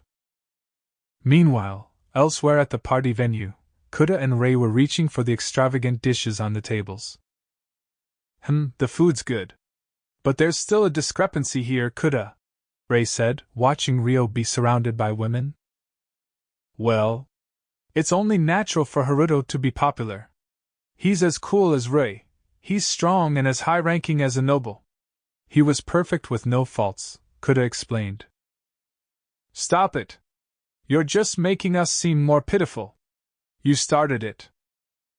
Anyway, we've followed them all the way here. But what do we do now? Princess Christina said she'd look after our living necessities if we stay here. But... ooh, this meat is good. Ray stuffed his cheeks with a steak that had been neatly sliced on a plate. Talk or eat. Pick one, Kuda said tiredly. We're finally able to eat a warm meal, and I don't want to let it get cold. So what do we do? If they'll let us live here, then we'll be okay for now, at least. If we're going to live here, then I'd like to have some kind of job, personally. I don't just want to be looked after, I want to be able to stand independently, Kuda said with a hint of ardor. You've grown, Kuda, Ray said earnestly. He believed Kuda wouldn't have been able to sound so reliable if he were still bothered by Ray and Akane's relationship. Don't make fun of me. What do you want to do, then? Kuda turned away in embarrassment and asked Ray. What do I want? I want to live an easy life, Ray said honestly. The words of a useless human. Rude. Everyone thinks like that at least a little. Anyway, with all this, I could probably keep living here. The food's good, and I'm getting full. I see. Indeed, living here would be the safe option. However, Kuda wanted to be able to face Ray again proudly, so he wanted to be a better person. Would that be fulfilled by living a carefree life here? He wondered to himself. Unrelated, but don't you find that these buffet-style meals tend to fill you up faster than normal? How strange. Ray exhaled, placing his plate down on a nearby table. No, I'm pretty sure you ate a lot. You probably didn't notice because you were trying all kinds of dishes a little at a time, Kuda answered in exasperation. Excuse me, do the two of you have a moment? Someone called out to them. It was a group that consisted of 2 middle-aged men and 2 pretty girls that appeared to be their daughters. Ah, yes. What is it? Ray straightened his posture reflexively. Oh, we just wanted to talk to you too. I am the Baron Dirk Dandy, and this is Baron Gilbert Belmont, a relative of mine. I'm Ray Seiki. This is my underclassman, Kuda Murakumo. It's nice to meet you. Ray returned the greeting in the straw way awkwardly. Behind him, Kuda bowed his head nervously. Nice to meet you, he added. Ha ha ha, there's no need to be so stiff. That's right, allow me to introduce our daughters. Go on, Baron Dandy said in a friendly manner, turning to their daughters. The 2 pretty girls standing behind them stepped forward. My name is Rosa Dandy. I'm Michaela Belmont. Rosa and Michaela both bowed their heads gracefully. The 2 of them were slightly younger than Ray and Kuda, with pretty facial features. They exuded an air of modesty and elegance. It's nice to meet you too. You can call me Ray. Rei's expression tightened sharply, his voice taking on a prominent tone as he bowed in a gentlemanly manner. However, the unfortunate destiny of all men drew his gaze towards the open chest of her dress. Especially towards Rosa, whose breast swelled at a size slightly disproportionate for her age. "Oh! Kuda! Our time has finally come!" With his head still bowed down, Rei glanced over at Kuda with glee. "Rei, stop being an embarrassment. Really." Ashamed by Rei's sudden change in attitude, Kuda's face twitched as he tried his best to maintain a smile on his face. However, Rosa and Michaela giggled, finding their attitude amusing. "Pleased to make your acquaintance, Sir Rei. Feel free to call us by our first names as well," Rosa suggested. "Gladly, Miss Rosa, Miss Michaela," Rei nodded calmly. "Is it okay to refer to you by your first name as well?" Michaela asked Kuda. "Ah, sure. I don't mind," Kuda agreed a little nervously. "Thank you very much. It's very nice to meet you, Sir Kuda." "Yeah, same here." Kuda's breath was taken away by Michaela cheerfully addressing him. After that, lively conversation unfolded between them for a while. As expected of nobility, the barons and their daughters were masterful in the art of conversation, easing Rei into becoming more talkative, and Kuda into relaxing. Rosa naturally drew closer to Rei while Michaela approached Kuda. "Are you sure you should be talking to us? To be honest, we're not all that important," Rei suddenly asked, as though the thought just came to mind. "Ha ha ha, that isn't the case at all. You seemed to be engrossed in the food earlier, so it was difficult to call out to you. We were waiting for a chance to approach this entire time," Baron Dandy said with a gentle smile. "I see. Well, this is embarrassing." Rei accepted those words with a bashful look. Indeed, he had immediately moved to the food when the banquet started. It seemed his own actions were what prevented the nobles from speaking to them. Kuda's face also reddened in realization. "However, it's also true that the people you accompanied were a little too extravagant. There was Her Highness, Princess Christina, Count Claire's daughter, Lady Celia, and even the Galark Kingdom's honorary knight, Sir Amikawa," Baron Dandy said, looking around at the area where the aforementioned people were. "Will you not be going to greet Her Highness and the others?" Kuda asked. "Though we are nobles, we are merely at the bottom rung of the ladder. We cannot speak to those higher ranked than us so easily. These events may make it seem like we're just having pleasant chats with each other, but there's a proper sequence and etiquette involved in these conversations." Baron Belmond humbled himself and answered with a strained smile. That being said, a bottom-tier noble wouldn't have been invited by Duke Huguenot and Marquis Rodin to this event. Both Baron Dandy and Baron Belmond were low-ranked nobles, but they had climbed up to a fixed position and were given permission to participate today. "I see. That must be difficult." Kuda was reminded of just how suffocating noble society was. "At least we aren't nobles, then. You can feel free to talk to us as a break from it all," Rei said jokingly. "You are so funny," Rosa giggled. "It seems like the two of you are enjoying yourselves." Just then, Duke Huguenot and Marquis Rodin made their way over. It was the entrance of the two great nobles that the Restoration boasted in. "Gee, good day. All thanks to you." Kuda and Rei both greeted them politely. The barons also bowed their heads in a show of respect. "Oh, you can all be at ease. This isn't a formal party, after all. Come to think of it, I have yet to introduce myself to the two of you directly. My apologies for the delay. I am George Rodin. Pleased to make your acquaintance." Marquis Rodin introduced himself to Kuda and Rei with a friendly smile. "We were the ones who were late to introduce ourselves.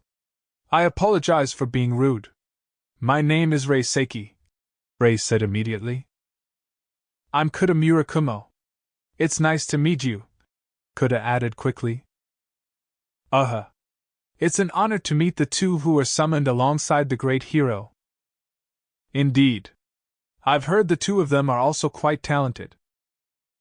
Marquis Rodin and Duke Huguenot immediately complimented Kuta and Ray. Not at all. We're just the bonus dregs that were summoned along with the hero. Ray shook his head modestly. Ha ha ha, there's no need to be so humble. I've heard that the two of you were highly educated where you came from, Marquis Rodin said. Ah, well, it's no big deal. Ray and Kuta exchanged frowns. The two of them knew they were nothing more than regular high school students in Japan. Compulsory education didn't exist in this world, so they indeed had a little more knowledge compared to the boys and girls here, but that was because the bar was low when it came to their surroundings, and not because they were superior. They were aware of this. Besides, they had met plenty of people from this world that were smarter than them, they had even traveled with them. They're plentiful in magic essence and are blessed with talent as sorcerers too, George, Duke Huguenot said to Marquis Rodin casually. Oh, that's wonderful! Marquis Rodin's admiration was almost exaggerated. We've heard that we have lots of essence, but we haven't gotten much training in magic, said Kuta. All they could use was the enchantment for physical ability, Argendi Corporis, as well as some lower-class attack spells. If I may say this for your own good, if you have a talent, you should try to develop it. There'll be plenty of opportunities for the two of you in the future. The two of them seem too humble for their own good. However, we should refrain from placing too much pressure on the youth.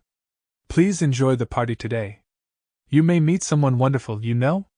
Marquis Rodin echoed Duke Huguenot's sentiments and laughed jokingly as he looked at Rosa and Michaela. Haha, we've already met some wonderful people, Ray replied enthusiastically, lured into glancing over at Rosa. Ray really gets full of himself as soon as a cute girl pays him any attention. This was nothing new, but Kuta sighed at the appearance of his upperclassman's old habit. Marquis Rodin was smiling, a sharp light flickering in his eyes for a moment. Oh, that is quite fortuitous then. If there's a lady that catches your eye, you should move boldly and swoop in. Though you may find yourself up against rivals and fiancés, he said with a suppressed smile, stirring a sense of panic in Ray. True, the competition must be fierce for beautiful people, like Miss Rosa and Miss Michaela. Swept along in Marquis Rodin's topic, Ray turned to Rosa and Michaela. The one who answered wasn't Rosa, but her father, Baron Dandy. I may sound like a doting parent, but as they are both very capable women, they've received many proposals. But we've yet to find a partner for her that meets all of our ideal conditions. As a loving parent, I only want to find the best marriage partner for my beloved daughter, you see, he said somberly. When a baron's daughter married a noble of higher status, she would normally end up as a concubine or second wife of a senile older noble. For nobles with a strong desire to rise in status, they would generally aim to receive added value in marriage with their first wife. Of course, the opposite also applied. Even if the current heads had reached a fixed position, Baron Dandy and Baron Bellman's houses were the same. Of course. They're lovely, after all. Which means it would be out of the question for me to offer myself as Miss Rose's partner. Ah, how unfortunate. Ray nodded deeply, putting on a show of exaggerated disappointment. His experiences up until this point had taught him not to have a single drop of expectation for being popular, but perhaps this could be his chance. It would be a lie to say he wasn't somewhat hopeful right now. If anything, Ray had never had such a lively conversation with girls as pretty as them in his life. To be honest, Rose's appearance was totally his type. But at the end of the day, she was probably acting friendly to him because of the social etiquette of nobility. Assuming that was the case, Ray had accepted that this connection would end after they parted ways today, but… Perhaps it's a little hasty of you to say that. What do you think, Rosa? You heard Sir Ray. Baron Dandy laughed heartily and turned to Rosa. I'm honored. Sir Ray is a very interesting gentleman, Rosa replied, not displeased at all. What did that mean? He had expected to be brushed off lightly, so the unexpected answer made Ray cock his head. Oh?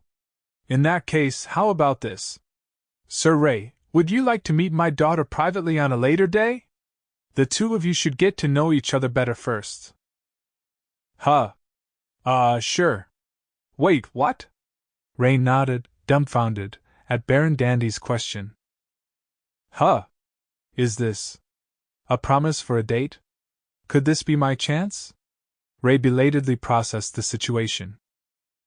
I shall look forward to it, Sir Ray.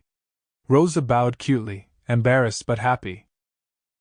No, I'm the one looking forward to it, Miss Rosa, Ray replied, his voice cracking. As seriously? My time has come. He rejoiced in his heart. Meanwhile, ugh! Kuda sighed quietly in exasperation. The party ended in the evening hours. Rio and Celia would stay in the guest house and were each led to their respective rooms. However, Celia immediately made her way to Rio's room, as she had something she wanted to discuss. I'll pour some tea. Please sit over there, Celia. Rio walked over to the kitchenette and began his preparations to welcome Celia as his guest. They were both told the maids of the guest house could be summoned into their rooms to help out, but they were capable of looking after themselves, so there was no need for that. After Rio promptly finished preparing the tea, he sat down across from Celia, who had seated herself on the sofa. Thank you. I'm sorry to intrude upon you when you must be tired from the long journey and welcome party. Rio smiled warmly to reassure her. It's fine, I'm not tired. Are you sure you're not the one that's tired, Celia? You're not used to long journeys and it's been a while since you've attended a party like that, right? I am a bit tired, but there were many familiar faces at the party. It was fresh and fun seeing them again after such a long time. Though it was a little bit mentally tiring as well. Celia smiled softly and shrugged. That's good then. We weren't able to talk much during the welcome party, so I was worried. Rio had been hounded by nobles from beginning to end, so he hadn't been able to move freely at all. Celia had been in a similar situation. You were surrounded by girls the entire time, after all, Celia said, watching Rio for his reaction. She must have been watching Rio carefully during the party as well. Yes, but I couldn't take my eyes off of you out of worry, Rio replied with a somewhat lonely smile. Huh! Oh, I see. Ahaha. Celia was taken aback, her voice rising an octave. She couldn't look directly at Rio out of embarrassment. She had wanted to ask if he was proposed to, but that thought had completely vanished from her head now. That aside, Aishia's still in spirit form, right? It's just us here, so you should have her come out, Celia said hastily, changing the topic in a fluster. All right. Particles of light gathered beside Rio and took the form of Aishia. She proceeded to flop down in the seat beside him. Celia puffed up her cheeks a little, but the thought of only being able to see these two like this for a little longer made her want them to stay like this forever. She swallowed her words and corrected her posture. I know it's a little late to be saying this, but I'm going to officially join the Restoration as Princess Christina's advisor. Okay, Rio said gently, as though he already knew this. I know I've caused you, Sarah, Orphea, and Alma lots of trouble. I'm sorry for that. Celia hung her head. Rio shook his head slowly. There's nothing for you to apologize for. You are too kind. Not at all. Rio nodded happily. I have nothing to my name right now, so I can't do anything but thank you. But I'll definitely repay you for this one day, Celia vowed, firmly expressing her intentions. I don't really mind. Oh, that's right. I forgot I had to give you this. Dissolvo. Rio recited the spell to discharge the time-space cache. The space above the table warped, and a small pouch packed to the brim appeared. What's inside of it? Celia wondered, tilting her head. Travel funds Count Claire entrusted to me before we left Clea. There's one enchanted gold coin, and around 200 regular gold coins. F from father. He gave you this much? Even in enchanted gold? Celia's eyes widened in shock.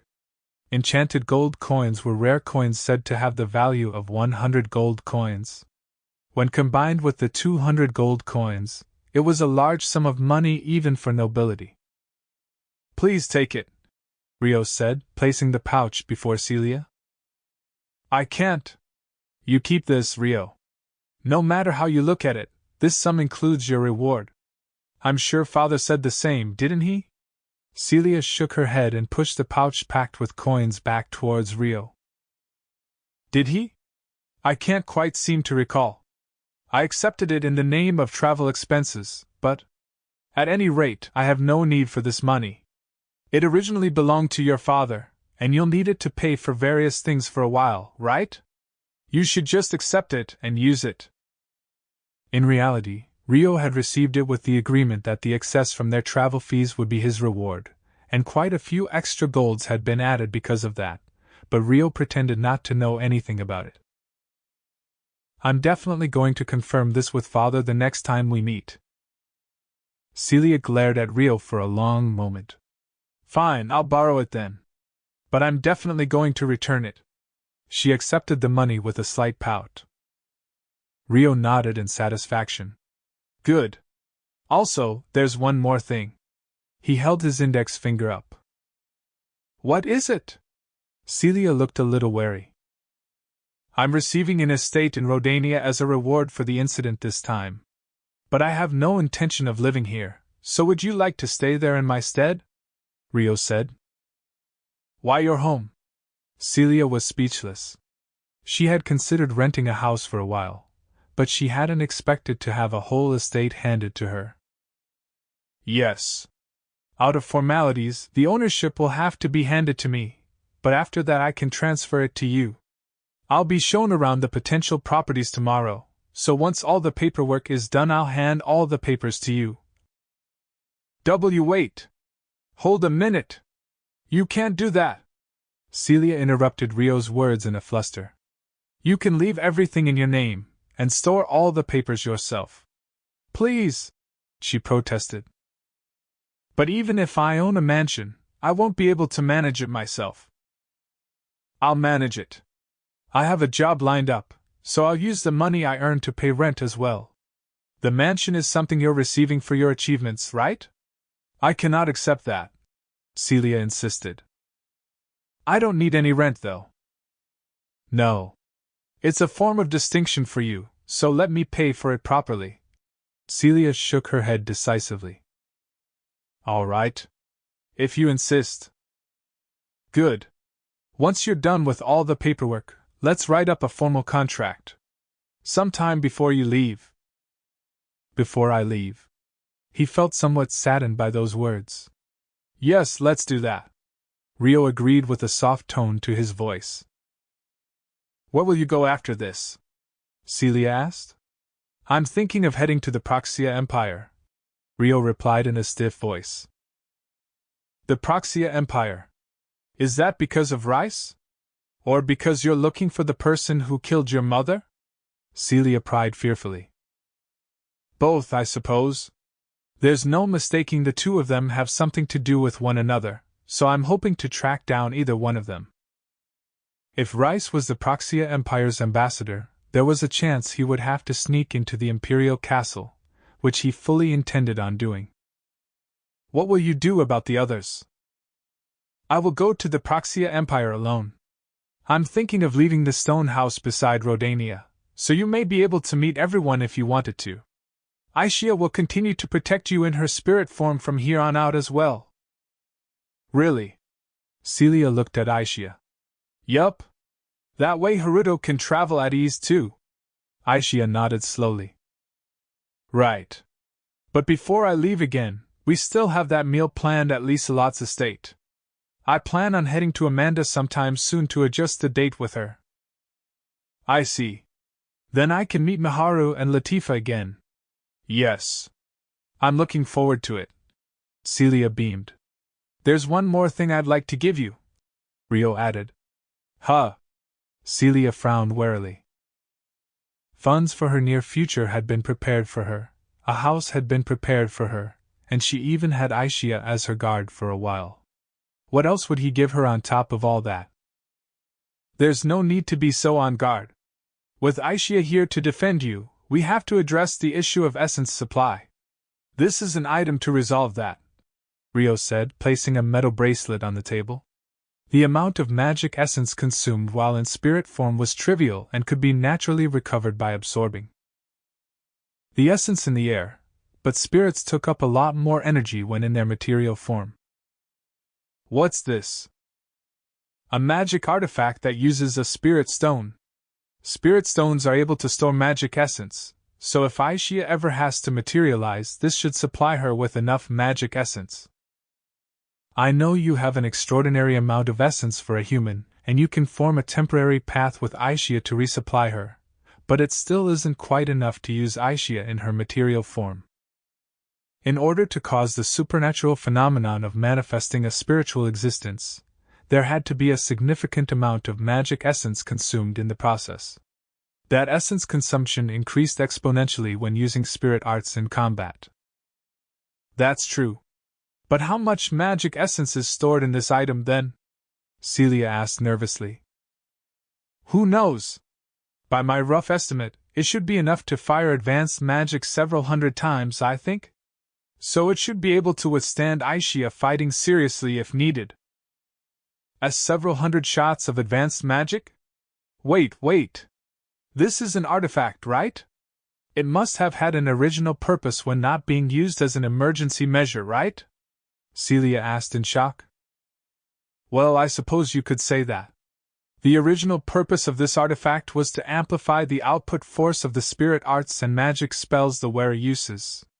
Using this artifact can make you capable of firing powerful spells with little essence. It was the same type of sorcery embedded in the sword Rio used. Amplification of magic. Isn't this at the level of an ancient artifact? Celia was speechless. Was Rio aware of how much worth an item like this had? It just uses a good quality spirit stone. I wanted to make other artifacts too, but I didn't have the stock, so that'll have to wait for next time. Ahaha. I guess this is how my debt to you just continues to grow. Celia laughed weakly, hanging her head in dejection. Celia and Rio wrapped up the conversation early, as Rio had to look at properties the next morning. See you tomorrow, then. Have a good night, Rio said to Celia while seeing her off. Yup, see you tomorrow. Celia grinned. Bye, Celia. Good night. Aisha also bid Celia good night from beside Rio. Good night. I'll be going now. Celia looked a little reluctant to leave as she exited Rio's room. The door clicked shut, leaving Rio and Aisha alone in the room. Hold on! The door burst back open and Celia marched in. Aisha, do you intend on sleeping with Rio tonight? Yup. Aisha nodded tonelessly. You better be in your spirit form, okay? Celia narrowed her eyes at Aisha. Yup. What was that pause? I can sleep with Haruto as long as I'm in spirit form, right? Aisha said, recalling that rule they had created. That's right, but you've been away from Haruto for a while recently, so you're really going to sleep in your spirit form, right? Celia glared at Aisha suspiciously. If she lowered her guard, it was possible for Aisha to sleep clinging to Rio naked. In the stone house, there were people who would warn her after waking up in the morning, but such deterrence didn't exist here. To be honest, Celia was uneasy. You should sleep with me tonight, Celia said to Aisha. Why? Aisha cocked her head curiously. Because I haven't seen you in so long. I'm lonely. I've been lonely because I haven't seen Haruto in a long time. Why, you should be fine. You'll be able to sleep with Rio whenever you want once he comes back from his trip. Celia protested with a squeak. Aisha, could you stay in Celia's room tonight to make sure no one strange tries to break in? I'm sure no one will, but just in case, Rio asked Aisha. Her name. Huh! You're calling Celia by her name. Yeah, I couldn't call her Professor in front of Princess Christina. I'm not quite used to it yet, but we're going to go with this from now on. I see. Aisha smiled softly. All right. I'll sleep with Celia tonight, she said, easily deciding to go with Celia. Thus, it was decided that Aisha would stay with Celia for the night. The next morning, Rio and Celia were guided by Marquis Rodin, boarding a carriage that took them to a nearby mansion. They were surrounded by guards and escorts, and were even accompanied by Christina, Flora, and Vanessa. They stepped down from the carriage at the entrance gates to the estate. This is the best property out of those that can be moved into immediately. My apologies for the trouble, but I shall show you around from here on foot. Please come this way, Marquis Rodin said, leading the way through the gate. At the end of the road extending from the entrance of the grounds to the mansion on the hill was a palace slightly too extravagant for a lone noble to live in. The surrounding gardens were well maintained and blooming with natural beauty. The mansion is on a hill. There's one gate to enter the grounds.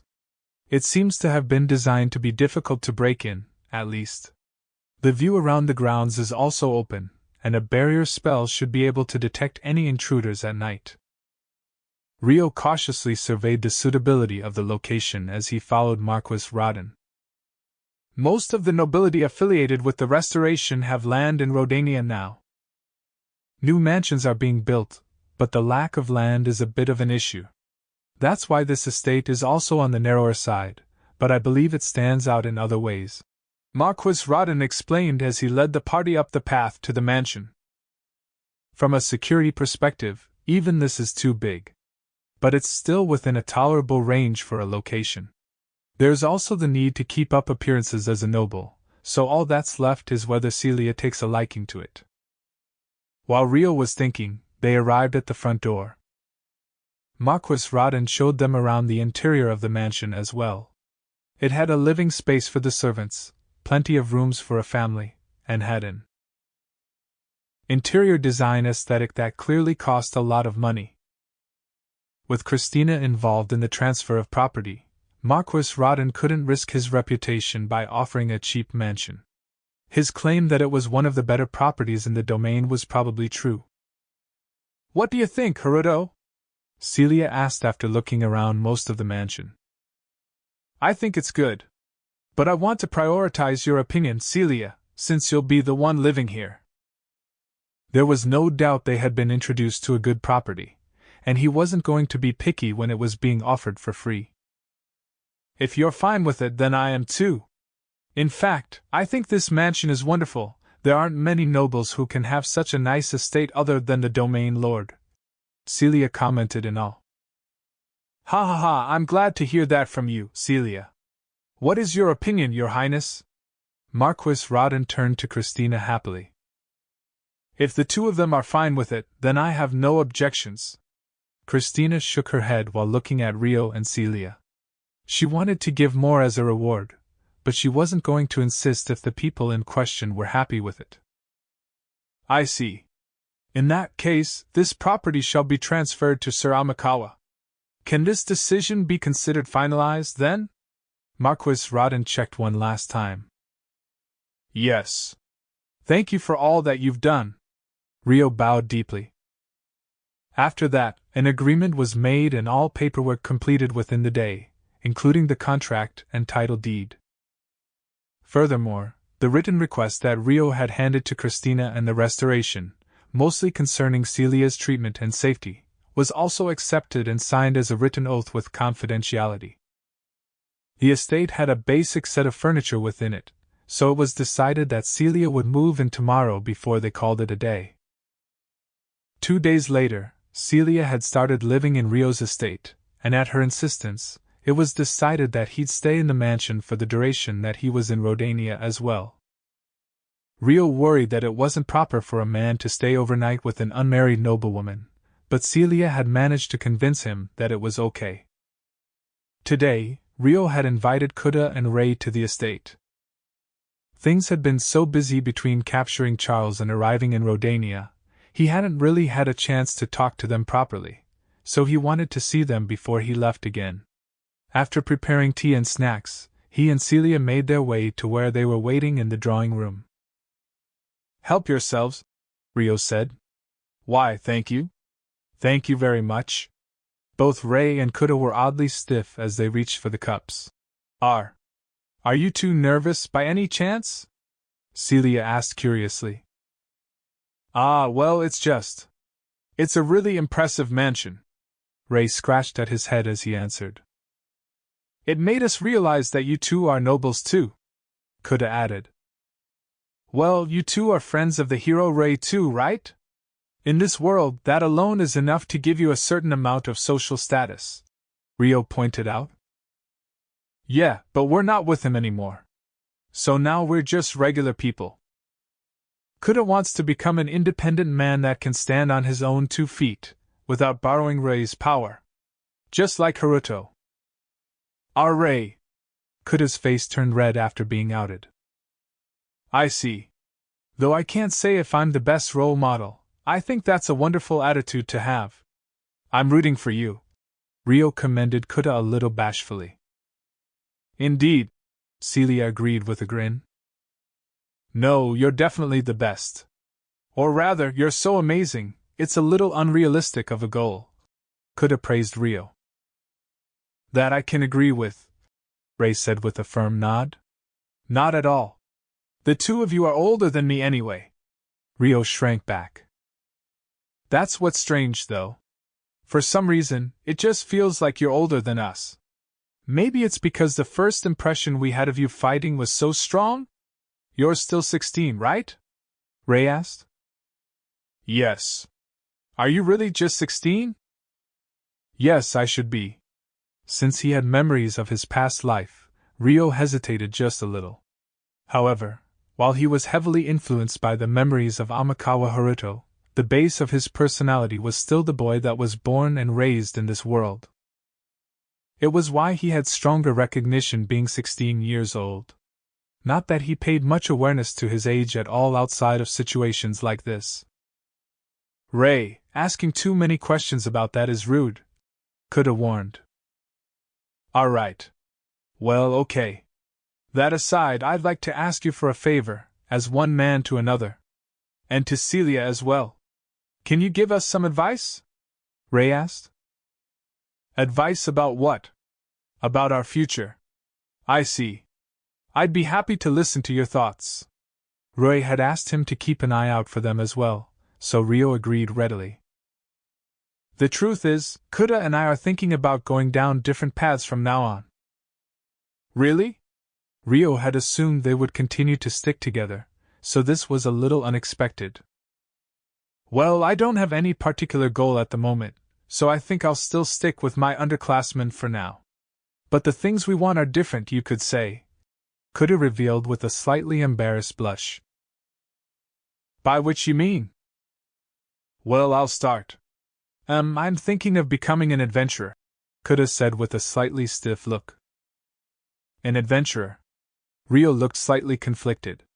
"If it's possible, could you tell me your opinion on that, Haruto?" "It isn't an easy job, is what I would say. Many of the jobs involve putting your life in danger, the pay is unstable, and your body is your tool of trade, so you'll lose all income if you fall ill. People tend to assume it's a quick way of getting rich, but only a select few make fortunes from it. Are you aware what kind of work is involved with being an adventurer?" Rio asked. "Of course. There's things like physical labor in the city, herb gathering outside the city, vanquishing monsters, and sometimes fighting as a mercenary," Kuda confirmed with a completely serious look.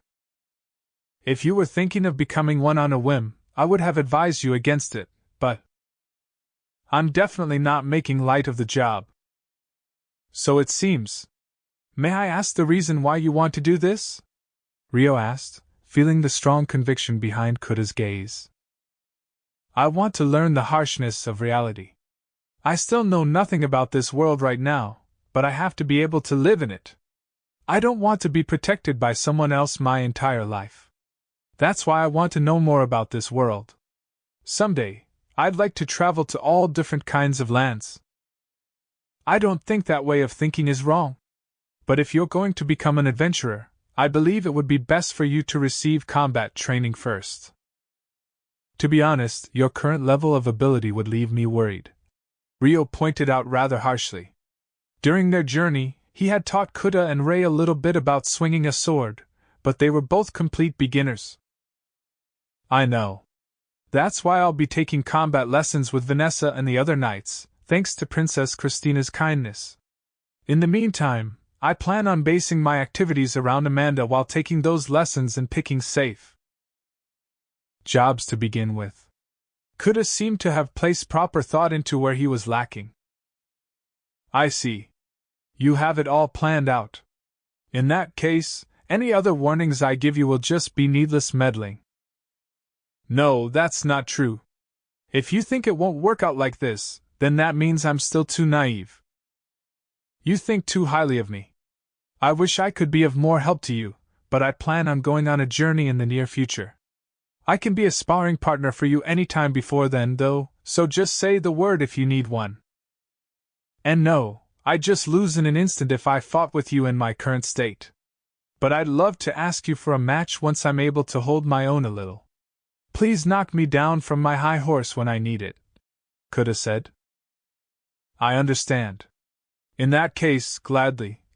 Rio nodded generously. Meanwhile, Celia, who had been listening silently, seemed to be happy that Rio had made a friend his age and was watching cheerfully. Okay. You're next, Rei, Kuta directed. Right. Ahem.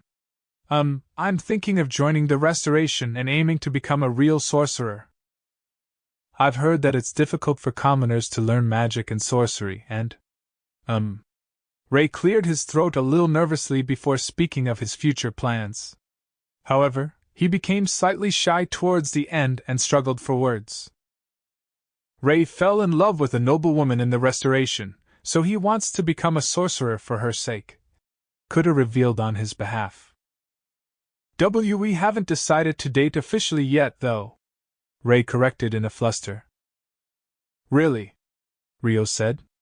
When did that happen? Rio and Celia were even more surprised at this than the news of Kuta wanting to become an adventurer.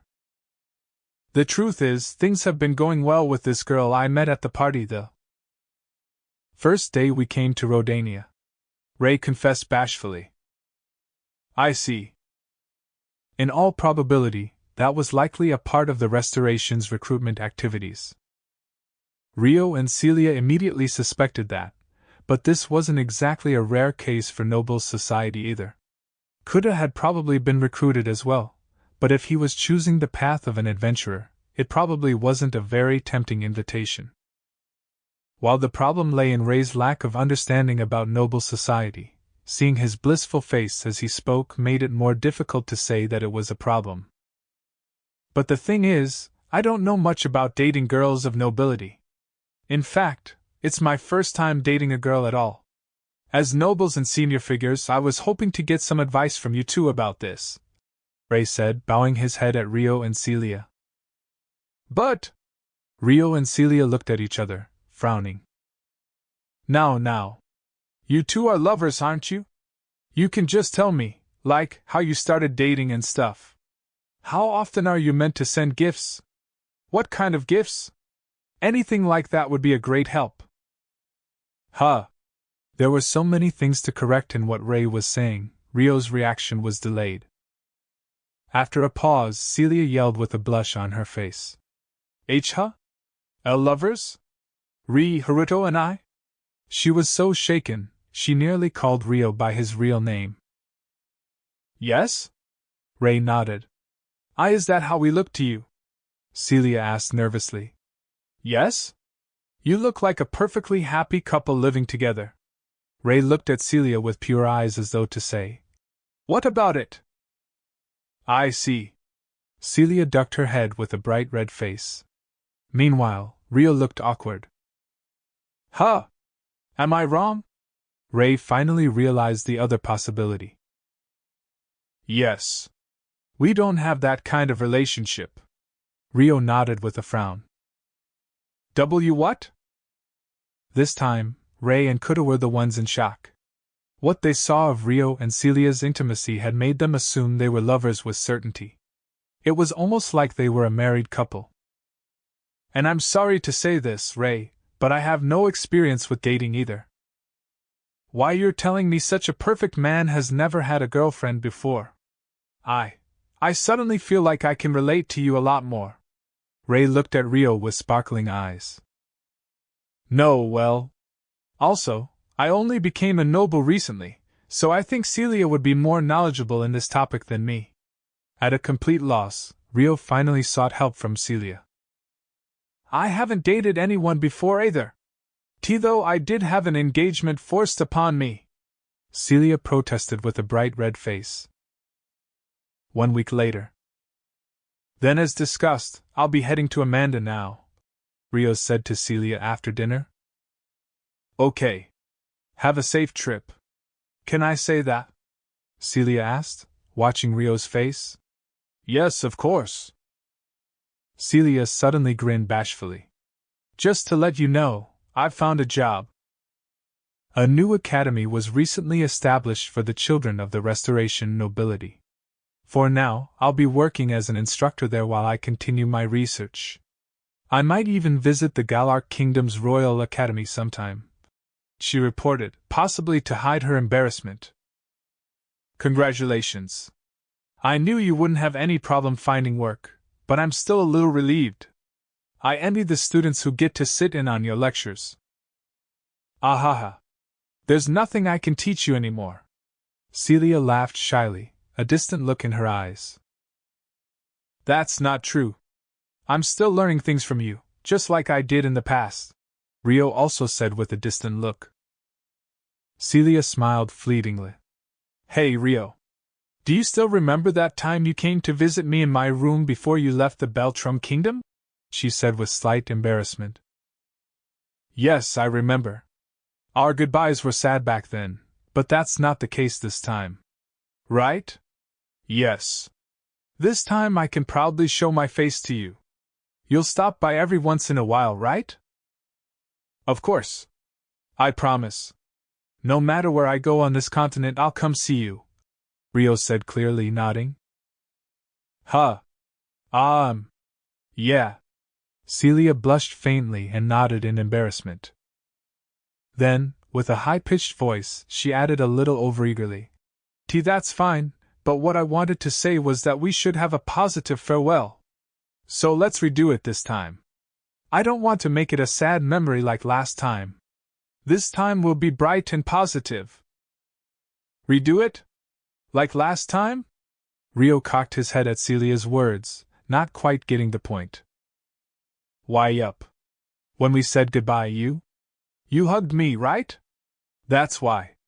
Come on, stand up for a bit, Celia said shyly, standing up and approaching Rio. Okay. Rio stood up, slightly confused. Stay still like that. Celia nervously buried her face in Rio's chest, then softly entrusted her body to Rio. Redoing that day. So this is what she meant.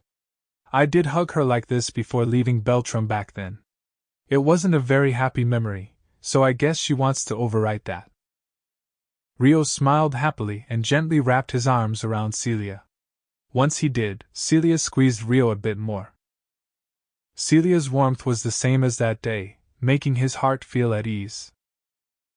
You really have gotten a lot bigger since back then. Celia looked up at Rio and grinned. It feels like you've gotten even smaller. Celia pouted at Rio's teasing laugh. Geez. You're just a giant.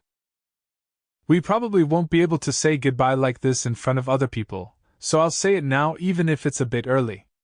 Rio. Have a good safe trip. Take care, Celia said peacefully, sending Rio off with those words. Yes. I'll see you later. Rio also smiled peacefully and nodded. His goodbye with Celia became a warm memory engraved in Rio's mind. Chapter 6. A Brief Rest. The next day, before Rio was to depart from Rodania that morning, he visited Christina and Flora. In the end, I wasn't able to settle any of the debt I owe you," Christina said somberly, seated across from Rio in a drawing room. Rio shook his head. "You gave me an estate, so I cannot accept any more than this. I believe the value of your achievement of defeating Alfred is equal to the sword that he owns. And that estate cannot possibly be equal in value to that sword. Thus, I considered giving you Alfred's sword, but—" It seemed like she didn't think Rio had received enough of a reward. The sword Alfred used was a national treasure, which made it priceless in itself. "There's no way I could accept a sword like that. Please give that sword to someone worthy instead. I have a sharp enough sword already," Rio declined politely. "I understand. In that case, please take this brooch and use it to enter the noble district whenever you come to visit Professor Celia. It will act as an entry pass," Christina said, removing the brooch she was wearing and entrusting it to Rio. "Huh!" Flora, who had been listening silently, made a noise as her eyes widened in surprise. "What's wrong, Flora?" Christina asked, but Flora immediately shook her head. "And no, it's nothing." "I understand. I shall gratefully accept this." Rio received Christina's brooch respectfully. The brooch had the same design as Christina's official emblem, but Rio had no way of knowing that. The pause before he accepted the brooch was because he saw Flora's reaction and suspected that the brooch played a larger role than just an entry pass. However, he couldn't voice his complaints about a gift being presented by royalty, so he had no choice but to obediently accept it for now. Sir Haruto, you're heading for Amanda after leaving Rodania, right?" Flora changed the subject. She'd probably heard this from Christina, who was already informed of his destination. Incidentally, Christina offered to send him to Amanda with an enchanted ship, but he declined by saying he'd run instead. "Yes. I've promised to meet up with Lady Lieselot. As I've informed Princess Christina already, Celia will be joining me for this in the near future. Of course, I don't mind at all. I cannot restrict Professor Celia from seeing her friends. If anything, her expansion of her circle of friends is most welcome for us as well," Christina said, speaking frankly about the merits to the restoration without concealing anything. "Thank you very much. I should be returning to Rodania after visiting Amanda, so I can come give you a report along with my greeting at that time," Rio offered with a slight bow. "Unfortunately, we may not be available to meet depending on the date that you return. Both Flora and I plan on visiting the Galar capital at some point in the near future." It seemed like Christina was also leaving sometime soon. "Is that so? I must provide an explanation and apology for the deployment of the Beltrum Kingdom's army by the border, and then discuss various other things. Both Flora and I will be away from Rodania for about half a month or so." "I understand." Rio nodded with another bow. "And here I thought I'd finally have a chance to talk to Sir Haruto," Flora thought in slight disappointment. Christina observed Flora's expression with a sidelong glance and closed her eyes and thought for a moment. "However, if you plan on visiting Rodania regularly in the future, we would be delighted to see you again. I shall provide a most hospitable reception for you," she said. "I understand. However, there's no need to provide any reception." Rio hesitated at the thought of meeting so frequently, but ultimately decided to nod his head for politeness' sake. After wrapping up his farewell with Christina and Flora, Rio returned to the mansion first. There, Celia and Aisha were waiting for him. Aisha had probably sensed his approach. "I know I just came back, but I'll be going now." They had said their farewells yesterday and chatted a lot this morning, so Rio announced his immediate departure. Dragging things out would only make him more reluctant to leave. Celia sent him off with a smile. "Yup, have a safe trip." "See you later." Aisha stood beside Rio and said to Celia. She was accompanying him part of the way to the outskirts of Rodania, where the stone house was set up. "You'll be coming back right after showing Rio where the stone house is, right? I'll be waiting, so come back soon," Celia said. Yup, Aisha replied. I should be back from Amanda in a week or so please take care of Celia in that time, Aisha. Leave it to me, Aisha nodded. Thus, Rio set off from Rodania. After Rio left Rodania on foot, he ran down the road for the time being. The city turned into a tiny dot behind him and eventually disappeared. He checked there was no one around and left the main road, taking off using his spirit arts to fly. His destination was the stone house. Rio didn't know where it was set up, so he needed Aisha to show him the way. Over there, she pointed out. They arrived at the stone house several minutes later. They descended at the edge of the rocky area Aisha had pointed at. The door to the house was already open and an excited Latifah was waving her arms over her head at him. Sarah and the other spirit folk girls' contract spirits had probably detected Aisha's approach in her material form.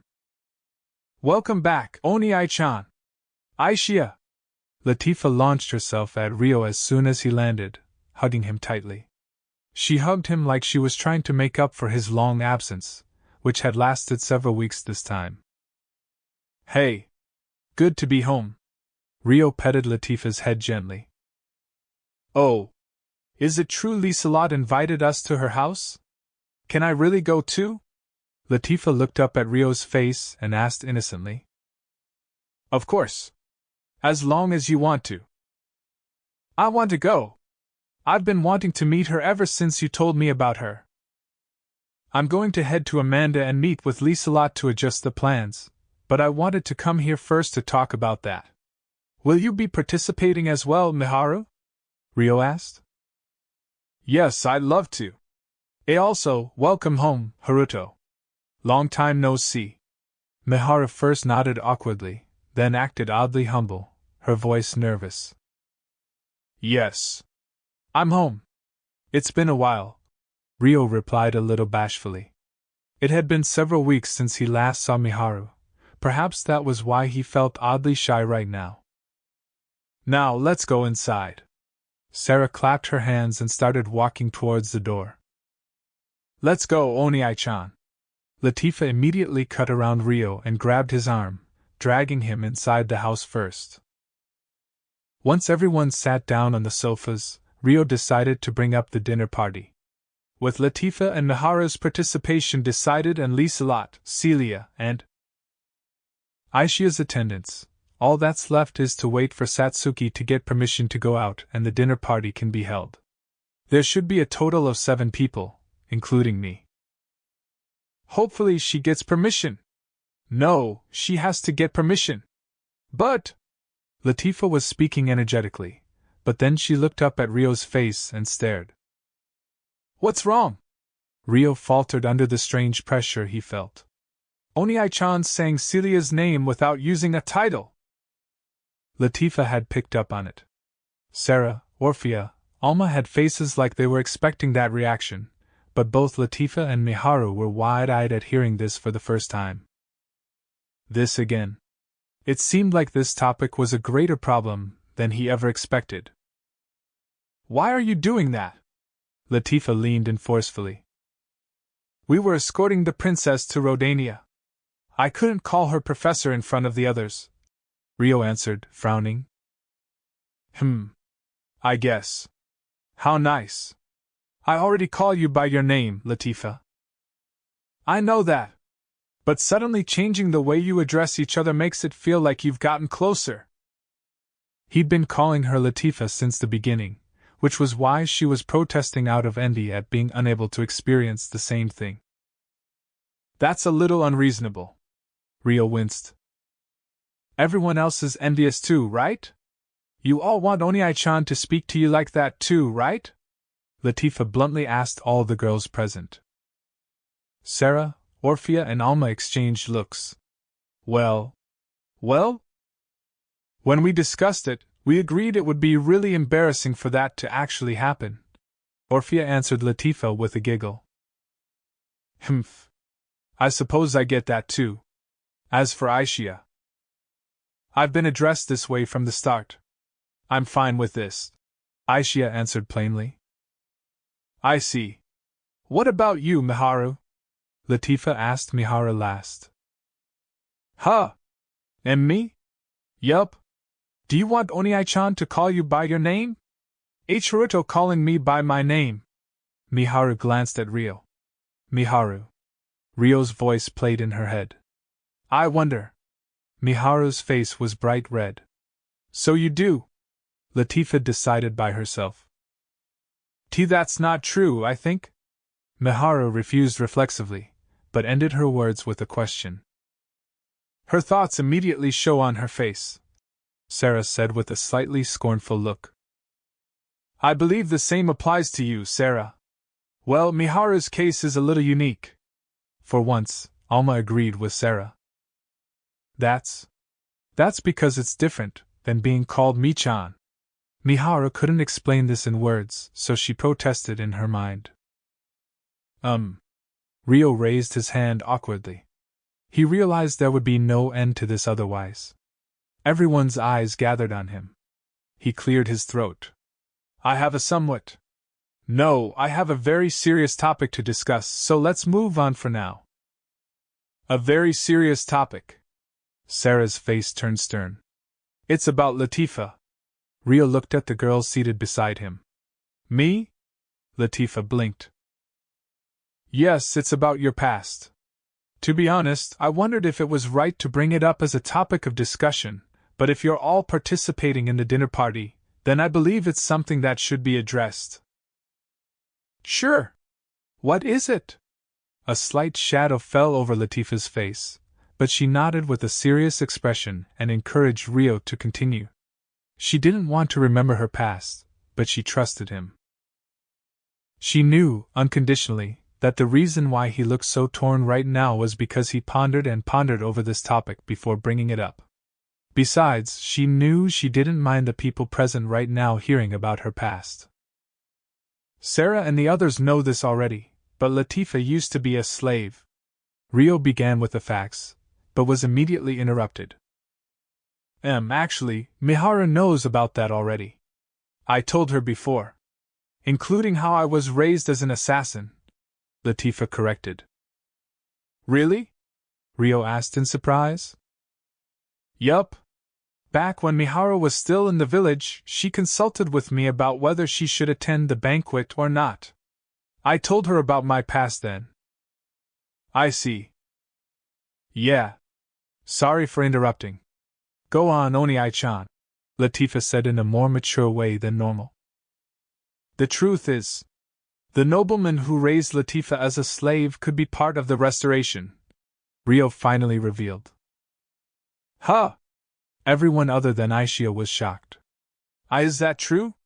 Latifah asked fearfully. Yeah.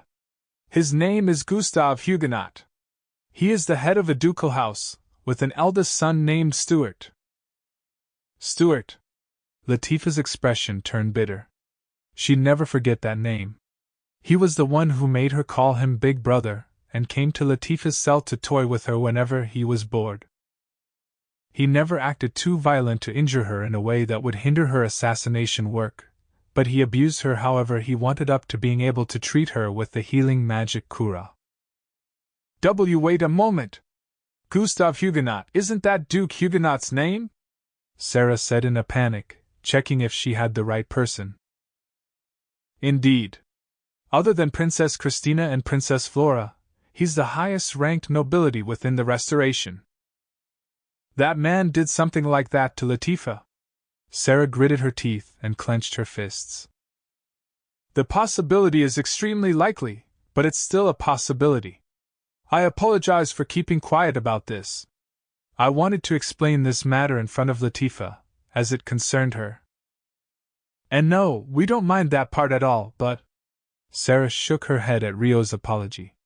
She wasn't able to identify the man herself, as she hadn't heard anything about his name or face from Latifah.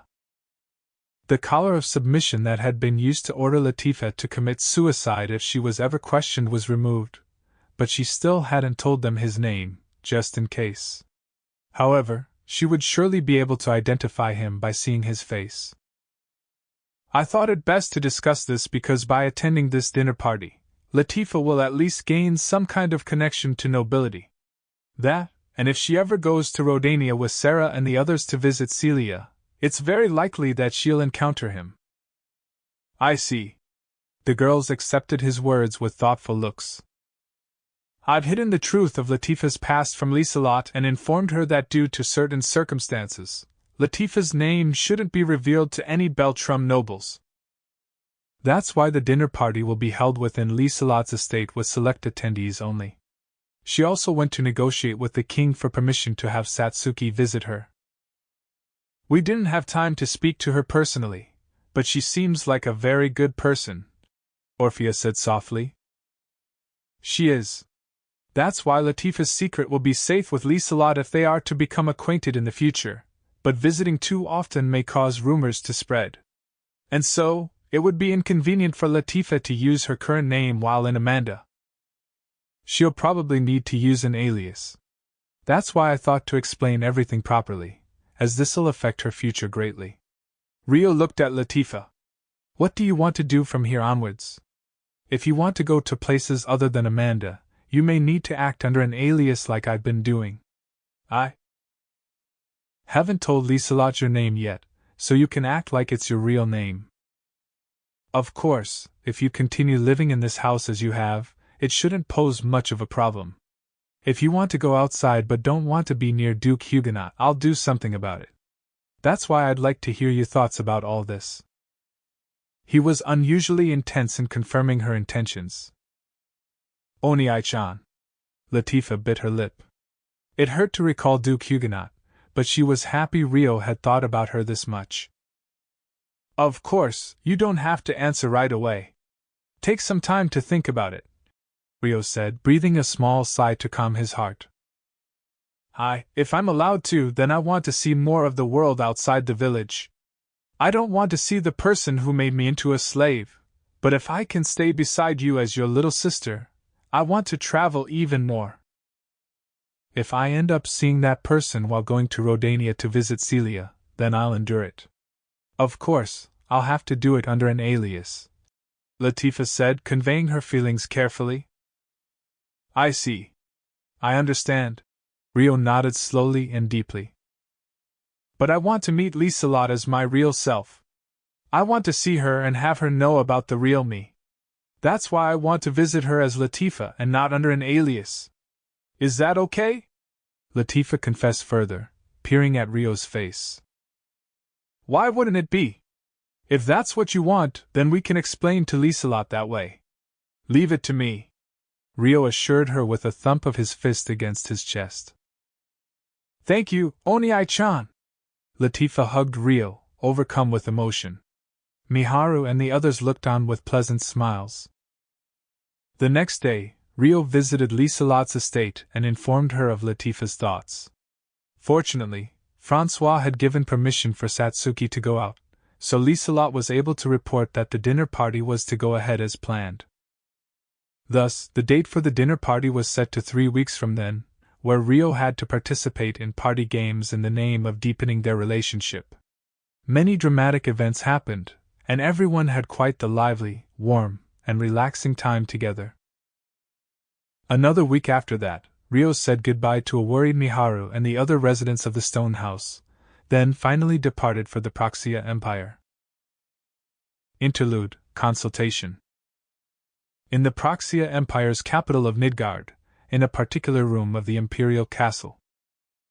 Having lost the battle at the kingdom border and narrowly escaping from the spirit folk girls with their lives, Arian, Lucci, and then were visiting a certain man to give their report. However, the difference in the man compared to the last time they saw him was so dramatic, Arian and the others could only gulp nervously at the atmosphere in the room. The man spoke to them in an awfully displeased voice, asking what they wanted. The air in the room made it hard to admit that they had the tables turned on them by some brats, but they had no choice but to report the truth. Then, once they came to the topic of Rio. What did you just say? Anger overflowed from the man. Eek. The 3 men were paralyzed with heart-stopping fear. Hey! Where's that bastard Rice right now? The man asked. Mr. Rice went to see the Emperor. Aryan answered with bated breath. The man immediately stood up. That bastard is my prey. Damn it, Rice! He cursed under his breath as he left the room, leaving Aryan, Lucci, and Van behind. Honestly, it was hard to tell if they were even still alive. They had felt greater fear for their lives just now than during the earlier battle with Rio and the others. It was their first time seeing that man so furious before. The room was silent for a long time. Eventually, they exchanged looks and calmed down enough to speak again. Well, shit. What happened to the commander in the time we didn't see him? Lucci muttered with a grimace. Meanwhile, on an upper-floor balcony of the main castle building. I was surprised you showed your face again, but to think you had more to discuss. You're like a phantom, coming and going as you please. Or perhaps I should say like a demon instead? Emperor Nido Proxia said to Rice, who was standing nearby. Good grief. It's all because you can't move around freely that I have to devote myself to working behind the scenes. Although my name has started to spread recently, thanks to a certain boy. How troublesome it is. Truly, Rice lamented with a sigh. I see. So your discussion has to do with that boy? Indeed. However, let's wait for him to join us first. I sent Aryan and the others to give him their report, so he should arrive soon. Oh, speak of the devil. Nidal and Rice gazes were drawn to the corner of the balcony. Hey, Rice. Lucius had seemingly appeared out of nowhere, arriving on the balcony. Why, long time no see, Sir Lucius. We were waiting for you. I'm glad to see you're in good health. Don't call me by that insincere title, it's not like you feel any respect towards me. How sickening. Whenever you call me that, it's normally to force some horrible situation on me, Lucius said bluntly, shooting a fed-up look at Rice's overly friendly greeting. But I've been trying to keep up the title while addressing you before the other squad members. Oh well. Have you heard the story from Aryan and the others yet? You told me not interfering would be for the best, then you made a move on the bastard yourself. Lucius glared at Rice with daggers in his eyes. I had no other choice, though. He kept appearing at the worst possible timing to hinder our plans. It's happened so often, it almost feels like we're connected by fate. Rice gave an exaggerated shrug of his shoulders. The bastard's my prey. Don't do anything unnecessary. Don't glare at me so much. At any rate, you need to recuperate until you grow accustomed to the new parts of your body. During that time, I need to keep moving to execute the plan. It's thanks to this that I was able to locate him, you know. Where is that bastard now? Rodania? Or Amanda? I cannot tell you that yet. If I did, you'd go running to him right away, no?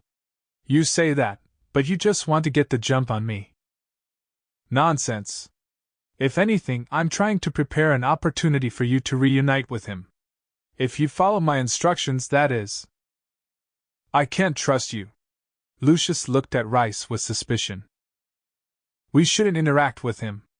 I did indeed think this way, but after comparing the demerits of interfering with him versus the demerits of leaving him alone, the risks for the latter just happened to come out on top. That's why I worried myself sick over what to do, and ultimately decided to deal with him. If he ends up on the battlefield of the final stage of our plan, I fear there would be no recovering from the situation. Nidal expressed his interest for the first time at those words. Is the boy that strong? Rice placed a hand against his mouth and hummed in thought before giving his evaluation of Rio's abilities. Well, yes. I first thought he was of the same class as the heroes that fought during the Divine War era, but after witnessing him fight, I realized I underestimated him. He's either at an awakened hero class, or, impossible as it may be, something close to the transcendent ones of old. Interesting. Nidal's mouth twisted upwards in a grin. The bastard is my prey. Lucius warned Nidal with a frown. Heh. You've already had a crushing defeat once, no? Where you lost your left eye and arm. Nidal looked between Lucius' face and left arm and sneered. There was an eye patch over his left eye. His left arm had been burned into ashes by Rio, but was still there somehow. As compensation for the eye and arm, how about I end you first? Lucius raised his left arm threateningly. Oh? Nidal smiled challengingly, sparking the air between them. Stop it, you two. Now is not the time for infighting. I don't recall ever joining this guy's circle. Lucius snapped at Rice's mediation. Good grief. Didn't you want to fight him? I will. But he's my prey. I won't let anyone else get in the way. In your current state, you'd only be at a great hero class of the Divine War. You still lack the power to fight him head-on. I wonder about that. Lucius glared at Rice, refusing to back down in the slightest. Dear me. He's more twisted than I expected. That being said, we'll need his strength in order to defeat that boy. What to do? Rice thought, then shook his head grandly. I understand. For now you should come with me to Rubia Kingdom. I have business to take care of there first. If you give me your assistance, I shall prepare a stage for you two to fight without interference. I will explain my plan for this after my other matter has been settled. He offered to Lucius as compromise. Lucius glared at Rice silently for a moment, but eventually nodded his head. Fine. Splendid. We'll be bringing Arian, Ven, and Lucci, so tell them to prepare for the journey. I'll be coming to get them soon. Humph. Lucius snorted, then turned and jumped from the balcony without another word. So that's the story, but could I ask you for a favor too, Nidal? Rice turned back to Nidal and said cheerfully. What a wicked face. I've been growing bored of life in the castle. This suggestion better provides some form of entertainment, I hope? Nidal asked in annoyance. Of course. There's an extremely high chance that the aforementioned boy will break into this castle. However, it would be bad for him to hold too much interest in the Praxia Empire. That is where I'd like to ask you to pass on a message to him. Oh? Fine. Let's hear it. Nidal's mood was suddenly lifted. Meanwhile, Lucius returned to the room where Arian and the others were. See, Commander! The three of them promptly stood up at his appearance. Hey, Lucci! Gather as many disposable teleportation crystals as you can, immediately. And keep it a secret from Rice. Huh! Lucci was bewildered by the sudden order from Lucius. What are you doing? We're leaving right away. Make it quick. Rice will be here soon. All right. Scolded by Lucius, Lucci quickly ran out of the room. I have no intention of being your pawn, Rice, Lucius thought with a livid face, throwing himself down on the sofa roughly. Chapter 7: Secret of the Praxia Empire Castle. 1 week after the dinner party with Satsuki and Lieselot, Rio visited the imperial capital of the Praxia Empire, Nidgard. He was practically certain that Rice was the ambassador of the Praxia Empire, and with his connection to Lucius, there was no way he could disregard this country any longer. He moved by flying with his spirit arts, landing off the road close to the capital, then made the rest of his way on foot. Outside the castle walls were unprotected residential areas. It's a fairly big city. Enough to proclaim itself an empire, I suppose. In terms of city size alone, it probably surpassed that of both capitals of the Galar Kingdom and the Beltrum Kingdom. However, the urban development outside the walls was rather negligent, and public safety didn't seem too fantastic either. There was a somewhat heavy atmosphere in the air. Compared to the gloom outside the castle walls, the castle sure is splendid. Rio gazed up at the imperial castle in the distance, and thought to himself. The castle in his field of view was truly luxurious and magnificent. What's that barrier? From a distance, Rio could see there was a barrier set up around the Praxia castle. It was cleverly hidden, but there were faint traces that could be detected. When he stared hard enough, he realized there was a cylinder-shaped barrier set up around the entire castle. In the first place, the spell that formed the barrier was complex. In terms of Straw region standards, it was still a sorcery difficult to put into practical use. Even so, there were some kingdoms that had partially analyzed ancient magic artifacts and put them into limited practical use. However, the cost of continuously maintaining an essence source for them was a flaw that made most kingdoms in the Straw region give up on its use. The ones used on a daily basis were, at most, small-scale barriers for important figures. However, the magic barrier surrounding the castle was clearly at a larger scale. It wasn't as large as the supersized barrier used on the Spirit Folk village, but it was clearly superior to the standard barriers used in the Straw region. I can't tell what kind of barrier it is from here. Let's get within the castle walls first. After observing enough of the outer city, Rio decided to head inside the capital. It was roughly 1 hour's walk away.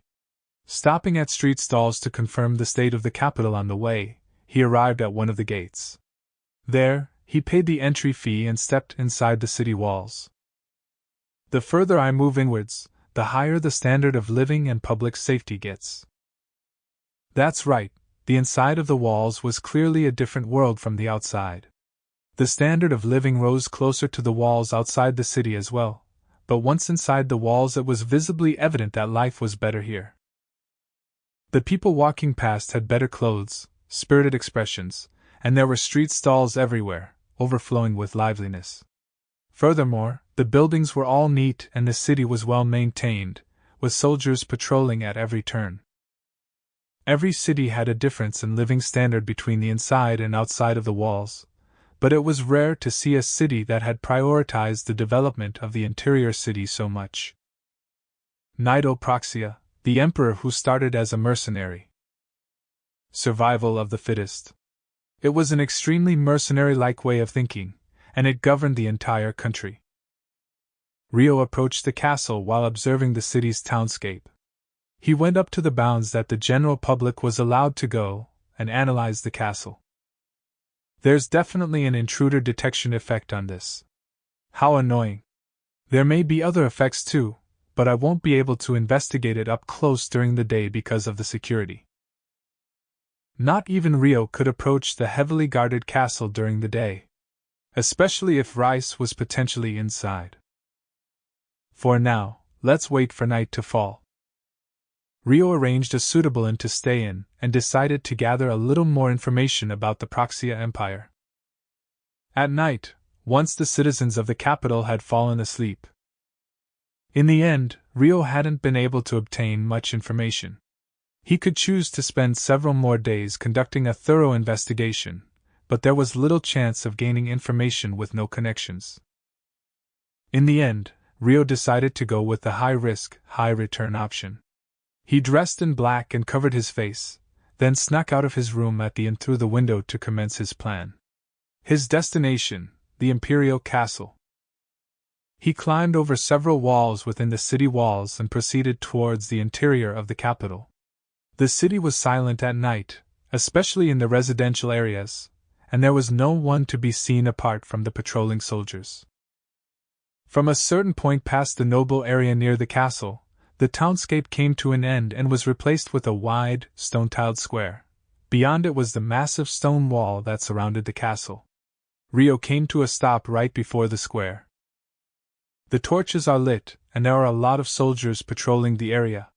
The barriers also set up to just cover the walls. Should I just go around the castle for now? The probability was low, but there could be a hole in the barrier somewhere. With that thought in mind, Rio decided to go around the vicinity of the castle first. He'd traverse around on the ground and search for an opening. However, there were no gaps to be found.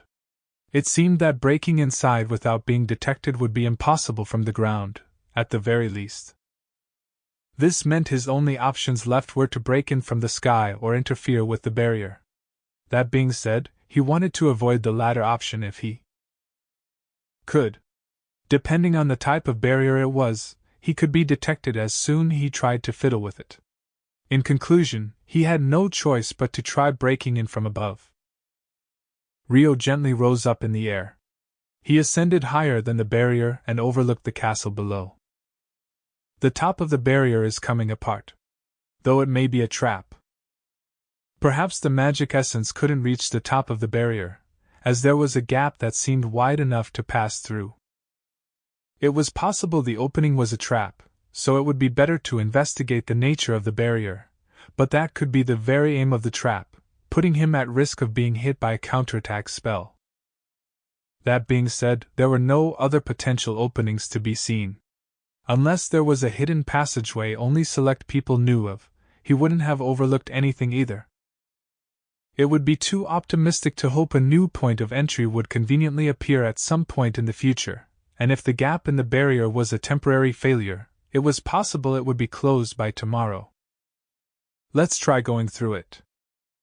Rio hesitated, but eventually decided to weave his way through the gap. He knew there'd be risks from the start, and was prepared to conduct a rough investigation if it became necessary to do so. But as long as there was the possibility of someone in the castle knowing Lucius, he couldn't afford to run away like a coward. Since there were ample numbers of soldiers on guard in the garden, he first descended on the roof before entering the castle. He had to figure out the structure of the castle interior as much as possible. Thus, Rio entered the castle through a window on a darkened upper floor. Next, he confirmed there was no one inside the room before carefully slipping out into the hallway, wary of any soldiers. However, there's no one around. And it doesn't seem like there are any magic detection artifacts either. There wasn't a single soldier guarding the hallway, which made Rio's eyes widen in surprise. There were no lights on inside the castle, making it pitch black and eerily quiet. He strained his eyes in the dark, but there was no trace of any magic essence originating from detection spells. But there are so many soldiers on guard outside. Is this a trap after all? Rio pondered for a moment, but there was no sign of any commotion outside, so he dismissed it as him simply overthinking things. However, something felt strangely amiss. The complete lack of patrol almost gave the illusion that the castle was inviting him inside. Rio shook his head, deciding to search the inside of the castle a little more. There were no soldiers to be seen on patrol, but he made sure to walk quietly just in case. For the record, the Imperial Castle was formed of several buildings. Rio was currently on the upper floor of the main building, where the throne room, main office, council rooms, and other administrative and military facilities were located. The main building would normally have the most soldiers present in a royal castle, but there was really no sign of anyone around. Let's head down to a lower floor for now. If no one's around, I'll go to a different building. There should be at least one or more residential buildings where the imperial family and castle nobles lived. If he could sneak into them successfully, he might be able to draw out information from the people there. This time, Rio's goal wasn't to find a soldier, but someone with a certain level of status. People with status tended to be well connected and were a better source of information. At the same time, it was possible for such a person to be in the building Rio was currently in, so when he spotted a promising room during his search, he tried to enter it. However, the door was securely locked without any sign of life behind it. In the end, Rio proceeded onwards and headed downstairs. From a security perspective, it was common for the entrance to be placed away from the first and second floors, so the main building could only be accessed via bridges on the third floor connected to other buildings. Rio was able to sneak out of any window and fly over to the other buildings, but he was confirming the structure of the castle right now, so he chose to move on foot.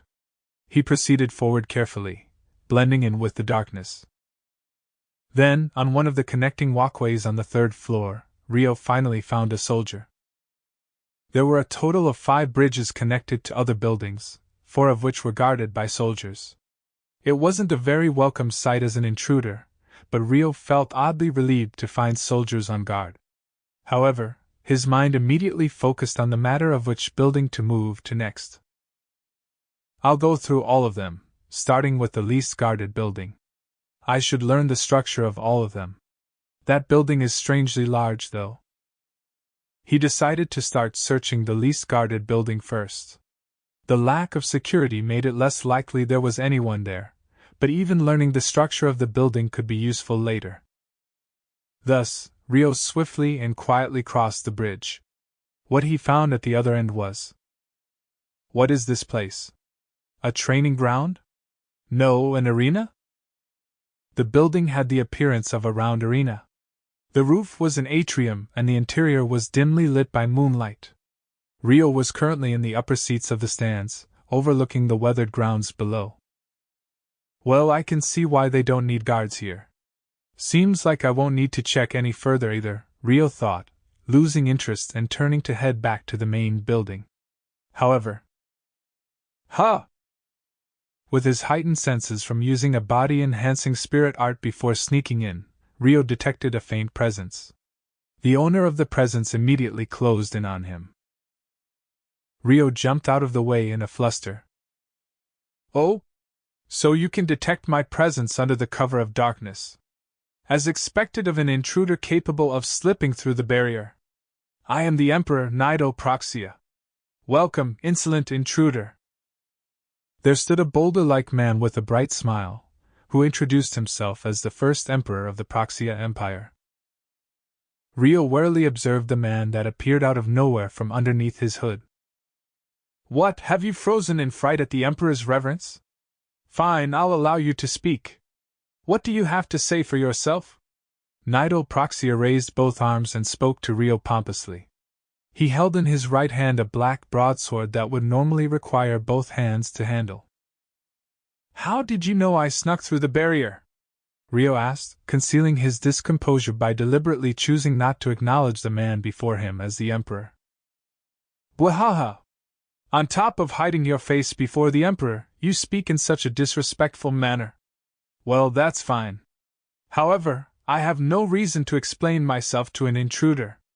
Nido smiled heartily, refusing to answer Rio's question. Figures. But that doesn't matter. Nido Proxia. This man is the Emperor of this country? Rio hadn't expected a proper answer to begin with, but he was dubious about whether this man was really Nido Proxia himself. If you refuse to reveal your identity, I will have to make you yield by force. Are you ready, lout? Nido said, raising his sword in a natural stance. At the same time, Rio unsheathed 2 daggers from his breast pocket without hesitation. He held them in a backwards grip and assumed his battle stance. Bwahaha! Whether you're an assassin, a thief, or someone else. Well, it doesn't matter. I'm in a great mood right now. As the first intruder to make it. This far inside, I'm willing to give you a reward. If you manage to defeat me, then I shall willingly present you my neck. No sooner had Nido finished his words than he charged at Rio. So fast. Rio's eyes widened at Nido's physical abilities before he moved forward to meet Nido from head-on. Slipping past the broadsword that Nido swung lightly, he slashed at Nido's thighs while passing him. However, the dagger was easily deflected with a metallic clashing sound. He's not wearing metal armor. Is it chainmail? No, the resistance just now was more. Rio gulped quietly. Bwahaha! Well done, well done. Do continue to entertain me, Nido said, attacking again without giving Rio the time to think. In contrast to his large body, his movements while swinging his broadsword were compact and precise. Each time he swung his sword, the audience seats crumbled away like a biscuit. However, Rio moved like an acrobat to skillfully evade Nido's attacks. He moved freely from left to right, eventually shifting the battlefield from the spectator seats to the field below. You're nimbler than expected. Vexed as I am to admit, it seems I'll be at a disadvantage if I challenge you in a test of speed, Nido muttered, following Rio down to the arena. The open field made it easier to put his mobility to use, making it simpler to move around there than the audience seats, which had steps and other obstacles. Immediately following, Rio feinted by dashing to the left and right while charging towards Nido. Humph! Nidal slammed his broadsword against the ground with all his might. Then, starting from the point of impact, black flames exploded outwards, scattering in front of him. What are those flames? Rio instantly stepped back to widen his distance with the black flames, watching them dubiously. On top of being nimble, your reactions are quick as well. However, my sword controls the flames of the evil dragon. It won't be so easy for you to extinguish. Nidal hummed in admiration, then brandished his broadsword in a horizontal slash. The black flames radiated out in a straight line, burning the entire field. Perhaps I should have held back more? Nidal muttered in exasperation at the sea of black. It has been so long since I've crossed swords with someone of equal or greater ability, so I wanted to enjoy myself more. What a cowardly dragon indeed! No sooner he muttered that, a barrage of wind suddenly shot out from the black flames. The barrage of wind blew away the black flames, nay, it took in the black flames as it attacked Nidal in a straight line. Humph! Nidal suddenly brandished his sword. The blast of wind made contact with his broadsword and applied creaking pressure to his arm, shocking the air around him. After a while, Nidal repelled the barrage of flame-carrying wind. The next moment, Rio had snuck right up to Nidal. Splendid! Nidal had an enraptured smile carved onto his face as he reflexively counterattacked. However, the one with the initiative was Rio, who had launched the surprise attack. He had snuck right up to Nidal, erasing his distance to the broadsword before swinging his daggers left and right with tricky movements as he began to overwhelm his opponent. Illuminated by the moon, Rio's daggers glinted several times. He launched accurate slashes at Nidal's arms and legs, but the cloth armor he's wearing seems to have some secret to its material. It's as tough as cutting a demi-dragon's skin. Rio's slashes were functioning more like blunt attacks. Nidal's clothes easily deflected the blades of the daggers. However, it did seem like the damage was building up underneath the clothes. Hits to the vitals were blocked carefully, but it was only a matter of time before he would be rendered immobile. Bwahaha, it seems my defeat is coming in only a matter of time. Good, very good. How splendid indeed. I can feel my blood pumping through my veins. Yes, I remember this sensation now. Despite being backed into a corner, Nidal laughed loudly without a care in the world. It was as though he loved fighting with every fiber of his being. Unable to measure the amount of humanity in this man, Rio began to increase his number of attacks somewhat cautiously. What's the matter? This is an opportune chance to come for my head. Come, take this neck in one blow. You'll only regret it if you try to weaken me first. It's already too late. Nidal urged Rio to quickly take his head, but then he suddenly frowned in disappointment. Immediately following, black magic essence violently rose like flames from his body and broadsword. Rio backed away reflexively, but unfortunately, time's up.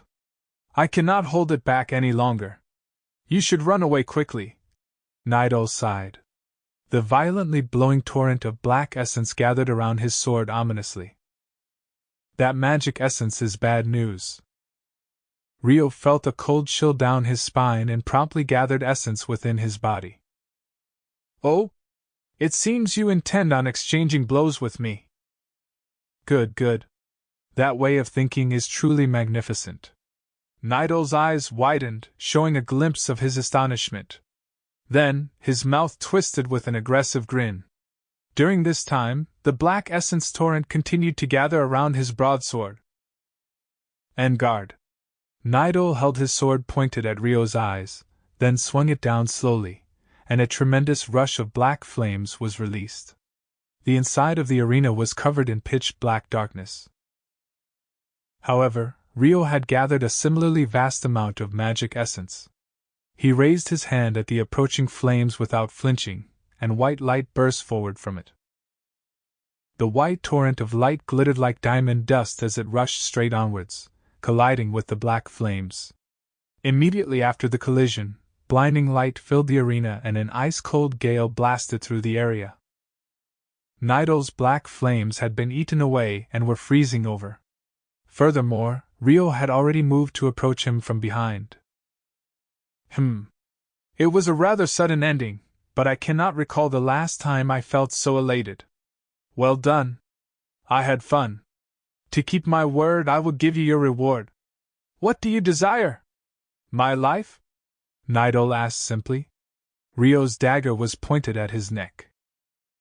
I have no particular interest in your life. What I want is information. Rio paused for a brief moment before stating his demand. The reason why he hadn't attacked Nidal with the intent to kill was because his original goal was to gather information. The current situation was definitely not what he had expected, but if this man was the country's emperor, then it was all the more convenient for him. There was a high likelihood he would know Lucius. Oh? So you wish for my truthful answers to your questions as a reward? Is that it? Nidal's eyes widened in surprise. That's right, Rio nodded. Ha! Fine then. State your questions. Quickly, before the guards come running. Nidal smiled in spite of himself and ordered Rio to speak. I'm searching for a mercenary named Lucius. If he's from this country, I want you to tell me what you know about him. Bwahahaha! Nidal laughed loudly. What's so funny? Rio asked with a suspicious look. I see. You snuck all the way here in search of that man. An admirable ability to take action, indeed. He. So you're saying you know of him? Indeed I do. Though he isn't a citizen of this country. Then what is his relationship to you?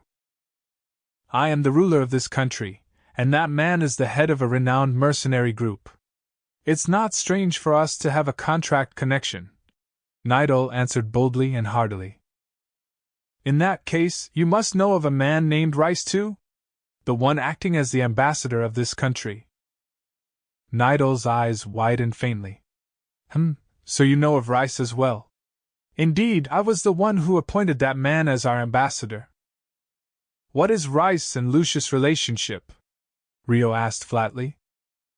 Lucius was once tasked with Rice protection, but I have no interest in the relationships of my retainers. Rice rarely returns to this country as is. Even when he does return, he disappears without a word shortly after. Well, it seems he's making various moves, forming factions and the like. So which is your target, Lucius or Rice? I will only give you information about one right now, so choose wisely. Do you understand the situation you're in right now? I'm the one asking the questions. Rio shifted his hand quietly, pressing the dagger against Nidal's throat. Now, boy. I told you the patrols will come running soon. Do you have the time to waste? Then tell me Lucius' location. If you know where he is, that is. The Palladia Kingdom. The kingdom is constantly in conflict with their neighboring countries, but my country is providing support behind the scenes. It's a small kingdom to the east. Have you heard of it? I've heard the name. Then I'll keep this short. It was roughly 1 year ago that his contract ended with me, and he chose the Palladia Kingdom as his new job location. I prepared a letter of recommendation in secret, so he should have a connection to the royal family. I don't know if he's still working there, but the first prince may know something. Nidal replied, then gave a small shrug. Rio fell silent with a pensive look.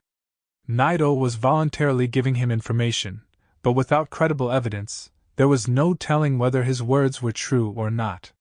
Rio hesitated, wondering whether it was right to leave like this, when...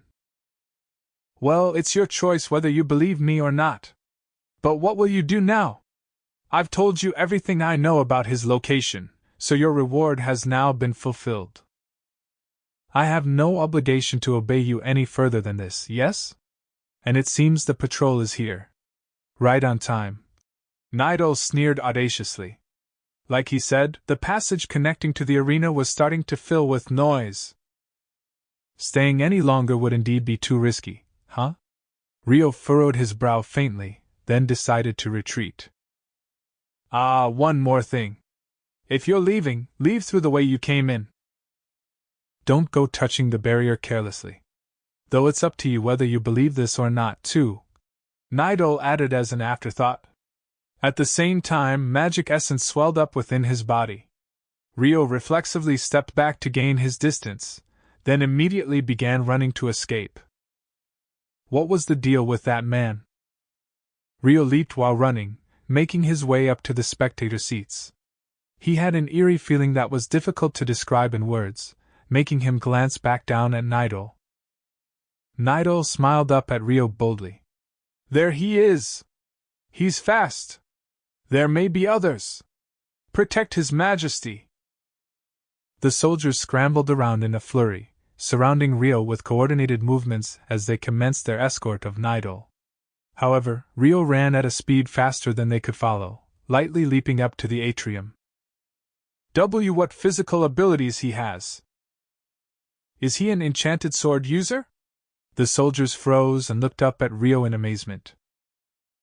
Rio looked down at Nidal one more time before leaping out of the arena, disappearing from the view of the pursuing soldiers. He jumped? The soldiers were all wide-eyed in shock. Rio took that chance to use his wind spirit arts and ascend rapidly, leaving the barrier through the gap. Meanwhile, don't be so mad. I merely put on the act that Rice directed. I made quite the actor, don't you think? Nidal muttered, chuckling heartily to himself. Chapter 8: Whereabouts of the Amethyst. Meanwhile, as Rio was heading to Palladia Kingdom based on Nidal's information, Christina was visiting Galtuk, the capital of Galark Kingdom, in order to give her salutations as the new representative of the Restoration. It was also so that she could give an apology and an explanation for Charles's actions in deploying Beltram's army by the border. She was accompanied by Flora, Hiroaki, and Rona. Once all the matters had been settled, it was finally time to return to Rodania. Presently, Christina and her companions were on board an enchanted airship that was flying between two other escort ships. Christina had been going over some important documents even after boarding the ship, but once she reached a good place to stop, she decided to have a break with Flora. There was no one but them and Vanessa in the room. Finally, we can go back. Christina sighed tiredly as she sipped at her tea. Yes, Flora replied, similarly tired from their stay. Shall we take a break once we return? Yes. Flora nodded happily. We may not be able to take that many days off, but is there anything you want to do during the break? Christina asked. I'm just happy being with you. But how about a dinner party or tea party? And we can invite Sir Hiroaki and Rona. After replying with that, Flora watched for Christina's reaction. Sure. Christina nodded apprehensively. She had scolded Hiroaki after his mock battle with Rio for losing control of his divine arms and causing a disaster, so he was now completely aware that she wouldn't be easy to deal with. She had tried to develop their relationship by hosting several events, but even if he attended, his curt attitude was glaringly obvious. On top of that, when Flora tried to tell him the reason why Christina was angered, "Of course you take your sister's side," was what he had said before distancing himself from his fiancée, Flora, as well. These days, he was always with Rona instead. His house arrest had been lifted, so he was able to go along to the Galark Kingdom with them, but even now he had shut himself in another room alone with Rona. There was a limit to what could be forgiven, even for a hero. Forgiving an unforgivable act would only warp Hiroaki's personality, so he had to learn this distinction before he ended up making more and more enemies. That was the simple truth Christina wanted to tell him. And yet even something so simple was difficult. She had tried to explain things as carefully as possible, providing real examples, but her words didn't seem to reach Hiroaki. Perhaps her lecturing was an uninvited nuisance to him. She probably didn't have the charm to pull it off in the first place. There's nothing to be done about that. Christina sighed listlessly. Excuse me. The door opened without a knock. Insolent fellow! You dare intrude on Princess Christina and Princess Flora? Vanessa reflexively flew into a rage, reaching for her sword sheathed at her waist. Bursting into the room of a royal without knocking was more than just a matter of being ill-mannered. Yeah, I came in knowing that, the man who came in said nonchalantly. On top of that, 2 more people came barging in behind him. The 3 of them were dressed in black robes with cloth masks, so their faces couldn't be seen. Agendi corporis! Who the hell are you? Vanessa recited the spell to enhance her physical abilities before drawing her sword and demanding their identities. Christina stood between Flora and the men to protect her. No one's stupid enough to answer that honestly, right? The man at the front sneered. There should have been knights on board the ship, Christina said, pushing Flora to stand behind her. Everyone we came across on the way has been peacefully sent to their graves. They were a bit too lax, don't you think?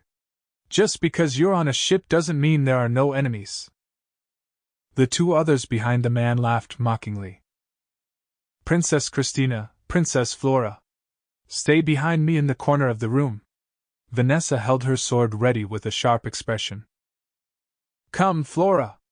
Christina immediately grabbed Flora's hand and brought her to the corner, then made her stand behind her for protection. Vanessa promptly moved herself to the corner to stand as a wall protecting them. Oh ho ho! The standard response to being attacked in a room is to solidify your defenses, after all. Well, someone may notice the commotion if we take too long, so let's clean this up quickly. Hey! The man in the front gestured with his chin, and the 2 behind him split left and right to surround them. The man also drew closer to the girls. Vanessa's wariness increased, swiftly pointing the tip of her sword between the 3 men in a threat to take down the first one to move, even if it meant putting her own life on the line. Ooh, how scary! The large man said mockingly. Is the reason why these men haven't drawn their swords because they're after the princesses alive, not dead? Vanessa thought to herself, watching the men draw closer without drawing their swords. Christina. It'll be all right. I'll protect you. Christina gripped the hand that Flora had nervously clutched around her sleeve. Ha! The man standing at the front shouted, prompting the 3 of them to charge at Vanessa at once. She couldn't deal with all 3 of their attacks at once. NGH. Vanessa adjusted her sword stance with minute movements, then swung her sword horizontally to mow the 3 of them down at once. Her aim and timing were both perfect. The first person's body was severed, the second person's body got caught in the momentum of the sword and sent the third person crashing alongside him. That was what Vanessa immediately simulated in her head, but clank! An unexpected metal sound could be heard instead. What? Vanessa gazed in shock. The man who had leaped from the right had drawn his sword and caught the blow of her sword. Well, leaping like this would obviously make you swing like that. Unfortunately, we're rather experienced in these kinds of fights. We're well versed in how to handle them. The man on the right chuckled smugly. With her weapon blocked, there was nothing to stop the other 2 from leaping at Vanessa. Go take a nice long nap with the others. The large man stabbed the concealed knife he carried into Vanessa's abdomen. He then twisted his wrist and yanked the knife out by force. G.U.H. Ugh! Vanessa fell to her knees, unable to bear the pain. There you go. Gah! The other attacker kicked the side of Vanessa's face. Her body was sent crashing loudly into the furniture. She must have hit her head, as she fell limp after that. Impulsa fleptis! Christina held out her hand and recited a spell while the men were distracted. A magic circle glowed, firing a powerful electric shockwave in front of her. Ugh! G.U.H. W.H. The men drew their swords and immediately leaped back. However, the electric shock was drawn towards their swords, attacking the men. Photon projectilis! Christina then fired a consecutive attack of photon bullets at the men as they moved. Several of them made direct hits, blowing the men to the back of the room. "You stay over there," Christina ordered Flora, then fearfully approached the fallen men. She held her hand out in front of her, ready to activate a spell at a moment's notice. However, they were completely slumped over with their eyes closed. "Are they unconscious?" Christina sighed in relief, releasing the tension she had in her hand.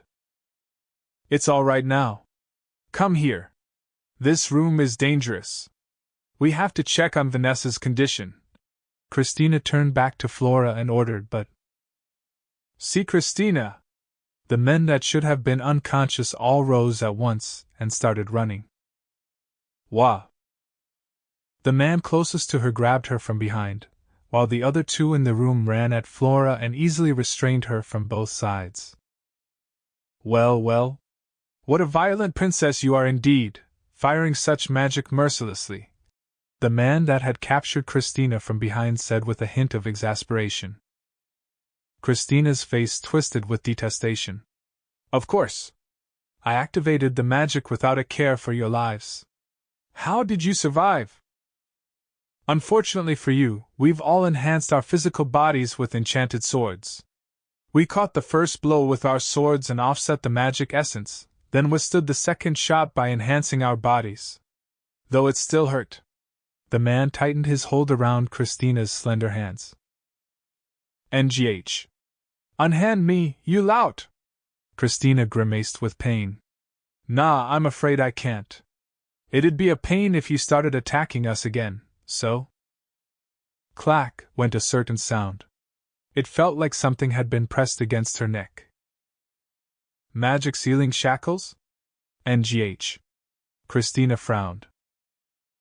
"If you still want to make a racket, we'll peel off one of your little sister's darling nails," the man behind her said. "Ow!" Flora made a noise of pain. "Stop that!" Christina said in a panic. What did you say?" the man behind her asked innocently. "If you have to tear off a nail, then take mine. I won't struggle anymore," Christina replied weakly. "Ha! How courageous! Our boss would definitely like you." The man laughed mockingly behind Christina. "What is your goal? If it's abduction, then I should be enough. So don't touch Flora," was what Christina left unsaid. "Indeed. Which means the second princess is useless, so there's no reason to keep her alive." "Wait. If you're going to kill someone, then kill me," Christina begged in a fluster. Flora joined the conversation in a similar panic. "Why you can't? If one of us has to die, then I'll." "Heh! Bwahaha! Rest assured, if we were out to kill either one of you, we would have done so already. We simply received a request to gather as many obstacles as possible. We needed the both of you to begin with, everything else was just a little payback for hitting us with magic." The man restraining Christina burst into laughter. Just how spiteful was he? Ugh, how disgusting! Christina bit down her lip. "It's a relief to see the two of you have such love for each other. Do keep that up once you get to the other side." "Are you taking us somewhere?" "Just to a certain kingdom. However, our plans are rather packed. There's no telling what'll happen to you after you're sent to the designated location. Well then, let's send you on your way. I'm sure someone has taken note of the commotion by now. Come over here." The man yanked Christina by the arm and strangely dragged her not to the door, but towards Flora in the corner of the room. "Ah!" Christina was shoved at Flora, making her let out a small shriek. "Christina!" Flora hugged her older sister tightly. Meanwhile, the men were pointing their swords at them so they wouldn't move. "What's the meaning of this? Weren't you taking us somewhere?" Were they going to kill them both after all? After their nasty exchange earlier, it was more than possible. Christina felt uneasy at the sense of impending danger. "Yes, we will. But, as I just said, our plans are a little packed, so there's no telling what happens after you're sent to the designated location. In other words, the man said, taking out a red essence crystal from inside his robe. Then, he threw it at Christina and Flora and recited the spell for teleportation sorcery. Instans motus.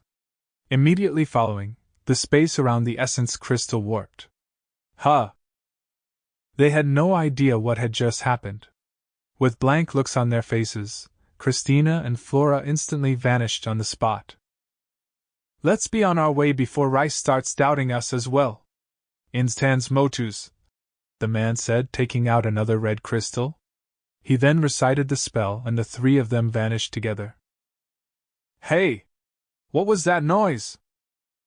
Having shut himself in a nearby room with Rona, Hiroaki heard the commotion and showed up immediately afterwards. In the central northeast of the Straw region was a small kingdom named Palladia.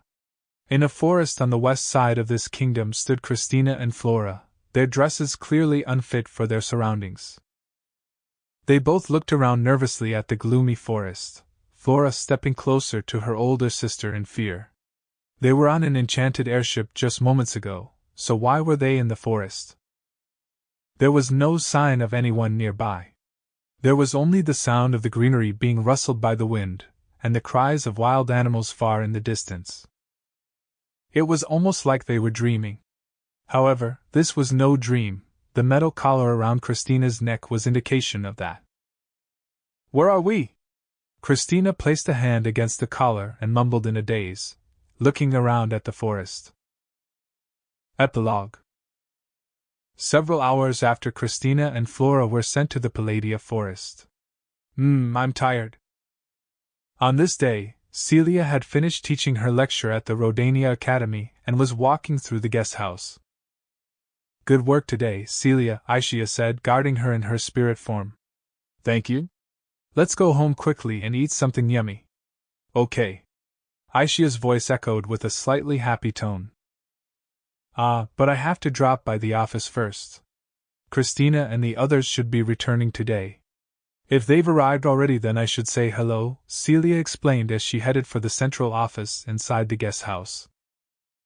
The top nobles and their secretaries had their desks there, and Christina's desk was also located at the very back alongside her personal office. She used that office often. However, you could normally find out who was currently where by coming here, so it was possible that news of Christina's return had already arrived at this office. But even if she's back, she's probably tired. Perhaps she's already retired for the day, Celia wondered as she knocked on the office door. Knock, knock. That's odd. Is there no one inside? Come to think of it, we didn't pass anyone on the way here either. The lack of reply and presence of anyone else made Celia cock her head. The office shouldn't have been completely empty until after work hours. Knock, knock. She tried knocking once more, but there was still no response. With no other choice, Celia opened the door herself. Excuse me. She peeked inside, but the room was completely silent. There was no one inside. What could this mean? She cocked her head in confusion, when Aisha suddenly materialized beside her. Celia scolded her in a fluster. Hey, Aisha! You can't materialize here, even if there's no one in the room. Step back. There's a strange presence, Aisha said, staring at a corner of the room. Huh! Celia followed her gaze to the same spot. The distance between them was roughly several meters. I suppose there was no sense in hiding after being this close. And as I expected, the one guarding Celia Claire in spirit form was you. I had my hopes up, but it seems I've been completely outwitted by that man. What a bother. The Proxia Empire ambassador, Rice, stood there. Bonus short story. Professor's homemade cooking. One day before the banquet in the Gallic kingdom, at the dining table in the stone house. How is it? Celia asked, watching Rio's expression as he sat down across from her. In front of him was a plate of omuris covered in demi-glace sauce, the first bite of which he had just eaten. It's very delicious. Ah, really? Yes. The chicken rice has properly accounted for the strength of the sauce, and the half-cooked egg is perfect. It tastes even better knowing that you were the one who cooked it, Professor. Why, you really think so? Yes. Rio nodded with confidence. I see. Thank you. It was worth all the practice, then. Celia giggled bashfully. You've been learning how to make omuris from Miharu and Orphea often these days, after all. I'm honored to have the role of taste tester. However, I do have one question. What is it? You've let me taste test all your other dishes while you were practicing, so why was the omuris the only dish you wouldn't let me taste until today? Rio asked. Well, that's because... Because? You said omuris was your favorite food, so... Celia mumbled quietly. Rio cocked his head, unable to make out what she'd said. Omuris is your favorite food, isn't it? That's why I only wanted you to eat it once I was sure it tasted good. Because I wanted you to say that it was delicious. Celia blurted, her cheeks turning red. Rio was surprised. So that was why. Thank you very much, he said with a smile. Why, yeah. It's really delicious. I wouldn't mind eating it every day. Will you make it again for me? Sure. Celia looked down and nodded slowly. Hee. A short distance away, several residents of the stone house were warmly watching over the scene at the dining table. Afterward. Hello everyone, this is Yuri Kitayama. Thank you for picking up Surai Gensuki, Spirit Chronicles Volume 13 2 Amethysts. How did you like Volume 13? Did the ending keep you on the edge of your seat? Surely Rio and Aishia can do something about it, right? At any rate, if you find that you're curious about the continuation, then there's nothing that would make me happier. There are more suspenseful developments diligently being worked on in Volume 14, so please look forward to the release. Now, there are some announcements I'd like to make by using this space. First, Surai Gensuki's second drama CD edition release has been decided for Volume 14. Thanks to everyone's support, the first drama CD, released with Volume 12, has sold enough to receive additional printing and make the second CD a reality. In response to everyone's passionate requests, the second CD will have characters that didn't make it into the first CD, so please look forward to the announcement of further details and the release date. Next, the Surai Gensuki series has now reached 750,000 sales. This was the first time I had heard the specific numbers as well, so I was surprised to hear we're approaching the 1 million mark. This is all thanks to the favor everyone has shown to this series, so I'd like to use this space to offer my gratitude. Thank you very much. Now, I believe the only way I can repay this debt is by continuing to write an interesting story. That being said, in order to continue writing commercially, the work needs to make great progress, so from now on I'll be working hard towards the goal of 1 million sales in an anime. And so, I ask for everyone to continue supporting Surai Gensuki in the future as well. Finally, Volume 1 of Surai Gensuki's exclusive shop was a great success, so a powered-up Volume 2 has been decided. This time it'll be open in Tokyo, Osaka, and Nagoya. For more details, please check Melon Books and HJ Bunko's homepage, as well as my Twitter or official website. I'll wrap things up here now. Let's meet again in Volume 14. Early March 2019. Yuri Kitayama.